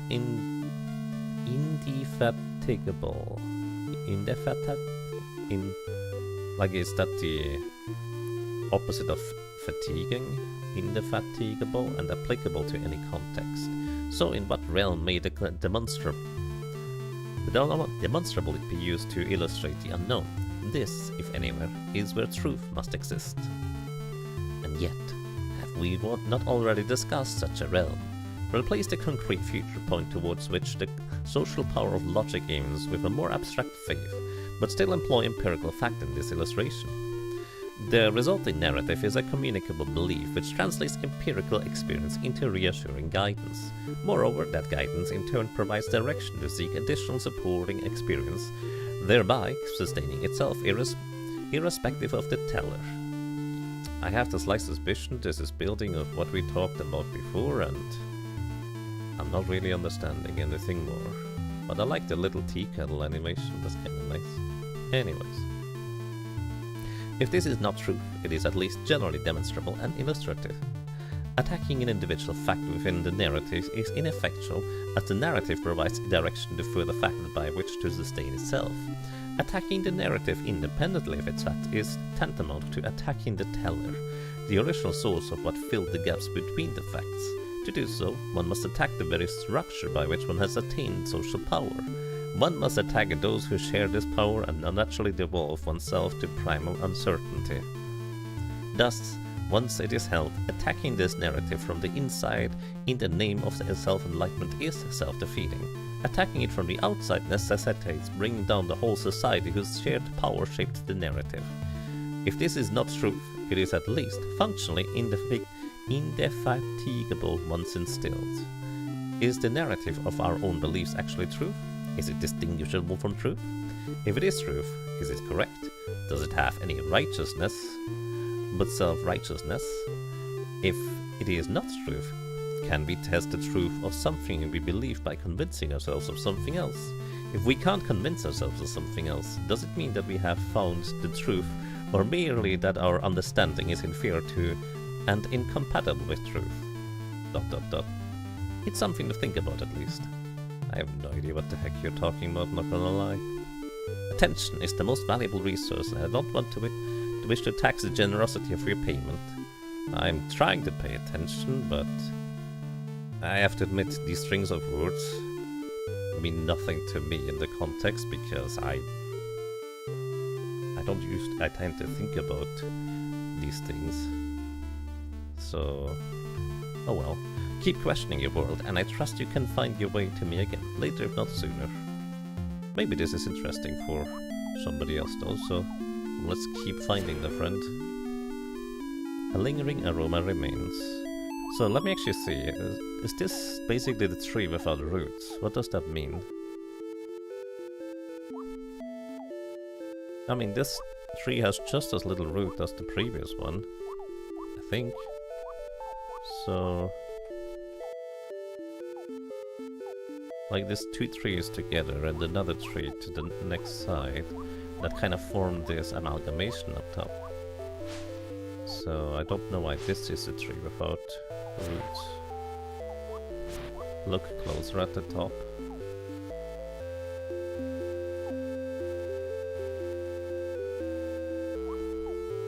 Look closer at the top.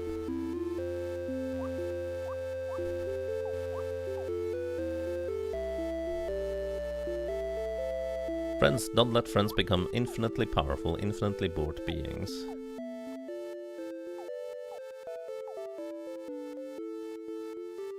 It wraps around and goes back up and never descends. What?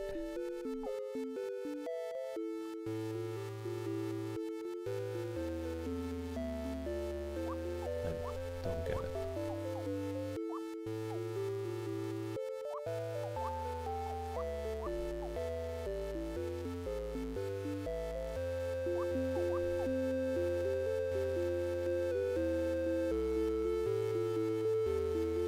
Oh, the top part.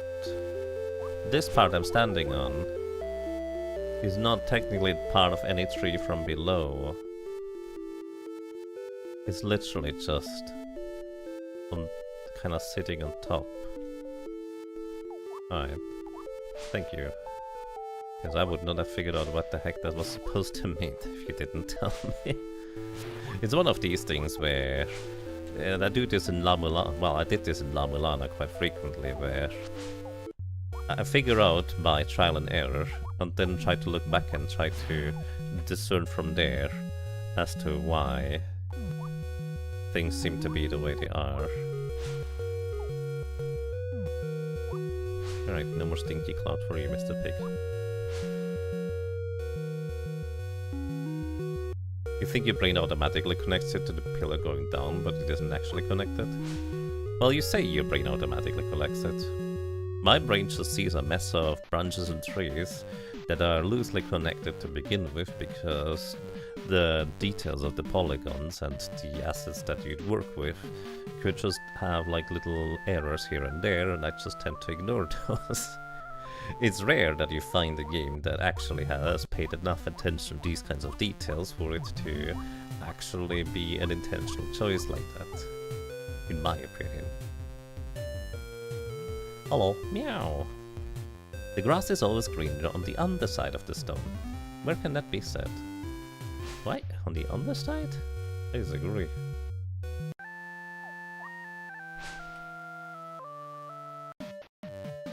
There's no grass on the other side. Well, I guess it depends.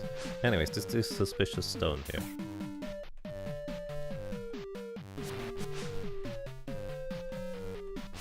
Actually, there's another one. There's at least one more.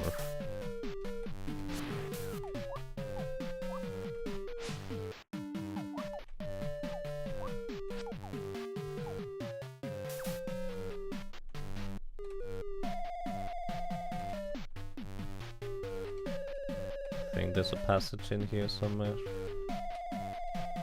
Probably.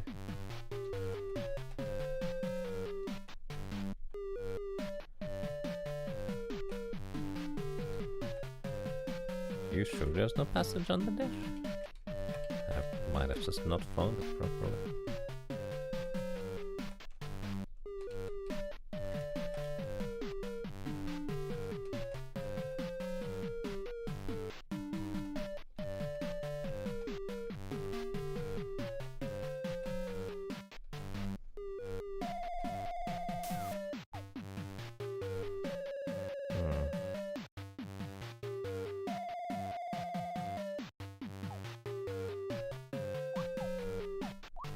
The grass is green on the underside of the stone.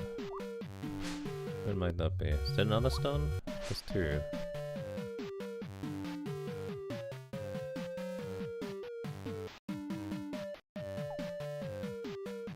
The read dialogues get shuffled all over the place and you find other uses for the nooks and crannies.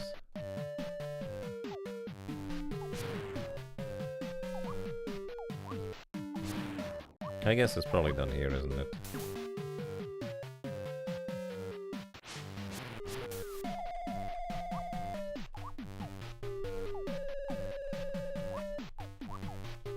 No.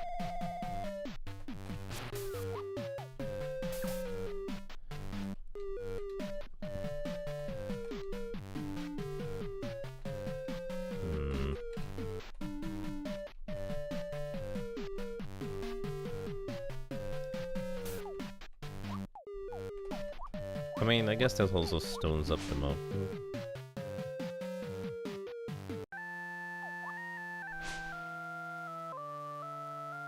grass is always green on the underside of the stone? I disagree. I mean, there's grass down here. This is a bit weird. But more of a suggestion of a world that doesn't just go in two directions. Well, four, I guess. Up, down, left, right.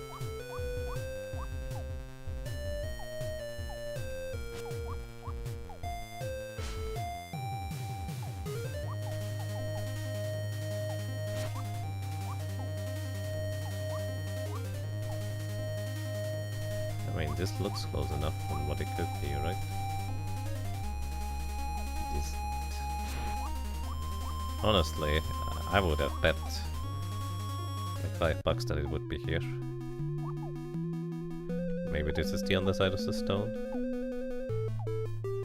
No. Still don't know what this is for. Maybe this is the old way up into the mountain. Good guess, it used to be here. Until somebody made a compelling observation that it made more sense somewhere else, I would guess.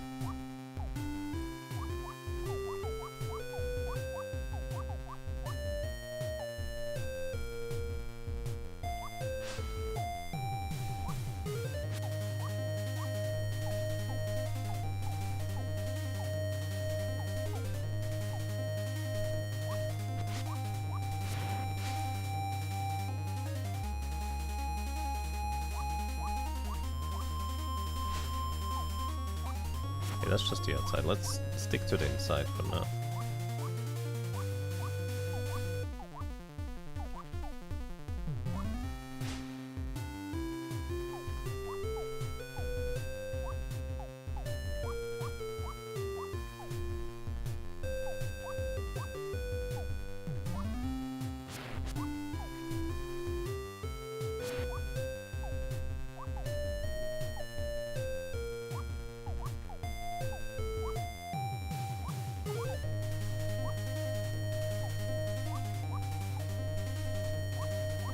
I guess the underside of an island.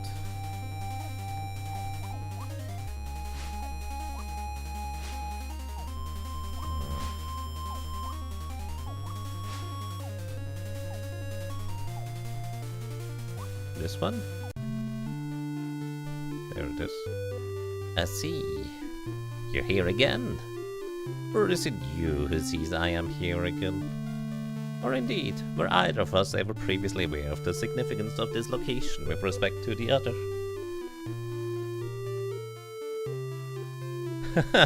What?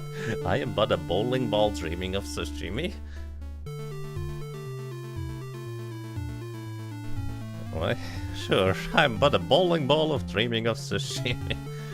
Then you can have no objections to my continuing. Sure, I'm so sorry, but I'll probably just read the words and they go out the other ear immediately. That's usually what happens with these kinds of more philosophical and... what is it, high concept dialogues? I'm just like... my brain doesn't process them. I need somebody else to explain me these things in simple words. Or not. I just try my best without knowing, I guess. But who knows? Maybe this is interesting to somebody. We inhabit a world of actions and consequences. No action is without consequence, and no action is not itself a consequence. This is the realm of science, of fact.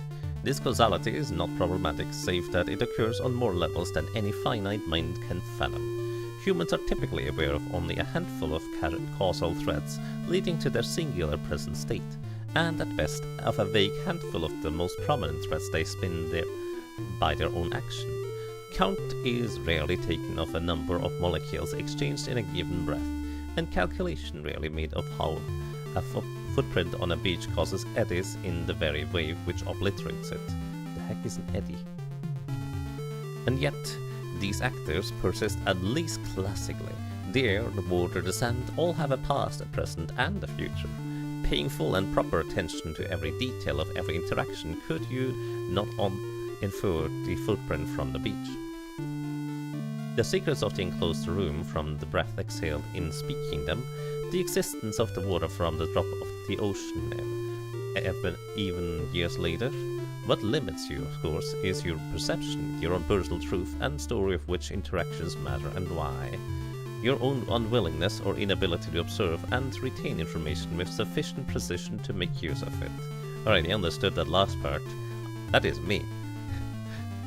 I understand, I retain a lot of information, but usually with not enough precision to have any confidence in reciting them.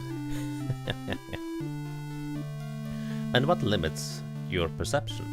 Very often, perception at a macro level is shaped by the narratives heard from others. Recurring categories, cautionary tales, and guided exposure encourage you to form simplified models into which you expect the world to fit. One achieves a certain maturity upon first realizing that the world exists at an infinite granularity and variety, that no single classification fully and adequately describes the entirety of a complex system, and nothing exists fully independent of its context. I lost my breath there. Eddies when the swirling fluids and reverse currents. They happen sometimes in streams and whitewater rapids. I see. The metal in a tool can be used for building, for destruction, or mere decoration. The miner who acquires it, smelter who processes it, artist who shapes it, and vendor who delivers it, and laborers who employs it all have a role in the narrative and outcome. The universe which coalesced into elements forming the metal, and the society which derived the perpetual and perpetuate a use for it have a role in the narrative and outcome. And if the outcome is a heroic or villainous, the child's mind, in its limited perceptions, must attribute the heroism or villainy to a single actor. The mature reasoner, cognizant of the causal chains, has much freer hands to apportion credit and blame, and to replicate or deconstruct the patterns responsible for it. And at a deeper level, it may be fundamentally impossible to see the future forwards with any relevance. The infinite variety of possibilities must necessarily be covered or converged to a single point at which you place yourself, your potential condensed to a single linear causal path. Until you observe and decide, no progress is made. Each observation, however, calls many possible futures, while preserving the exclusive potential for innumerable others. Until you observe and decide, a particularly situated cat's life hangs in limbo.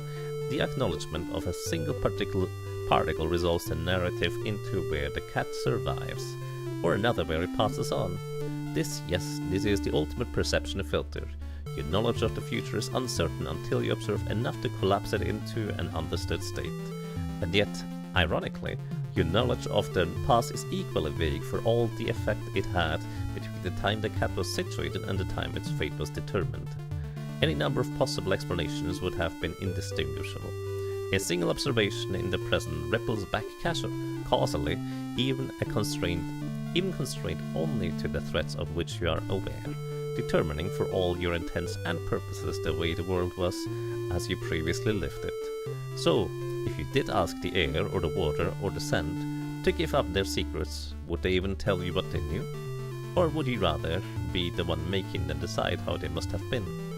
Who is the one writing our narrative? Who is the one reading them? If you already act on account of a cause you receive or perceive, does it even matter if the cause existed? And if you yourself are asked to justify your actions, can they be attributed to the cause or only to your decision to act? Anyway, if you're perceptive, I'm sure we'll meet again, later if not sooner. And if not, well, that's how you'll have to observe it. Okay, thank you for the bowl of sashimi. Or something.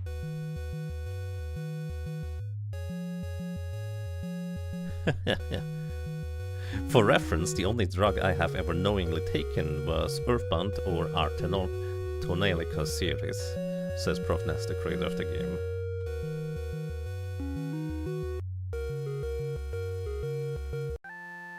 I do not have... I don't know. It's just like... I don't know what the word... Oh. No, where's my kitty cat? Come back, kitty.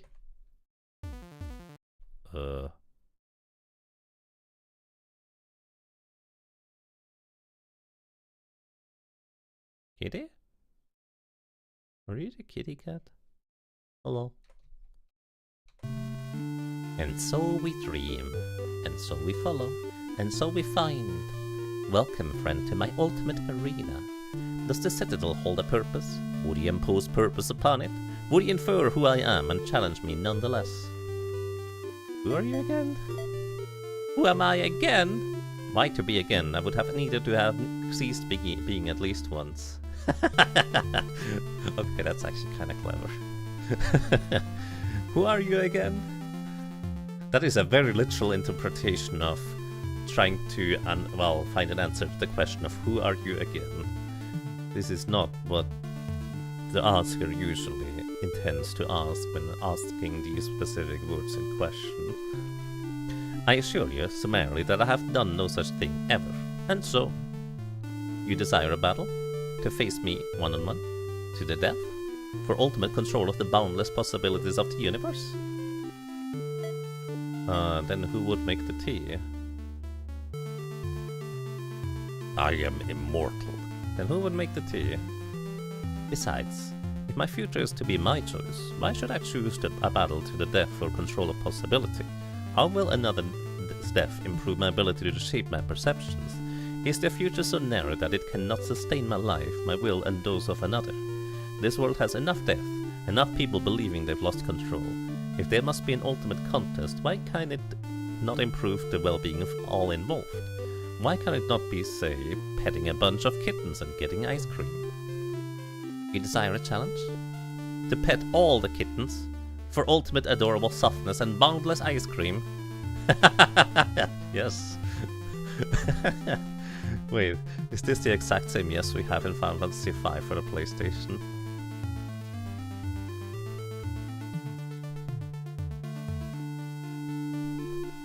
Yes, yes.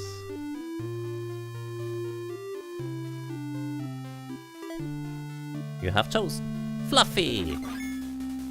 Challenge begins. Pet all the kitties to open the fluff gate. Open the fluff gate? I've squeezed myself. Kitty! Kitty! I mean, of course, I have already been very slow now. The nature of how I do things. Kitty! Oh, this is a one-way path. These are two one-way paths. This is not the path to go through.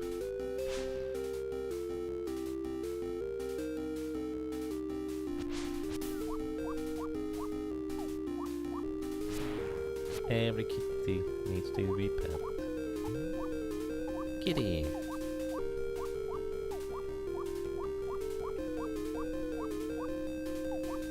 Kitty! Kitty! Kitty!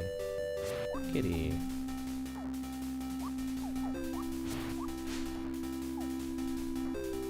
And... Kitty! Kitty! Need one more kitty to be pet. I think I know where it is. This is a one-way kitty path. All kitties pet. Proceed to the flute tower. Okay, I needed to move the thing out of the way there, didn't I? In order to have a faster path backwards.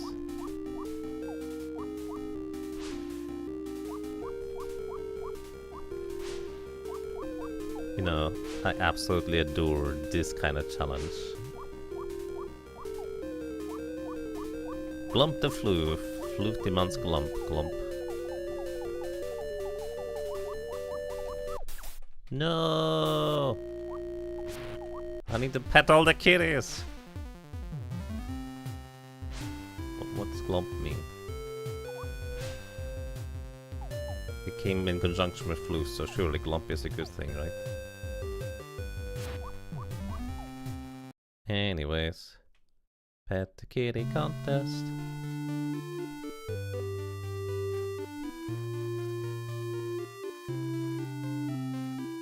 Yes.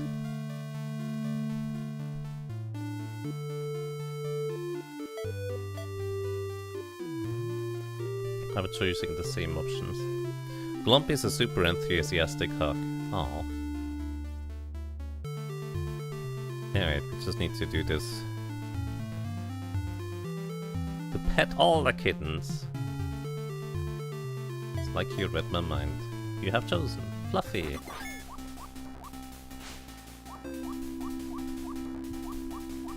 Kitty. Kitty. Kitty. Oh, there's a big fluffer up there. Have you seen that one? Kitty. I think we want to go down first. Move this out of the way. Kitty.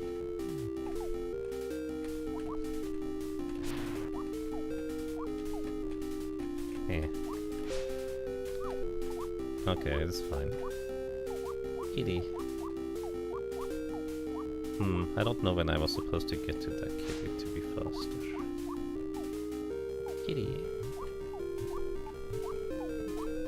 You know what? I don't know how to lift up that rock without accidentally murdering a kitty. Kitty. And then the last one is on the far right. Bold move taking the shortcut, especially no percent. I mean, I almost took it properly. But then I didn't.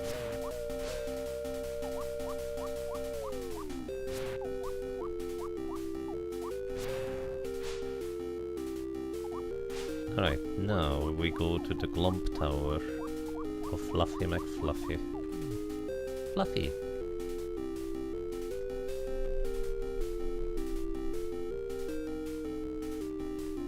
Wait. You win! Oh, you just need to spam the button. Gotta try again.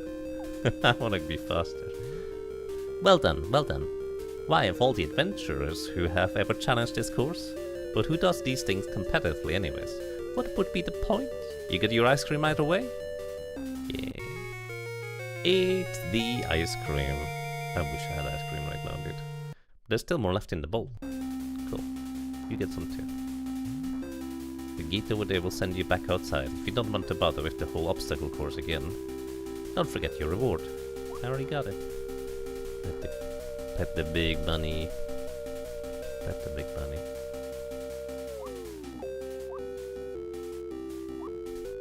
Wee. Can I try again? I don't have enough help for this. Surely there's a diary in here somewhere. Actually, I don't remember there being a diary anywhere near. Oh. I guess the closest one is on top of the mountain.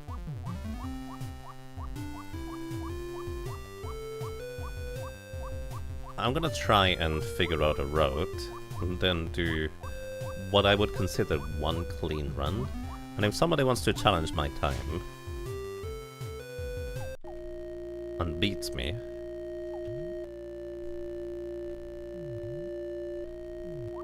feel free to send me video evidence and you get a VIP in this channel here on Twitch. Let's go routing.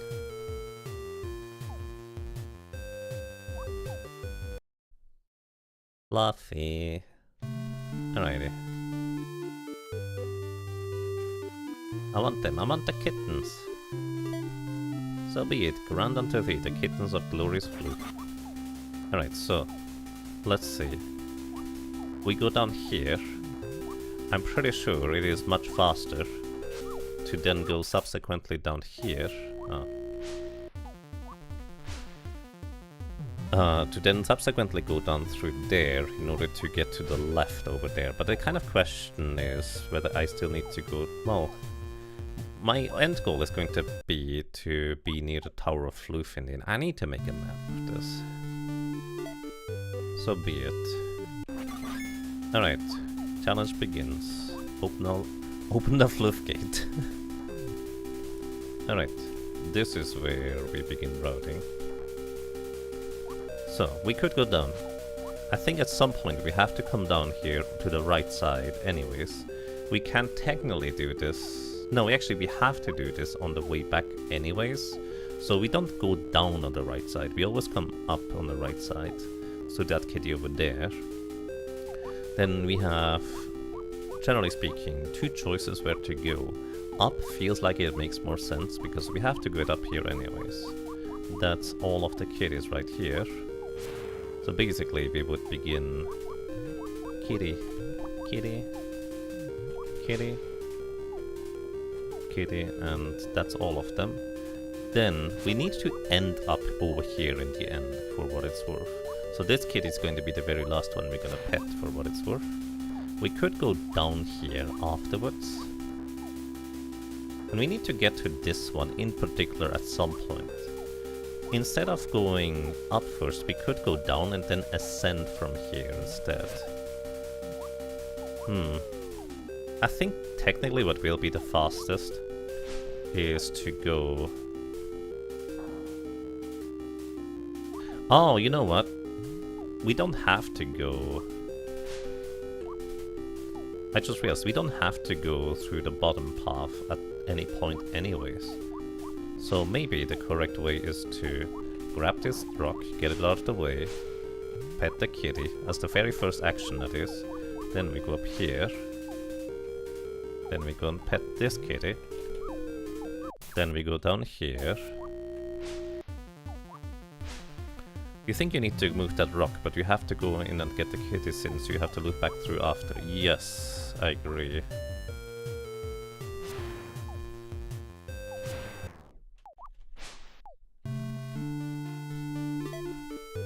Alright, let's just see if we can follow that kind of route. We go and pet this kitty.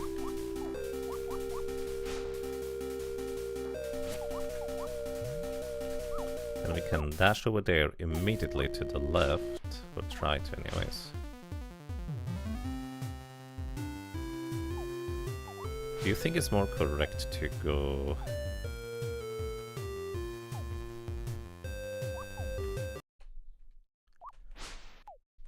Let's try this again.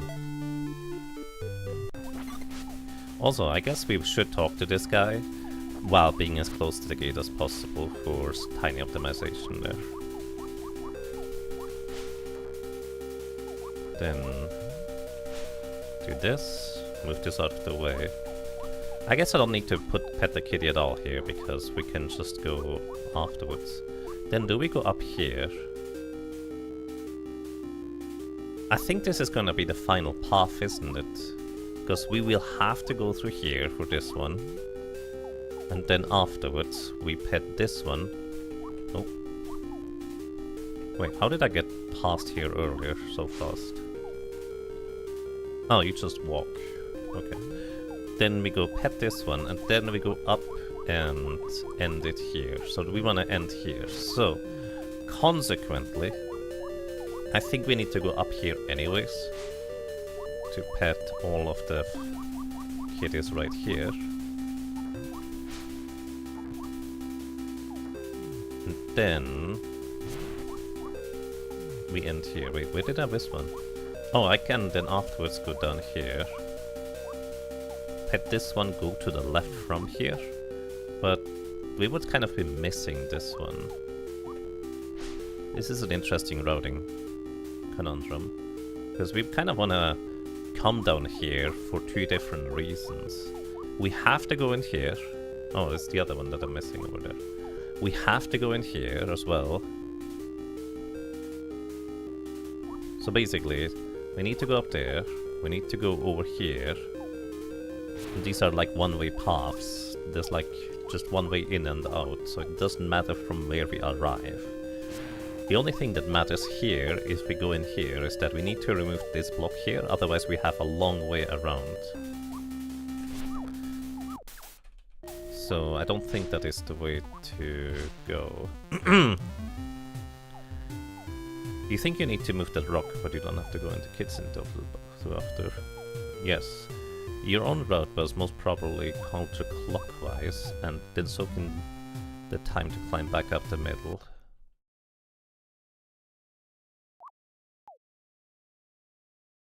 You can also just walk out the entrance to reset the rooms. Oh yeah, but I'm not intentionally dying, I'm just dying because I didn't get the run through. Kitty.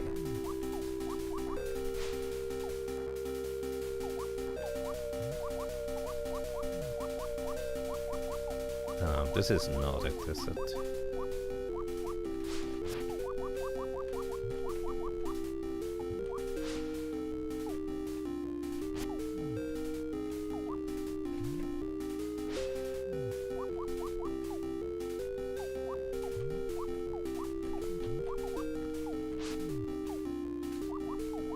Wait, I need to go down here first. At some point.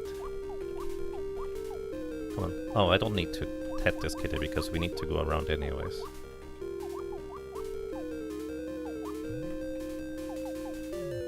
Then we just walk here, this just works, and then we go up. Then we would do this part. Honestly, we are relatively close to the upper area right here, right now. What's the first part then? So this ending we could go either up or just do the left hand side. We need to come down here at some point. And we need to get this kitty on the right side here too. And the two things feel like they need to be necessarily combined. Or we could do this. Immediately go up here. Grab this block, go up and around, then go up, do this part, then go up here and do this part. And then just come back down instead of taking the upper route immediately.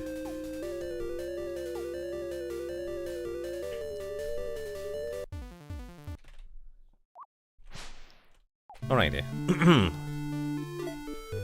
Let me try to see if I can practice the road.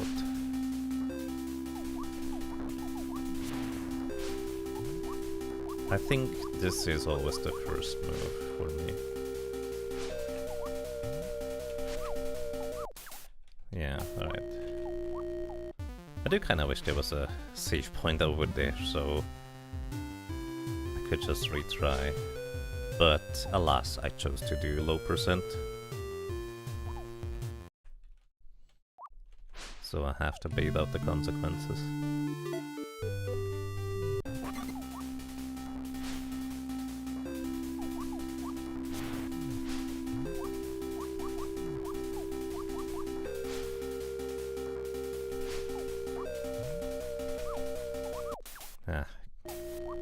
I do think jumping up to pet the kitty and then immediately diving through and then going up from there feels like a correct route. Oh. Now I can't take any hit in the meantime. That's okay, we don't need any hits. I assume there's a different flavor of this minigame if you choose different options. But I don't need any other flavors. I'm happy with this flavor.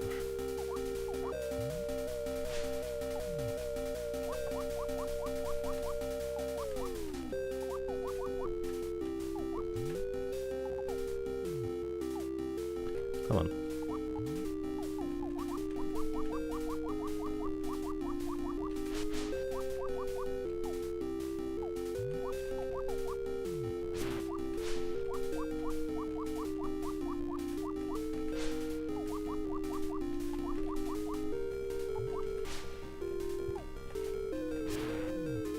I missed one. Oh, I didn't. You're right here.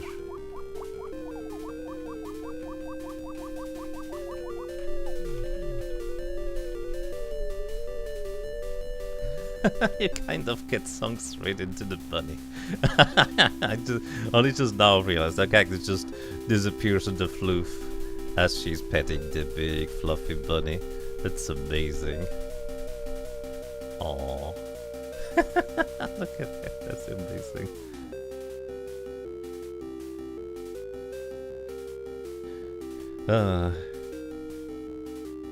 Alright.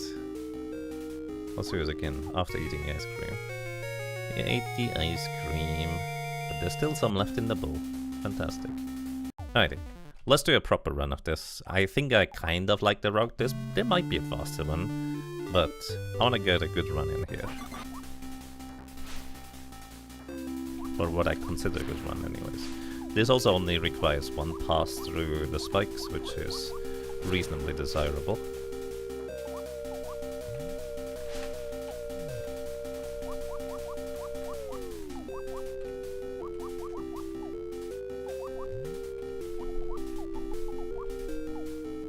Come on.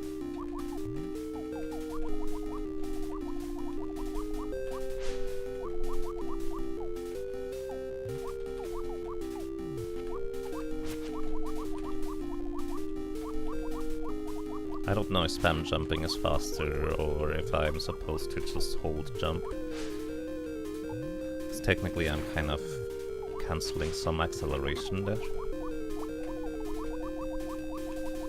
But it also gives me a lot of control, if you will. Oh, it's about the same. I guess I did bump a lot of corners, huh? Alrighty. If you can't beat this time, send me video evidence. And you'll get a VIP in the channel. In Twitch. Only first one gets that, by the way. Just as a heads up. Well done, well done.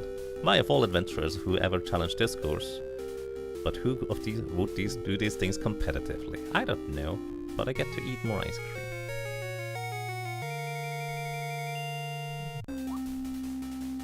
Alright, I'm satisfied with this. Now, what do we do? Who knows? I entirely forgot anything else I was doing beforehand. So we could go down here. This would be one path. Or we could take a more direct route. You were doing plot, yeah. Is there plot that I'm missing right now that I'm supposed to do before I go down? Or is this where I go down now? You happen to know that? Like, is there things I'm supposed to do? Oh, thank you, Thalphon. Right. This headset might not be working. There's something I should do beforehand.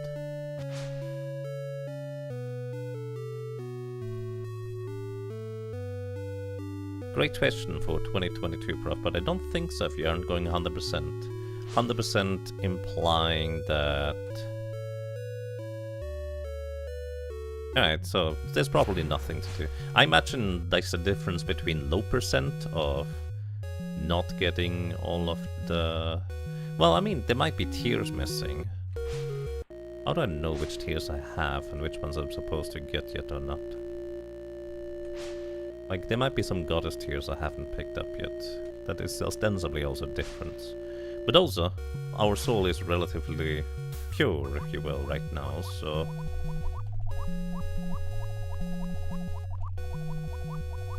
I suppose we could just go and dive into the well then.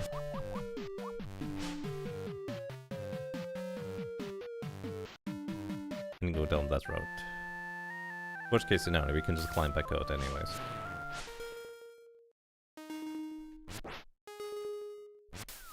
Hooray! Let's see if we can see the things better now than we could before. The key melts away. Some seal released some air. And we already know what that does. It opens up all seals and passages. Funny enough, looking a lot like the other kitty cat guy just opened up. Oh my goodness. The progress is technically safe, so we're fine. It's gonna need to get good. And not get murked by spikes accidentally all the time. Welcome back. I think this is the closest save point for what it's worth. Alright. Oh, these things can drop hearts. I guess I am technically straight up murdering these. Alrighty, so I have not memorized the layout and all, but I think what served me well last time is just stick to right hand side strategy. There's nothing else down there, so I think we go to here. Oh. These things are actually more dangerous now when I have less health, huh? There's one of these, we'll get there from this side if I'm not mistaken. We do not actually get here from this side. Huh. It will be later, evidently. Lol. There you go. Just don't get hit by spikes.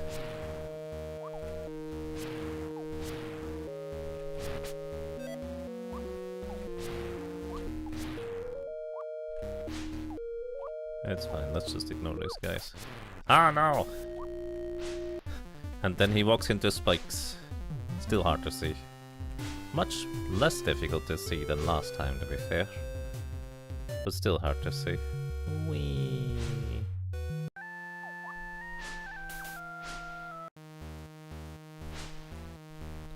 Walk into empty. Yes, very much so.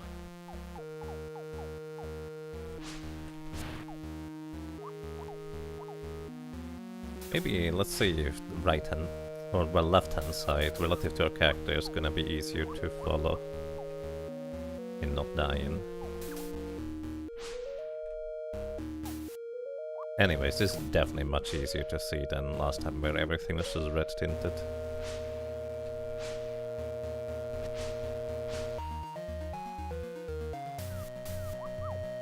Oh no, there's spikes in the after screen transition. The most rude kind of screen transition.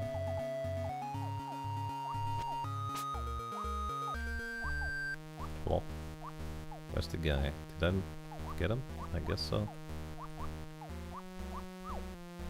Oh no. Let's just get the thing. Okay, we get the key. Worst case scenario, that progress is saved, and we encountered the worst case scenario. Alright. Fair enough. Let's see, if I just go down right from here. How far over do we need to go for this to work out? Go down right now in this screen. I think I'm too far over. I was too far over. So I need to go down right earlier than that.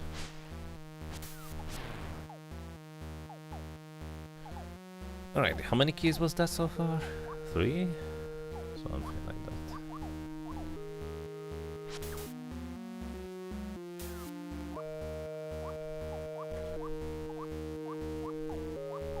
Okay, we go down here.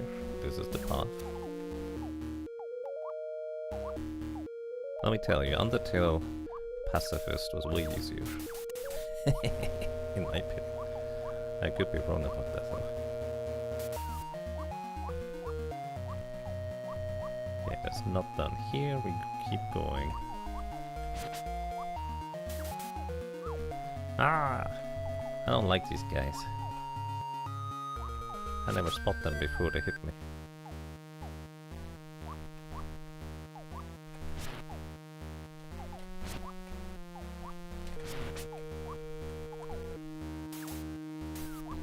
And look, I was so close to a key last time here, and then I goofed it anyways. Alright, we're good to go. This is Zelda reference, bottom of the well? I don't know, there's probably many games that have bottom of the well things going on for them. Or against them, depends on your perception.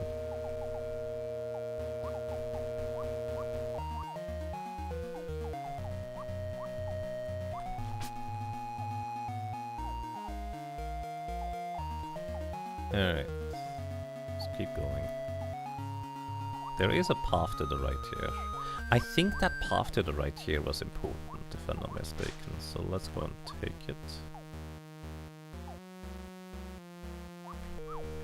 Oh no. I don't know if I recall exactly. Oh my goodness. I guess they'll hit me. I even saw him beforehand too. I think down here is a key.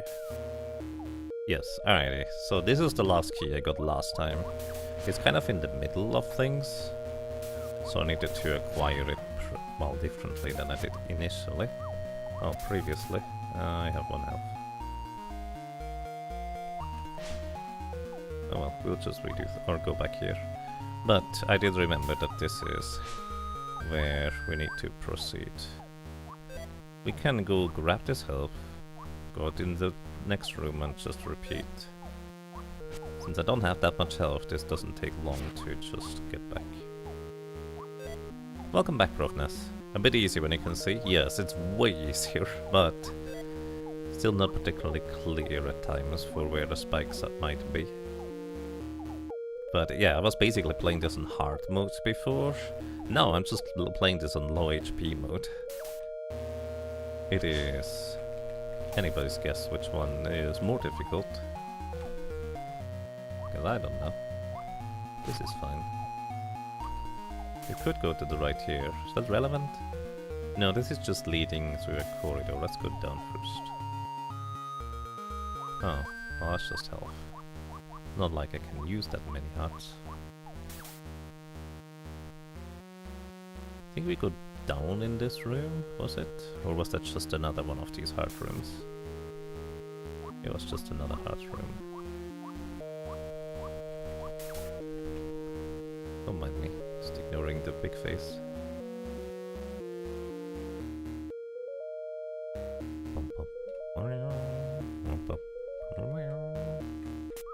Oh no. Ah. That little bit of water missing there is so mean. Okay. I got the key. Now I could go and try and grab the heart, I guess.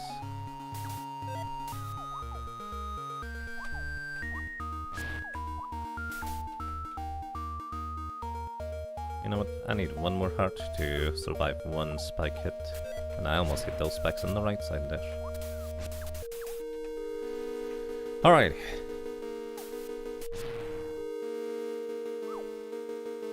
Oh. There goes my spike hit. There's my spike hit again. Don't mind me. Just grabbing full health real quick.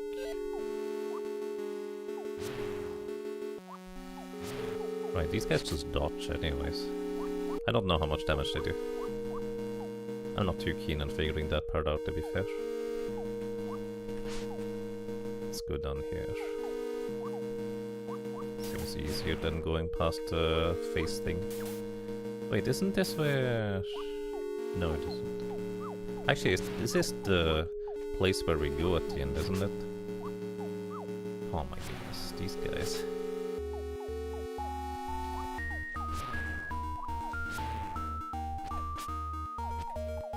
Any more? Yeah, I think this is... Yeah, this is the final path. I mean, I can go and save here. And... take stock on how many more I need to get at this point. It's 1, 2... and the rightmost one, which is very close to the entrance if I'm not mistaken, so it's gonna be a bit of a journey to get back, but we can do that.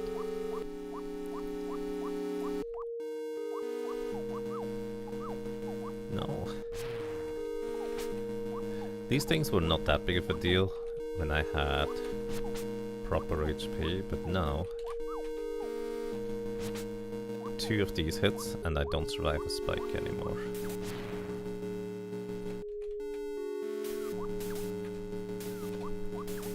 Right. Now...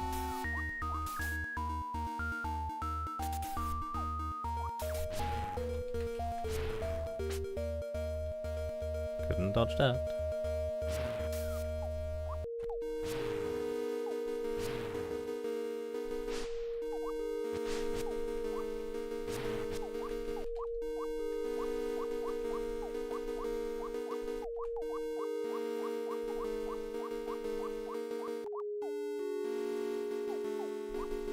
Huh? Okay.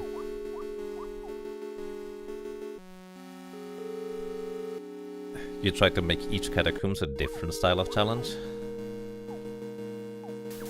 Yes, I noticed the variety. To be fair. And I can even see the blobs on the ceiling now. Oh no.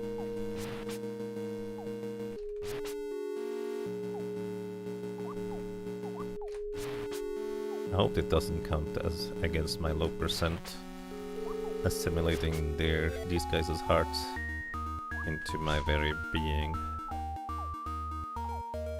think we should be reasonably close to another one. We go to the right here. I think it's down. I might be wrong. Let's keep going down. Ah, I was correct.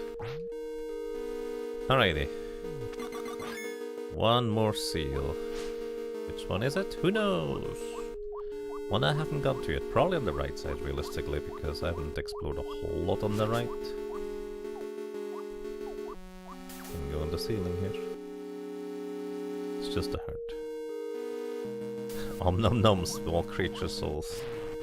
Something like that. Anyways, let's try to go to the right here. This feels like it's another one, to be honest. I could be wrong.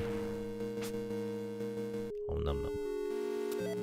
Tasty souls. Tiny souls.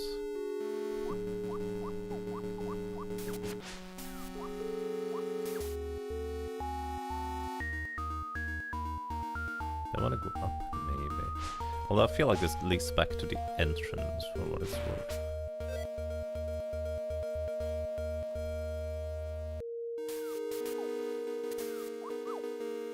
Oh, gonna make a suggestion.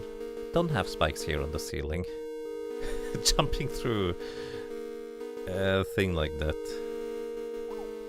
and then hitting your head on spikes is just mean. Because you just hold down the jump button and you don't know what's on the other side. And so you hit your head. Ah, I goofed. Oh well. I don't think it was all the way on the right side, because I've kind of made a circle now. Maybe it was on the right side to the left there, technically. That might be a thing.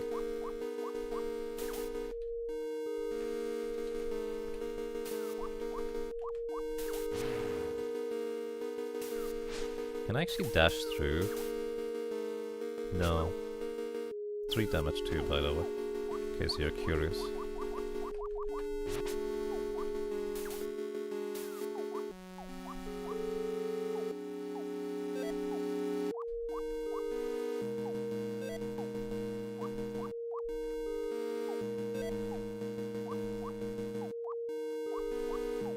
Poor seals.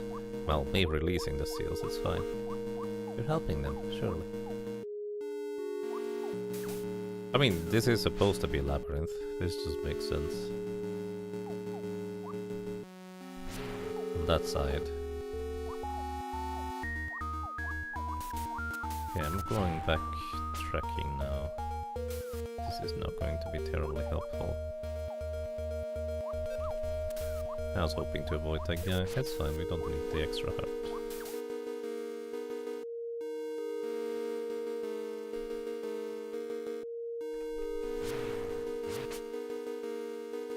I'm not grabbing that heart, that seems like a trap. Oh. Well, that's all I needed.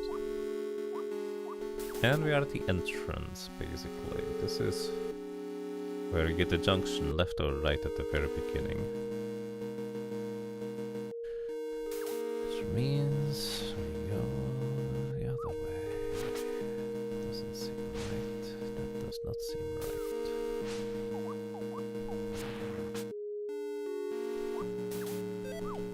Oh my goodness, Jaga, please.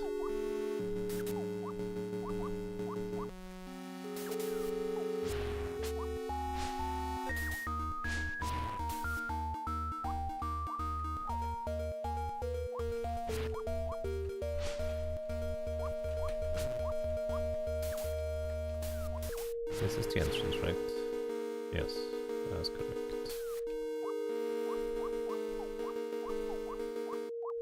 So, what is the junction I missed?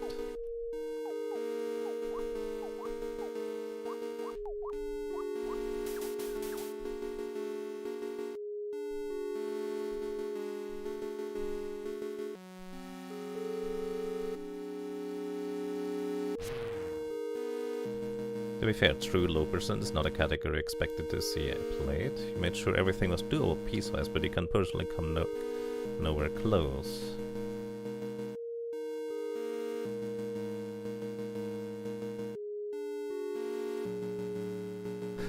Okay, no problem. I'll say no problem. I mean, it's challenging, but it's, in my opinion, the enjoyable kind of challenge overall. Like, I enjoy this kind of, what's the word? Brutal platforming, if you will. Like, I enjoy this nonsense. Okay, we need to come here from below, isn't it? So let's try to find a route. No, there goes my spike hit. Is this just for free, or is there a dude here? That's just for free.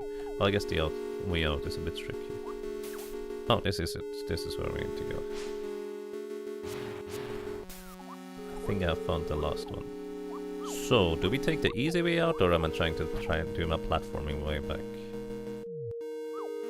I mean, I'm lazy sometimes. We're here. Write a diary entry.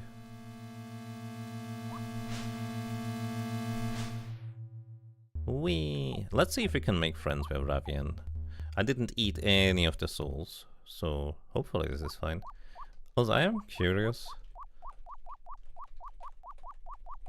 Is there anything interesting that happens if you go to the stone from this side?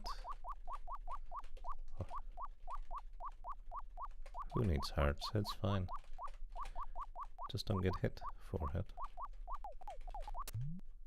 A cracked stone surface glows faintly above. It won't budge, and the passage is too narrow for a kick.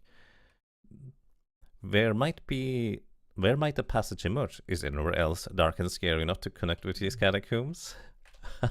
I love that there's just like a little tidbit of message for this kind of thing. In case anyone's curious, you can just skip the entire key maze. The price you pay is you need to go through the Nautilus in order to arrive here. Anyways, ascending through this spike stuff is much easier than down, in my opinion. Usually anyways. But hey, we made it. Wait, it's fine, I don't need help.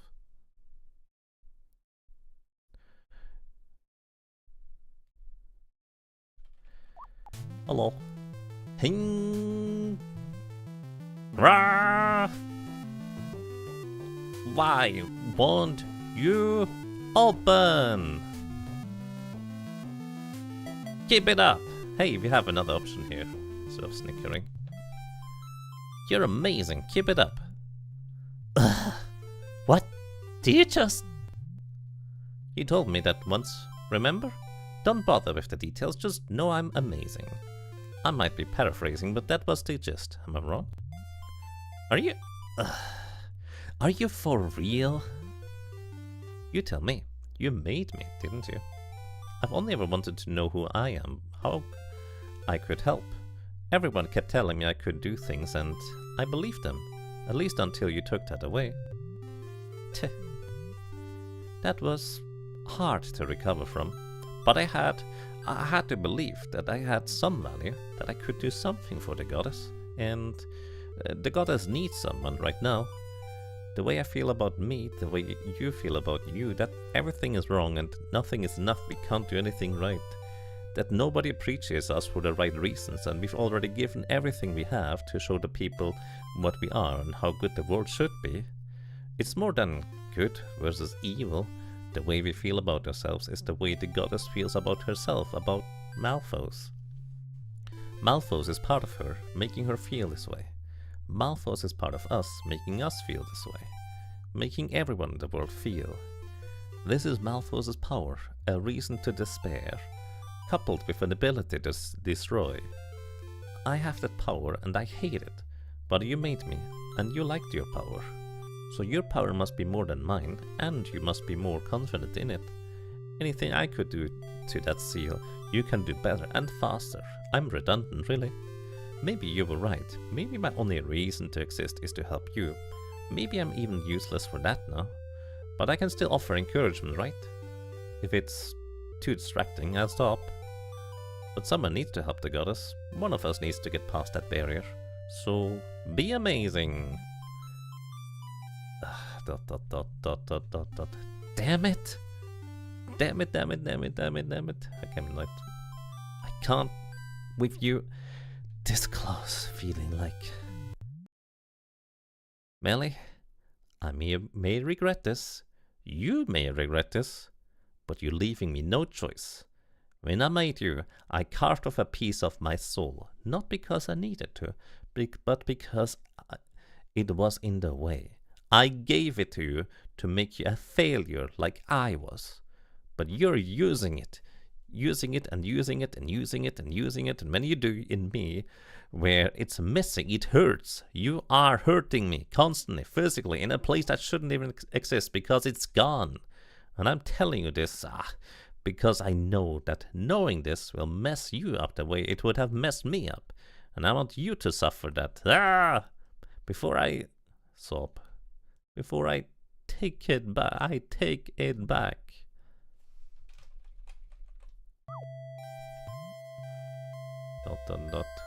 Sorry. I'm so sorry. I never... But I did because... Kill me. And I should, too, you little... Oh goddess, what am I saying? Compassion. What he gave me was your compassion. Your ability to feel anything for others. I have 4 health now. And now, without it, I just... This is so messed up. How does that even work? You can't just...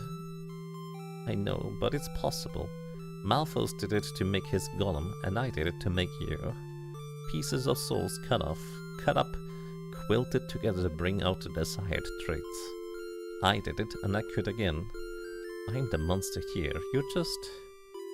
Goddess, Melly. I'm so sorry to have done this to you. And that's why you need to...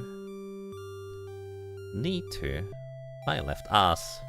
Use your no compassion, really use it. Point it at me. How do I feel? Yes, that just really hurt.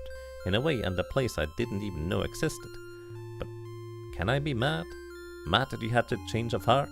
Took back your humanity? I'm happy you found yourself, and the world is a better place with one less sociopath. And frankly, the fact that you managed to rip it out of the bottomless soul magnet or whatever you stuffed in me gives me hope. The only hope I've ever had. That maybe when this is over, something out there can break me down and give me a normal life. Or at least, a normal death. And yes, you did this to me. Made me this way, to begin with. But by the same token, I've never been anything else. My whole life has been a process of learning what I am and how to deal with it. Your owning up changes nothing. Your owning up changes nothing about my experience. And sure, I'm a bit miffed now, and it's a bit hard to feel sorry, but I never want to be like you were. I like compassion. I learned to like it, to associate with it, because apparently I had double dose. Now I'm just normal. But you know, compassion grows when you use it enough. Mine will grow back, so as long as I practice, say, not killing people for revenge. When you say, kill me, the only person whose life you're thinking of is your own. You do it yourself because it's less painful for you than living, and making me do it is easier still. But, Ravian, I've been there, you put me there, but you made me so I couldn't go that way, even when I tried. And because I couldn't, I found help. I met the goddess. And because I met the goddess, I'm here. And because I'm here, you're whole. You took that step, and I can still help you. And that's all I ever wanted. I didn't ask to be your nemesis. Sometimes things just work out better when they don't go the way you want or expect. It almost makes you believe there's a goddess watching out for us or something. And to that point, High Priestess Arc made sources basically amazing Rivienne. Think you can knock out that damn barrier? Compassion sucks. But maybe that's the angle, eh? Alright, fish, hold on. I don't know why I thought that was so funny. When she just goes, okay, fish, hold on. Is this the phantom limb syndrome? Phantom limb syndrome with compassion you cut out of yourself? In a sense, yes, but Rivian only experienced that kind of compassion while Melly was around and using it, which was peculiar. You're kidding.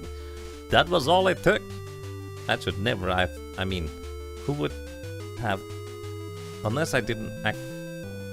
I'm not sure if this means I'm amazing or just that our grandparents didn't really have it together either when it comes down to it. Anyway, we can go through. But Melly, can you do the fighting? I'm not sure I should right now. I've channeled too much Malforce for too long, and I'm afraid what it's turned me into. And also, I don't want to make those kinds of decisions. Who should be hurt and why, until I'm in a better place emotionally. Don't worry though, I can still try to keep us safe at least, as long as the goddess power lasts. You trust yourself even less than you trust the unkillable death machine you just stacked up half the morality out of. We are worse off than I thought. But alright, I'll lead at least. Being the unkillable death machine does kinda put me in front. Oh, and if I do collapse, break down, vanish anyway, just look for me back here. And please don't ask me how that even works. I already have enough of a headache. Alright, let's go back and save, because I'm curious about reading that diary entry. So give me just a moment. I don't need more than 4 health. 4 is the perfect number. I survived 1 spike hit. Alrighty, the diary entry says... By the time I negotiated the cave, Ravienne was already there, stuck at the final seal set up to keep Malphos in. I realized that if she couldn't get through, then I stood no chance. So I encouraged her, and she blew up in my face. 3 hashtags. No, that's not fair. I'm just still a bit out of sorts. She took like half my compassion because apparently it had been hers all along. Offloading onto me is what made it so horrid to begin with, so... she's better now, I guess, and I'll live for whatever it is I do. More to the point, cooperating makes the final push that much easier. Is it wrong to wish I could feel sorry for her? She's clearly been through a lot, and I feel broken, I guess, for not caring as much as I used to. But of course, I am broken now. For the first time, I'm less than what I used to be, just like... Being near a free soul apparently draws it into me. I feel stronger. Ravi managed to rip out something out of me, leaving me weaker. Good news for all the other souls I already imprisoned, but still rough for me. I'm all alone, somewhere deep underground, surrounded entirely by too many spikes, and this is probably the last diary I'll ever see. Nah, you'll see other ones too. You have done the last boss hitless? That makes sense. Whee!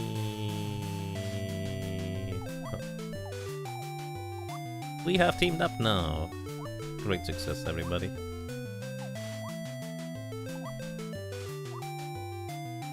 It's okay, Robin. I was confused how to go places as well. Can I talk to you? I've got your back. Yeah. No, what do we need?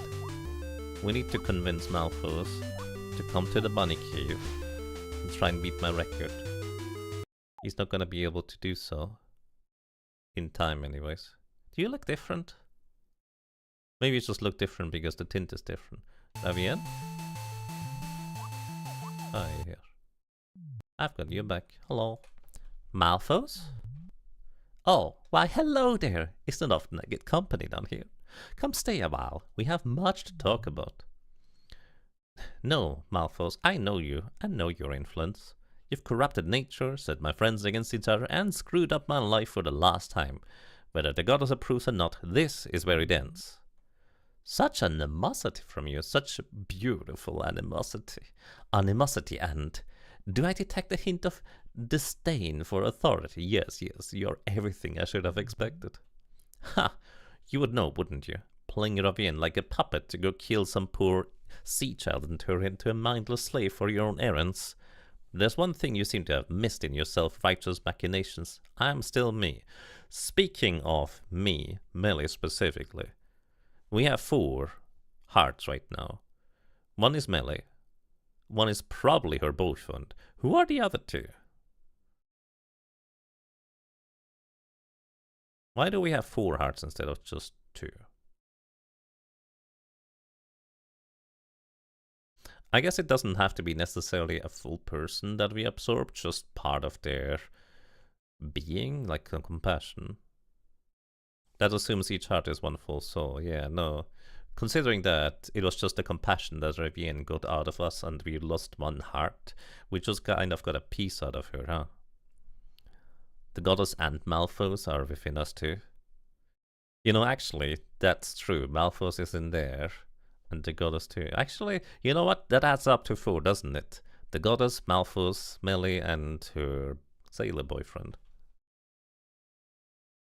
Even if you have to bend the narrative, you're not going to make 1 HP default. We found the perfect explanation, or Kwashiaza just found the perfect explanation. It makes sense. You may have you may have made me what I am, but you can't take away who I am. You can't take away my will or the will of everyone who has suffered and died under your influence. This is rich. You haven't realized it then? You truly have come all this way, seeing me as some monster puppet master just shaping the world to my will, and how? Like this, with just a wave of my hand? You are a monster. Tell me then, tell me, do you feel any different now? I assure you, I'm exerting my full powers of corruption and control over however you wish to describe them. I'm immune, Buster. Your smoke and mind games do nothing to me. You made me this way, or have you already forgotten? My dear girl, I made you. No way. I'm sure you have already heard even your people's crude children's stories accurately mark me as utterly incapable of creation. And no, I know what you will say next. I did not turn you into anything either. And the goddess was most certainly not successful in shielding you from my power, as you put it. I quite regret to inform you that you came all this way on your own and are just as receptive or resistant to my quote-unquote power as anyone. Liar. I'm here because, try as I might and go about a normal life, you and your meddling and the suffering and insanity you caused in others have confronted me at every turn. My, I'm honored you rate my influence as so potent, but truly, insanity? What else do you call it when friend after friend, acquaintance after acquaintance suddenly goes berserk and starts lashing out at me and everyone around them? Why don't you tell me? Or is it what you're doing right now, not something yourself as lashing out? What? Ah, you bastard, of course I'm going to lash out when I'm angry. Precisely. And is it not completely irrational for anyone else to do the same? There's angry and there's possessed. People don't go instantly from a peaceable to blind killing spree out of mere anger. Then can I understand that you are possessed? After all, who are they? Guy, Paula, Bobo, Gabriel? I've lost touch with my poor Raviennes, so I have to assume you've done her in by now as well. Bastard, how dare you put that on me? They were attacking first, for no reason other than you, and it was all I could do to protect everyone around them. No reason other than me? No, that doesn't sound right at all. I can hardly remember every grievance of every one of the goddess's children, but some few stand out.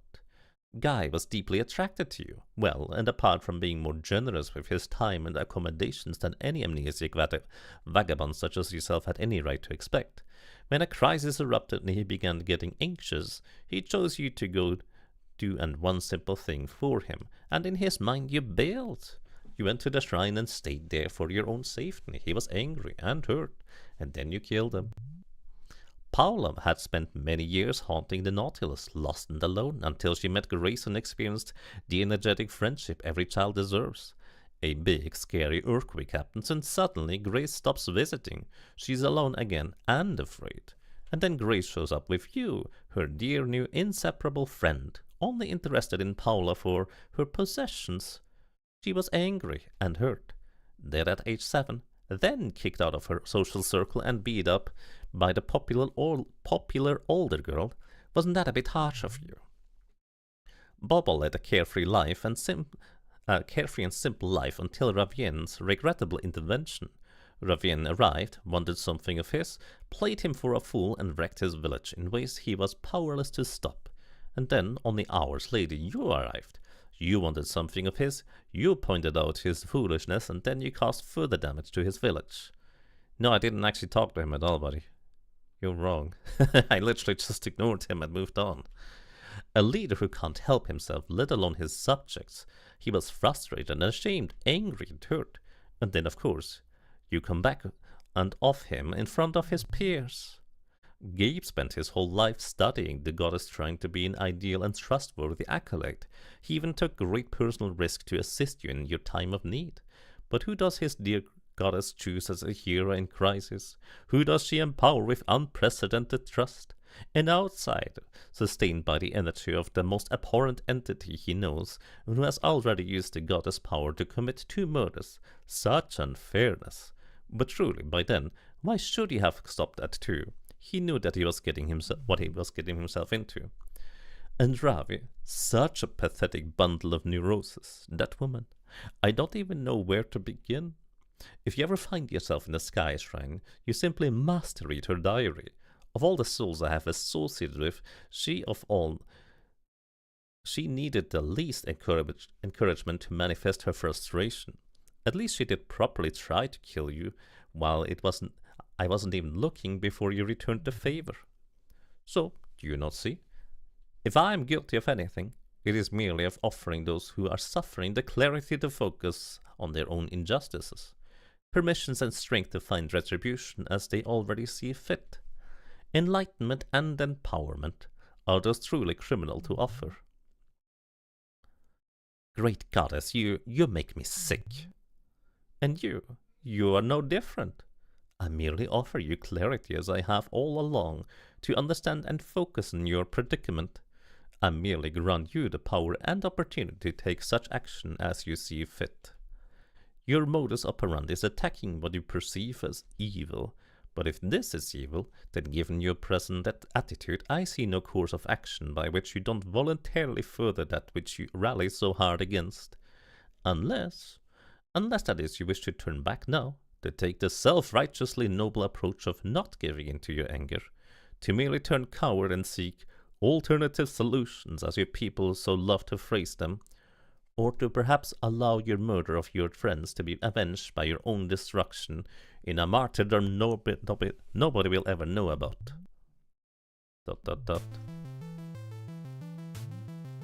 Now, what's this? Ravian? You are wrong, Malthus. People may get angry, they may be hurt, lonely, confused, or jealous, but they can always choose not to pass that pain on to others. Encouraging them to focus only on their suffering denies them that choice. When you offered me your power, it's true, I felt weak. I felt like the only way to achieve justice was to take it by force. But you helped me get lost in that feeling. You directed me and encouraged me to commit atrocious acts which I may never forgive for, or never be forgiven for, and for which I can never forgive myself. You blinded me to the successes I could achieve under my own power, and to the influence I could have through the cooperation with others rather than imposition upon them. And it was Melly, the one person with the most reason to hate, the most reason to be angry, and the most reason to seek retribution, and in whom your greatest power has been invested. It was she who, in spite of all, found it in herself to forgive me, and encourage me, and show me that I already had all the power, and all the respect that I needed. This does end now, but not as you put it, because our anger demands vengeance or because our hatred demands persecution. It ends because only by rejecting those who espouse power through violence, and only by removing them from our lives can we ever hope to break the cycle of suffering. It ends because your influence and your arguments are misleading and destructive, and even your greatest work realizes this. Melly? Whatever you are, whatever you've done, whatever regrets you may need to live with, always remember you are amazing, and I will never forget it. So, ready? Yes. Then let's end this. Iraq! Stupid, stupid, stupid, stupid, stupid. How dare you deny me in my own citadel? Your insolence shall be your undoing.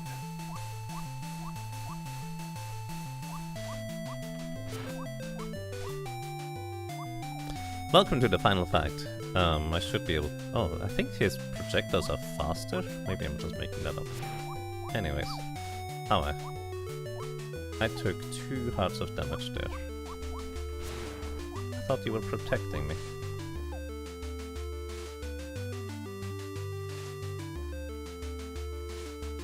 Are you healing?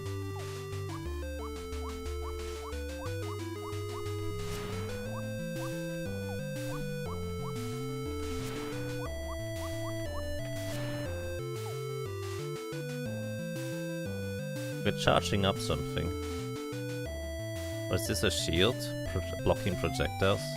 Oh, it's blocking projectiles. Oh, that's neat. I did actually recover 1 health, so now I've survived 1 more hit by standing around. Oh no.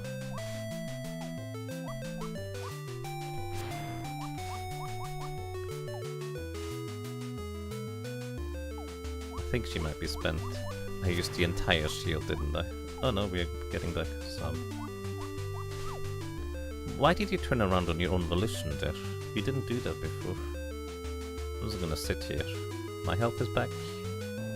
I think standing around does in fact work, doesn't it? For healing. But the timer is never reset from what I can tell.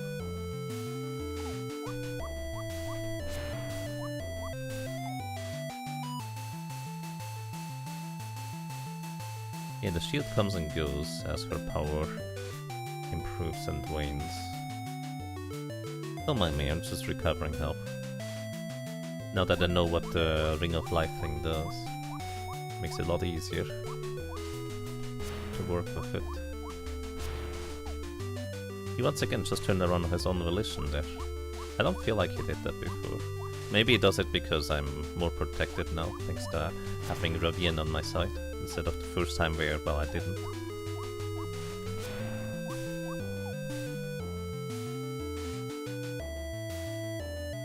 Okay, we can just sit here until he does that.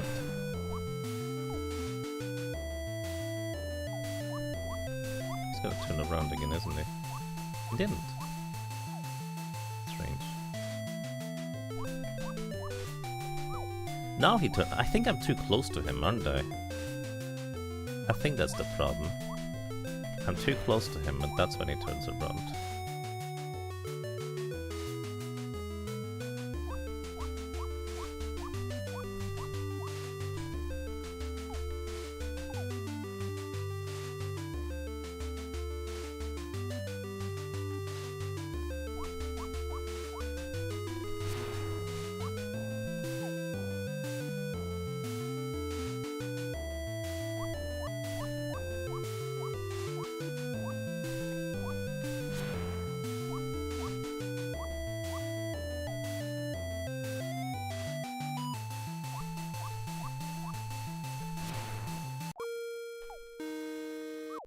No! I didn't react to this in time. Oops. Oopsie. Don't mind me. Just teleporting back to the thingy. Ah, dingoes. Hello. Let's go. Lead on. Alrighty. I know exactly where we're going because I've already walked that path. You were also there, having a cool speech now.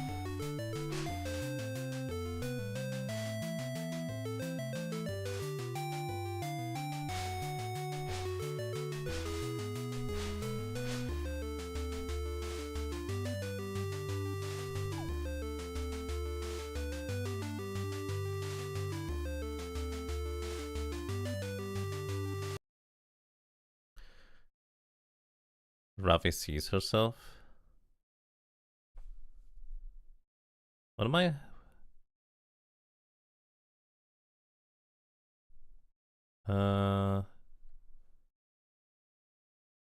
Sparkle might have hit him.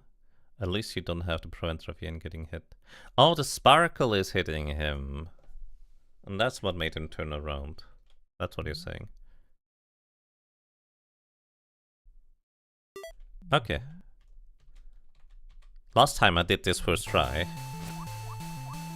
which is kind of amusing because basically I was really careful the first time I got here because I was worried I would have to go through the entire dialogue tree again if I didn't do it first try.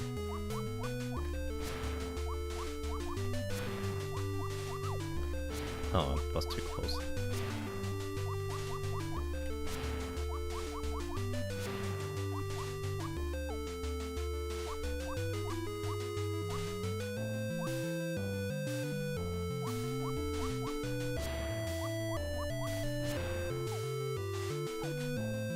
Over here I should be rather safe from his projectiles for the most part at least. And I can just sit here, I think, except for the lightning. The timer, there we go, we have our health back. The timer still keeps counting. I wonder if the timer keeps counting even if I'm at full health. Also, he doesn't turn around as much as he just turns to the direction I am in currently. Whenever I hit him.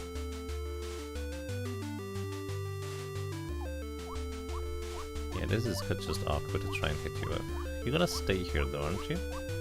No, I didn't. I guess the lightning side is random.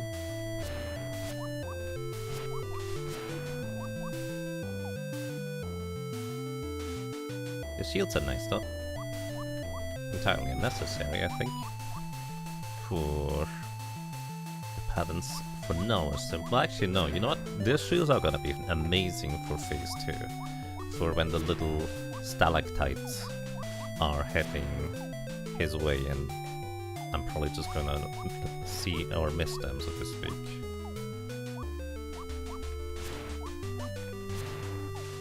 Thanks for the shield. That definitely actually mattered for me to not get hit there again. Just as I just mentioned that the shields are entirely unnecessary. You still save me with them. I appreciate it.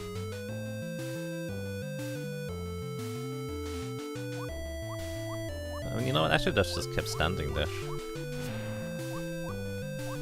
Actually, you know what? Can he even hit me if I...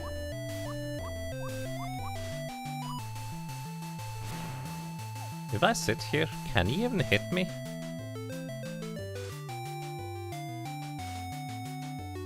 I don't think so. I do not believe any of his attacks can hit me here. So I can just sit here to recover health. Just wait. Maybe some of the... Oh, that one. That was a quick one, huh? I guess he does spawn from the bottom or top sometimes. For that one. I'm just gonna wait here. Oh, Ravien Sting's impact on the ground. That's why I'm losing sparkles by standing around. I was wondering what that was about.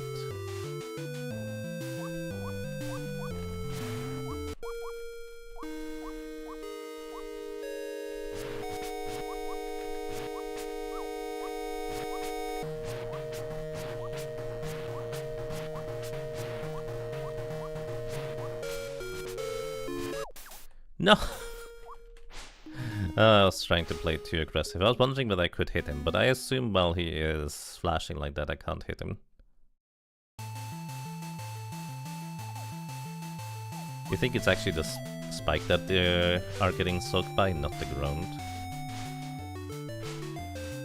So not a bug? Maybe. Yeah, developer says it's not a bug, it's a feature.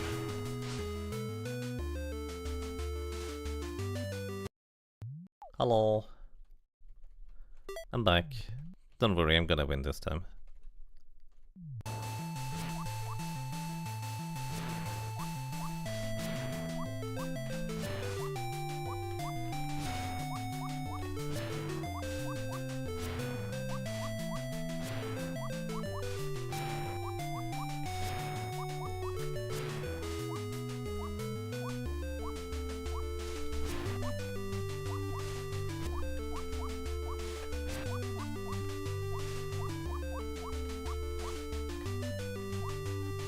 You know, it never occurred to me that I could just hit him without switching sides during that phase there. Anyways, we're just gonna wait here until... I think it's always the same sequence, isn't it? Now it's gonna be lightning from the side again, yeah.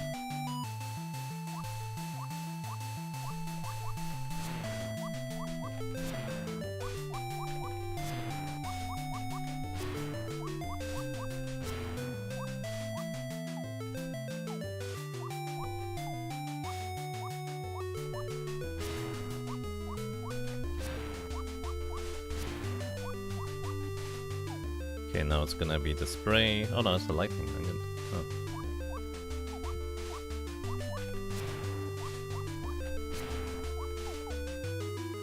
Okay, now we're just gonna wait. He's gonna do spray on the left side too. No reason for me to do anything silly.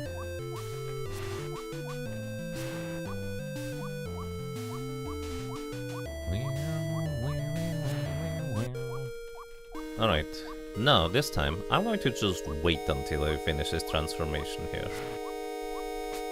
Well, I guess I can shoot him from out of the range. Because I don't want to get hit by those stray bullets.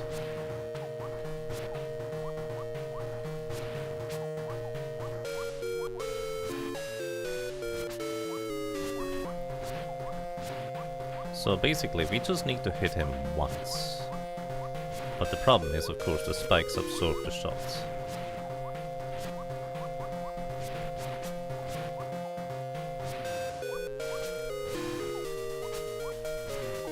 And he occasionally pulls in new spikes.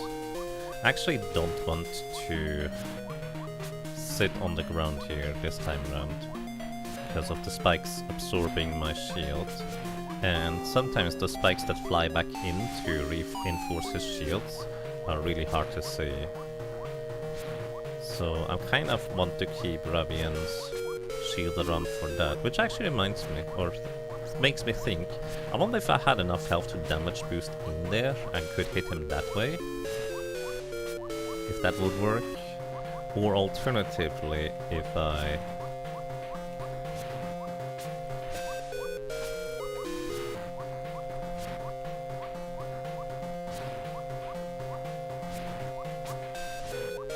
if the Ravien's shield actually would help here.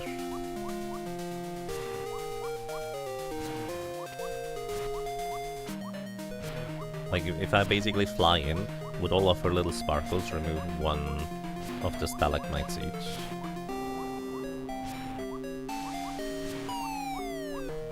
Final boss is channeling their inner star castle. I don't know that one.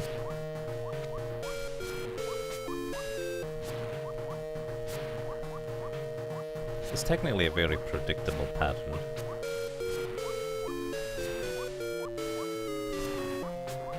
But I'm not good at predicting the pattern yet. But we're working our way through his shell. Slowly but surely. And again, we just need one hit at the end. And that one hit will happen eventually. As long as it just keep hitting the spikes, they will keep disappearing. And eventually, I will just land a lucky shot.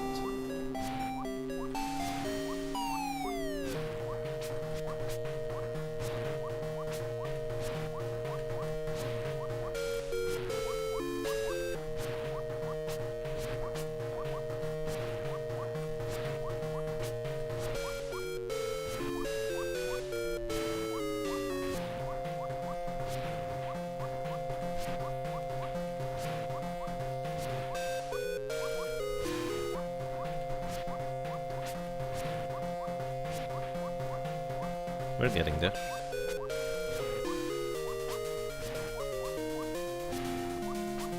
What I would suggest, by the way, but that might be beyond the scope of this project because of the engine. Cameras moving, where it doesn't like strictly follow your player, can be quite nice to ease like the burden on your eyes when jumping like this. Hello, you okay now? I've got your back. Focus on the goal, not me. Don't worry, keep moving. I'm still here, aren't I? You're the hero, keep heroing.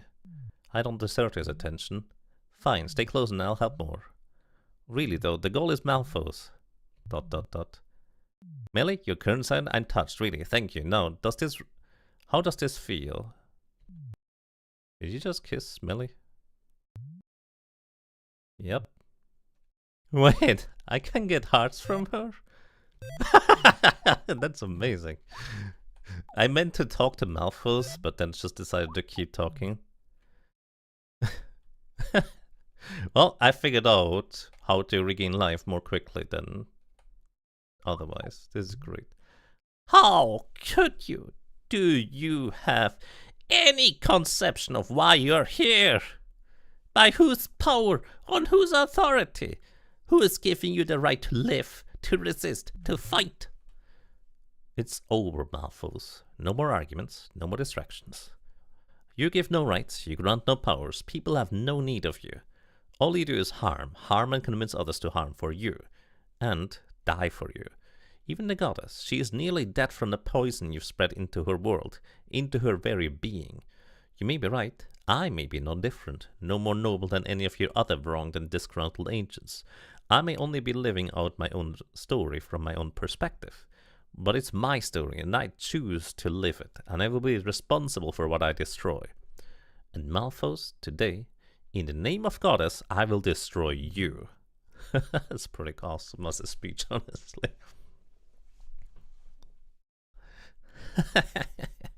Destroy in the name of the Goddess. Then she will do to you everything she did to me. It's rich to be beaten by one who... But if she is in earnest and already nearly dead, the world has no need of true gods or true power, then it shall have none. Goddess, if you would have me dead to ease your suffering, then I shall return the favor. Die, goddess. Wee.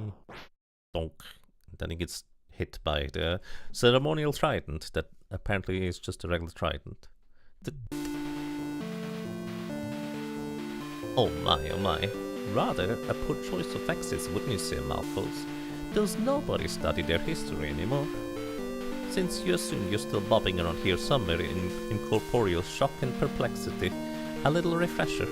See, the goddess created you as her peer, but she still created you. For all your fuming, you were still part of her. And she felt everything you felt, sad, miserable, angry little man that you were. She couldn't help it. But neither could she help you, because you see, you were your own trap. She would not presume to tell others what to think, even you. But your narrative, the one you created for yourself and those who listened, your narrative fed itself and had no way out of except destruction. And so people who pursued destruction were ever greater and more efficient. Destruction all the way up to the spell to sever the goddess. And they used it on her, parts of her. They used it on each other, and they used it on your agents, and for many, sadly, it was the only release they could hope for. It was the only means of release for your gargoyle and its suffering, short of ending your own life, and yet even so, the goddess refused to end you. And so the people ended your gargoyle, and their own hero. Their hero who fought with a spear which could absorb the reconstitution any magic used against it. And so, karma, eh? Your spell, my trident.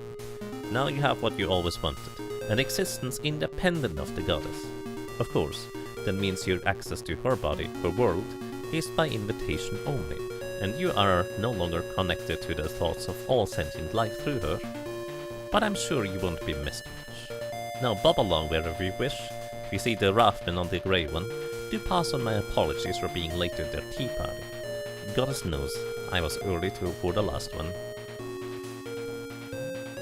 Now, Melly dear, where are you, I wonder? Of course, Garrus!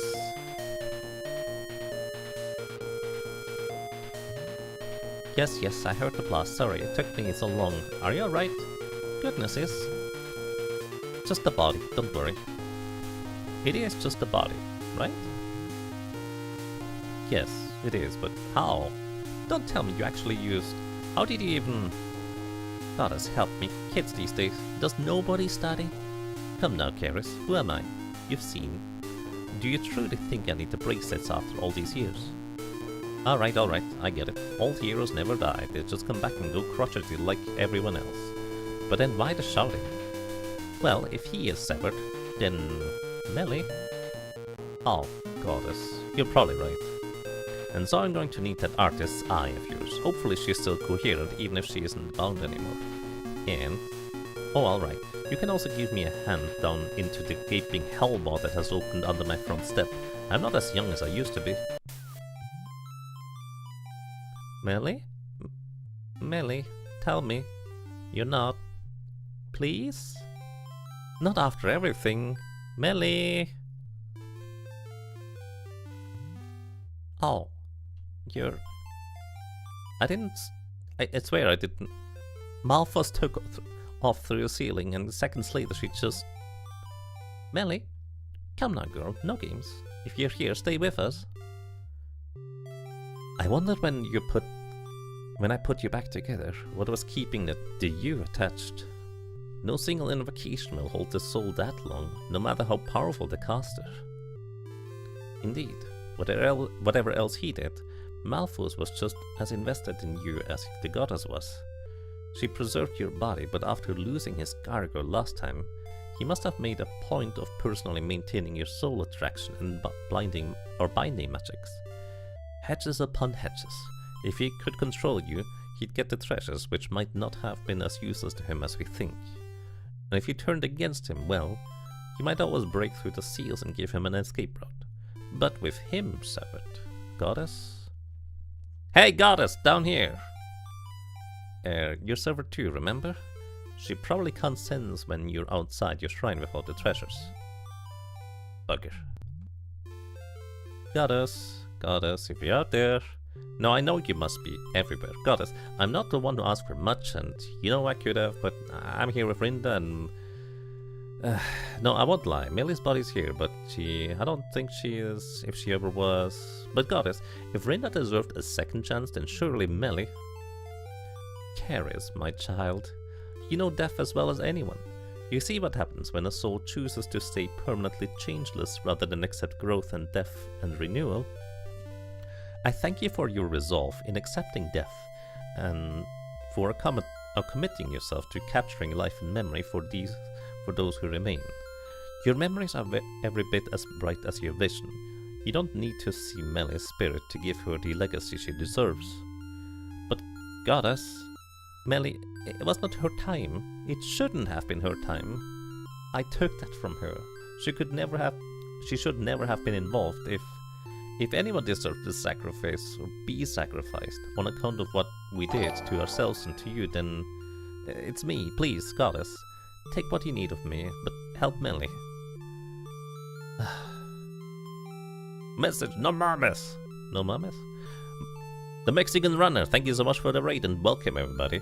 You actually arrived just at the very tail end of this game. We have just completed our second playthrough, this time hopefully with the good ending, but if you have never seen this game, which is honestly reasonably likely, this is Sky Dragon's story. There's a link at the top of the chat pinned where you can play this right now yourself. If you like Cave Story or games like that and have like an afternoon or two to spare, I recommend just play it. Don't get spoiled on what I'm doing right here, right now. Or do. It's up to you, your choice. But I personally recommend it. Maybe just check it out. If you don't like it, that's okay too. Anyways, hey! Welcome to you, Tiamara. Hope you're doing well.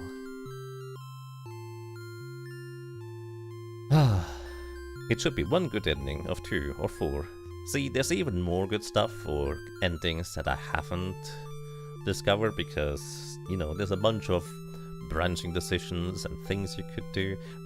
We went on a cat petting spree earlier and then floofed a big bunny at the top of a floofer tower or something like that. It was very fluffy. Anyways, it might be very confusing if I just say that out loud. I hope you all have a lovely day today. Hey TMR, no mamas. I hope you're having a lovely day. What were you streaming, TMR, if I might ask? Life decisions. This is at least a good plot arc. Most of the rest is just collection percentage. Right, I didn't get all the tears, did I? Probably. Anyways. Now you're warned, there's spoilers here, so... You're streaming Project Overkill, a PS1 game. Interesting, I have to admit, never heard of it. But I hope you had a great time with it. So everybody, if you like a gamer that is really good at whatever he does, make sure to check out the Mexican Runner.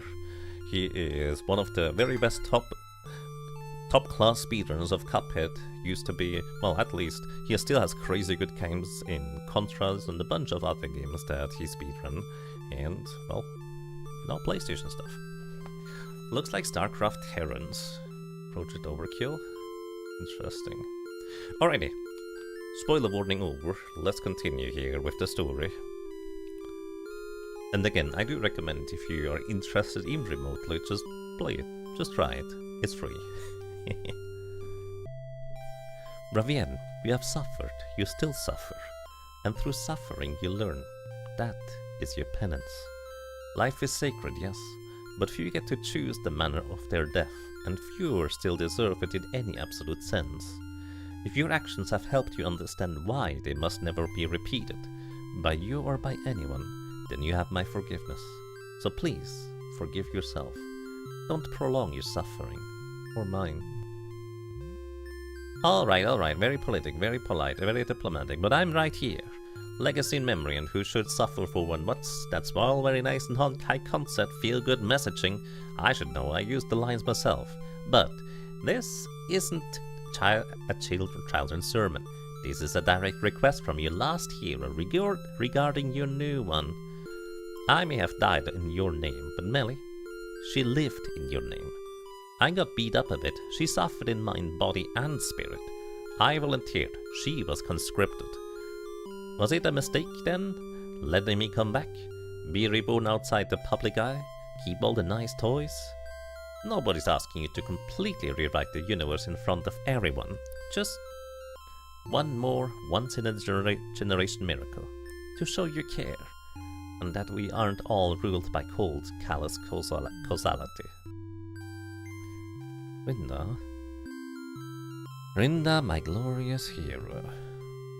Enough of that, will you or won't you? I can't.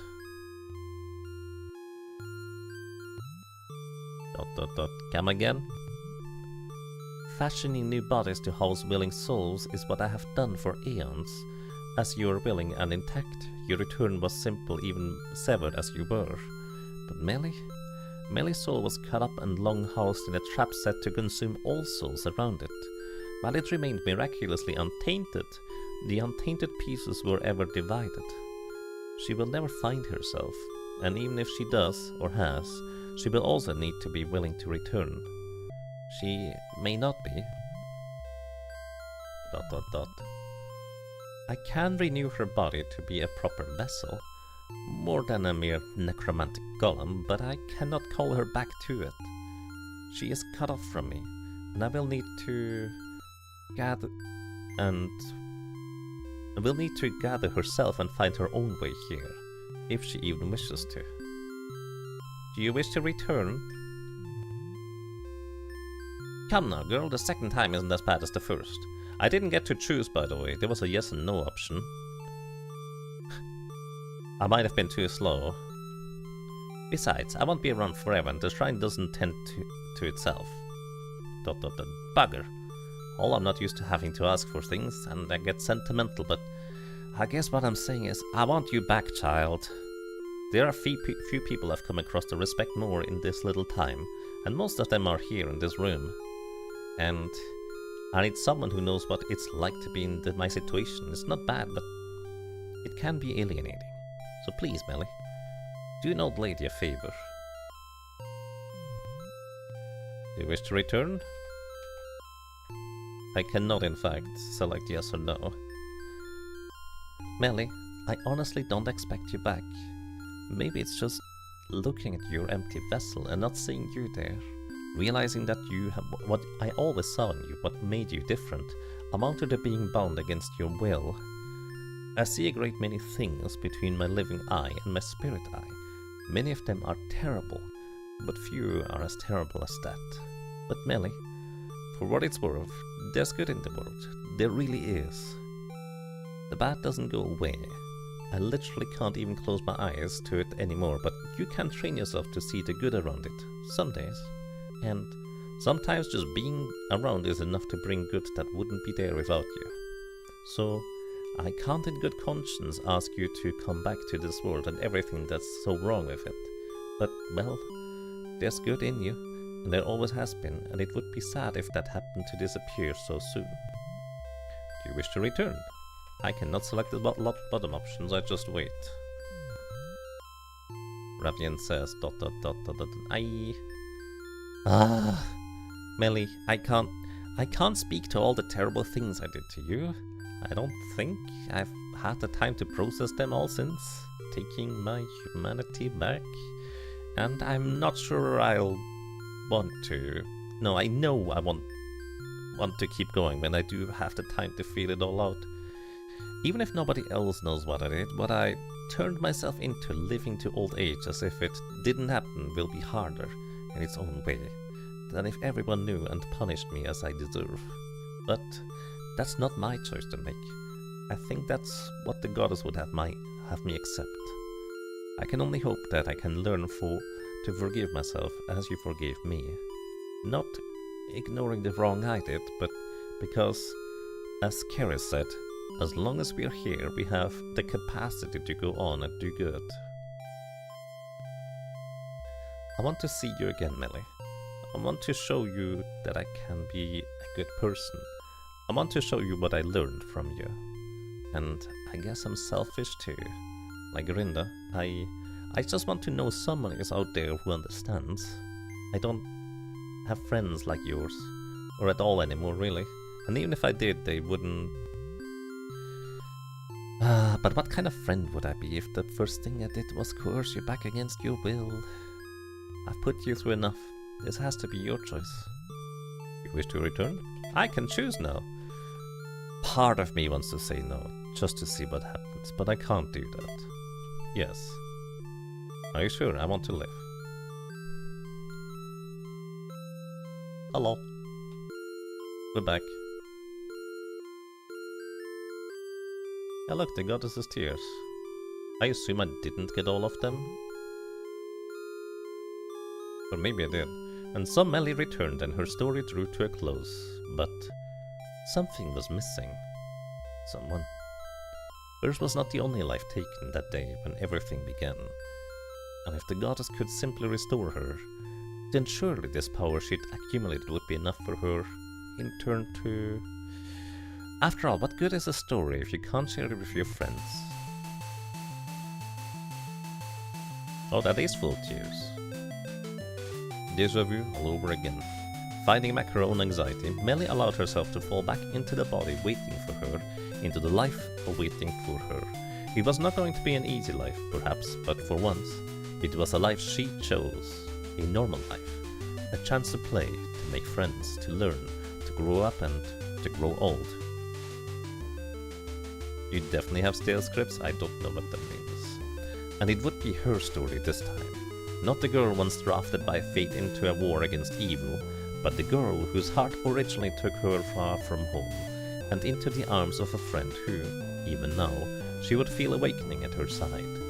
Where would they go? Back to the beach? Back to the cabin? Away on a ship? Off together on a journey across the sea, land and sky?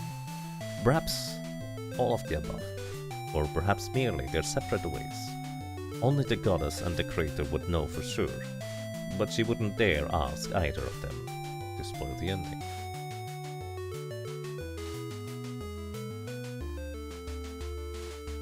There should be now a ZX break for fast overlay there when you reload. Okay, that's nice. Ravian returned briefly. Thank you, by the way. Ravian returned briefly to the Sky Palace before subjecting herself to an exile of atonement.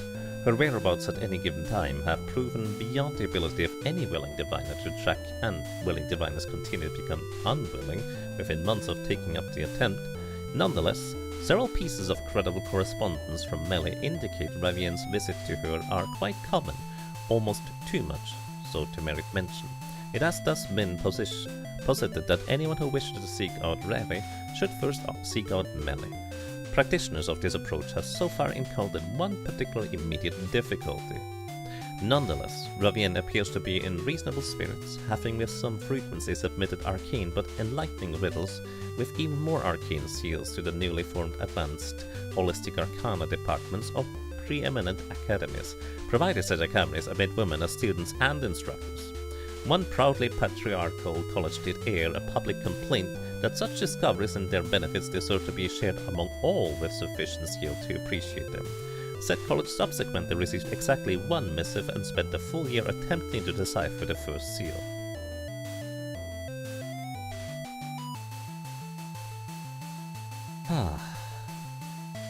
Karis remained at the Bay Village, continuing to develop her painting skills, with works often haunting and occasionally haunted.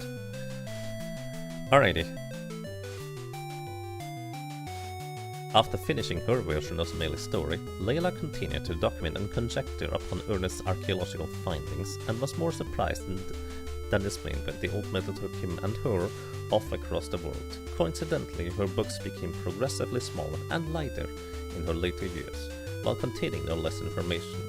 So I imagine there's like one different kind of ending. By the way, I've already read most of these, so I'm not gonna reread all of it.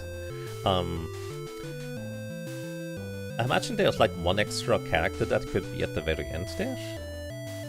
Because at least the characters somewhat hinted at that not everybody's here, like somebody is missing or so.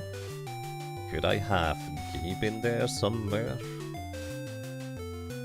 Where's the kitty and bunny floofing part of the ending? That should be hopefully in there. It definitely needs to be in there. There needs to be a big bunny just sitting at the end, content, very floofy. You think this is all the good branches? Huh. What were they referring to then? I'm gonna speed this up a little bit. It is a lot of text here. A lot of...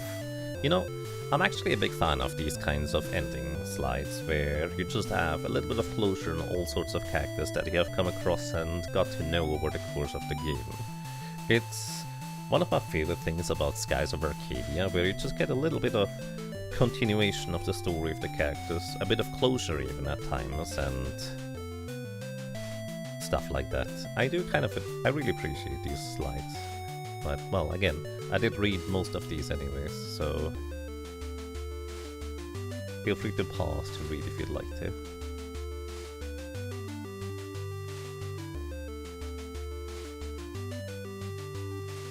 Gabe simply reappeared one day, taking over pro-temp administration of the Skystrand until new keepers could be consecrated. While nobody was surprised at his insistence on formality, the reasoning of, because it's not like any decent person off the street could take over this job, leastways not until I get this blasted sensor recalibrated, did turn a few heads. When pressed for details, he only shrugs. Pops was right.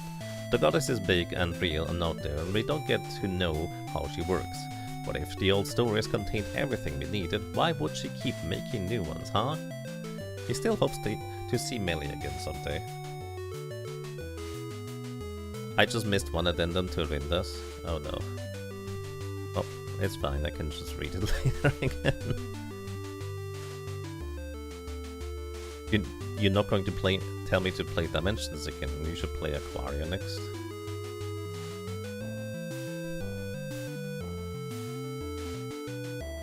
I mean, pretty much everybody that I heard talk about Aquaria says it's an amazing game, to be honest.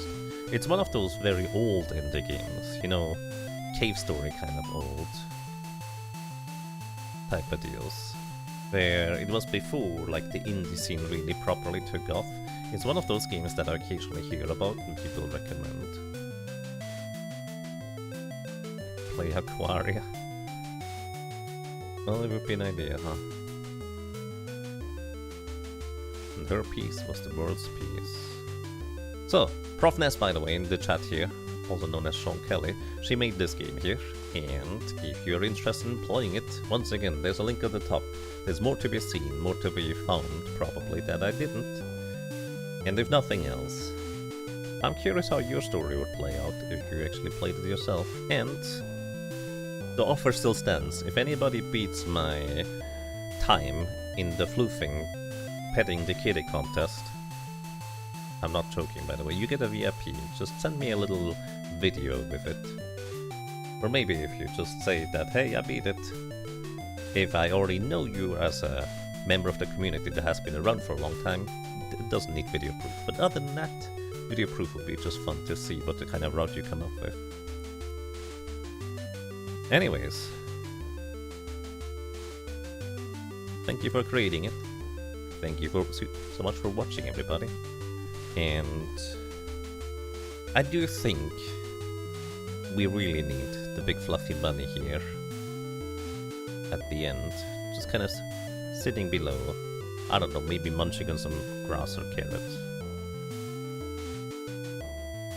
But then again, that would be additional sprite work, wouldn't it be? That's it. That's it from me. We have played Sky Dragon story, and who knows, maybe there's more stories to be found in there. But I am content. Thank you so much for watching. Thank you so much for listening and for lurking. I hope you enjoyed your stay. I hope you enjoyed being around, and well, hopefully until next time. Take care, and have a good night. Bye-bye.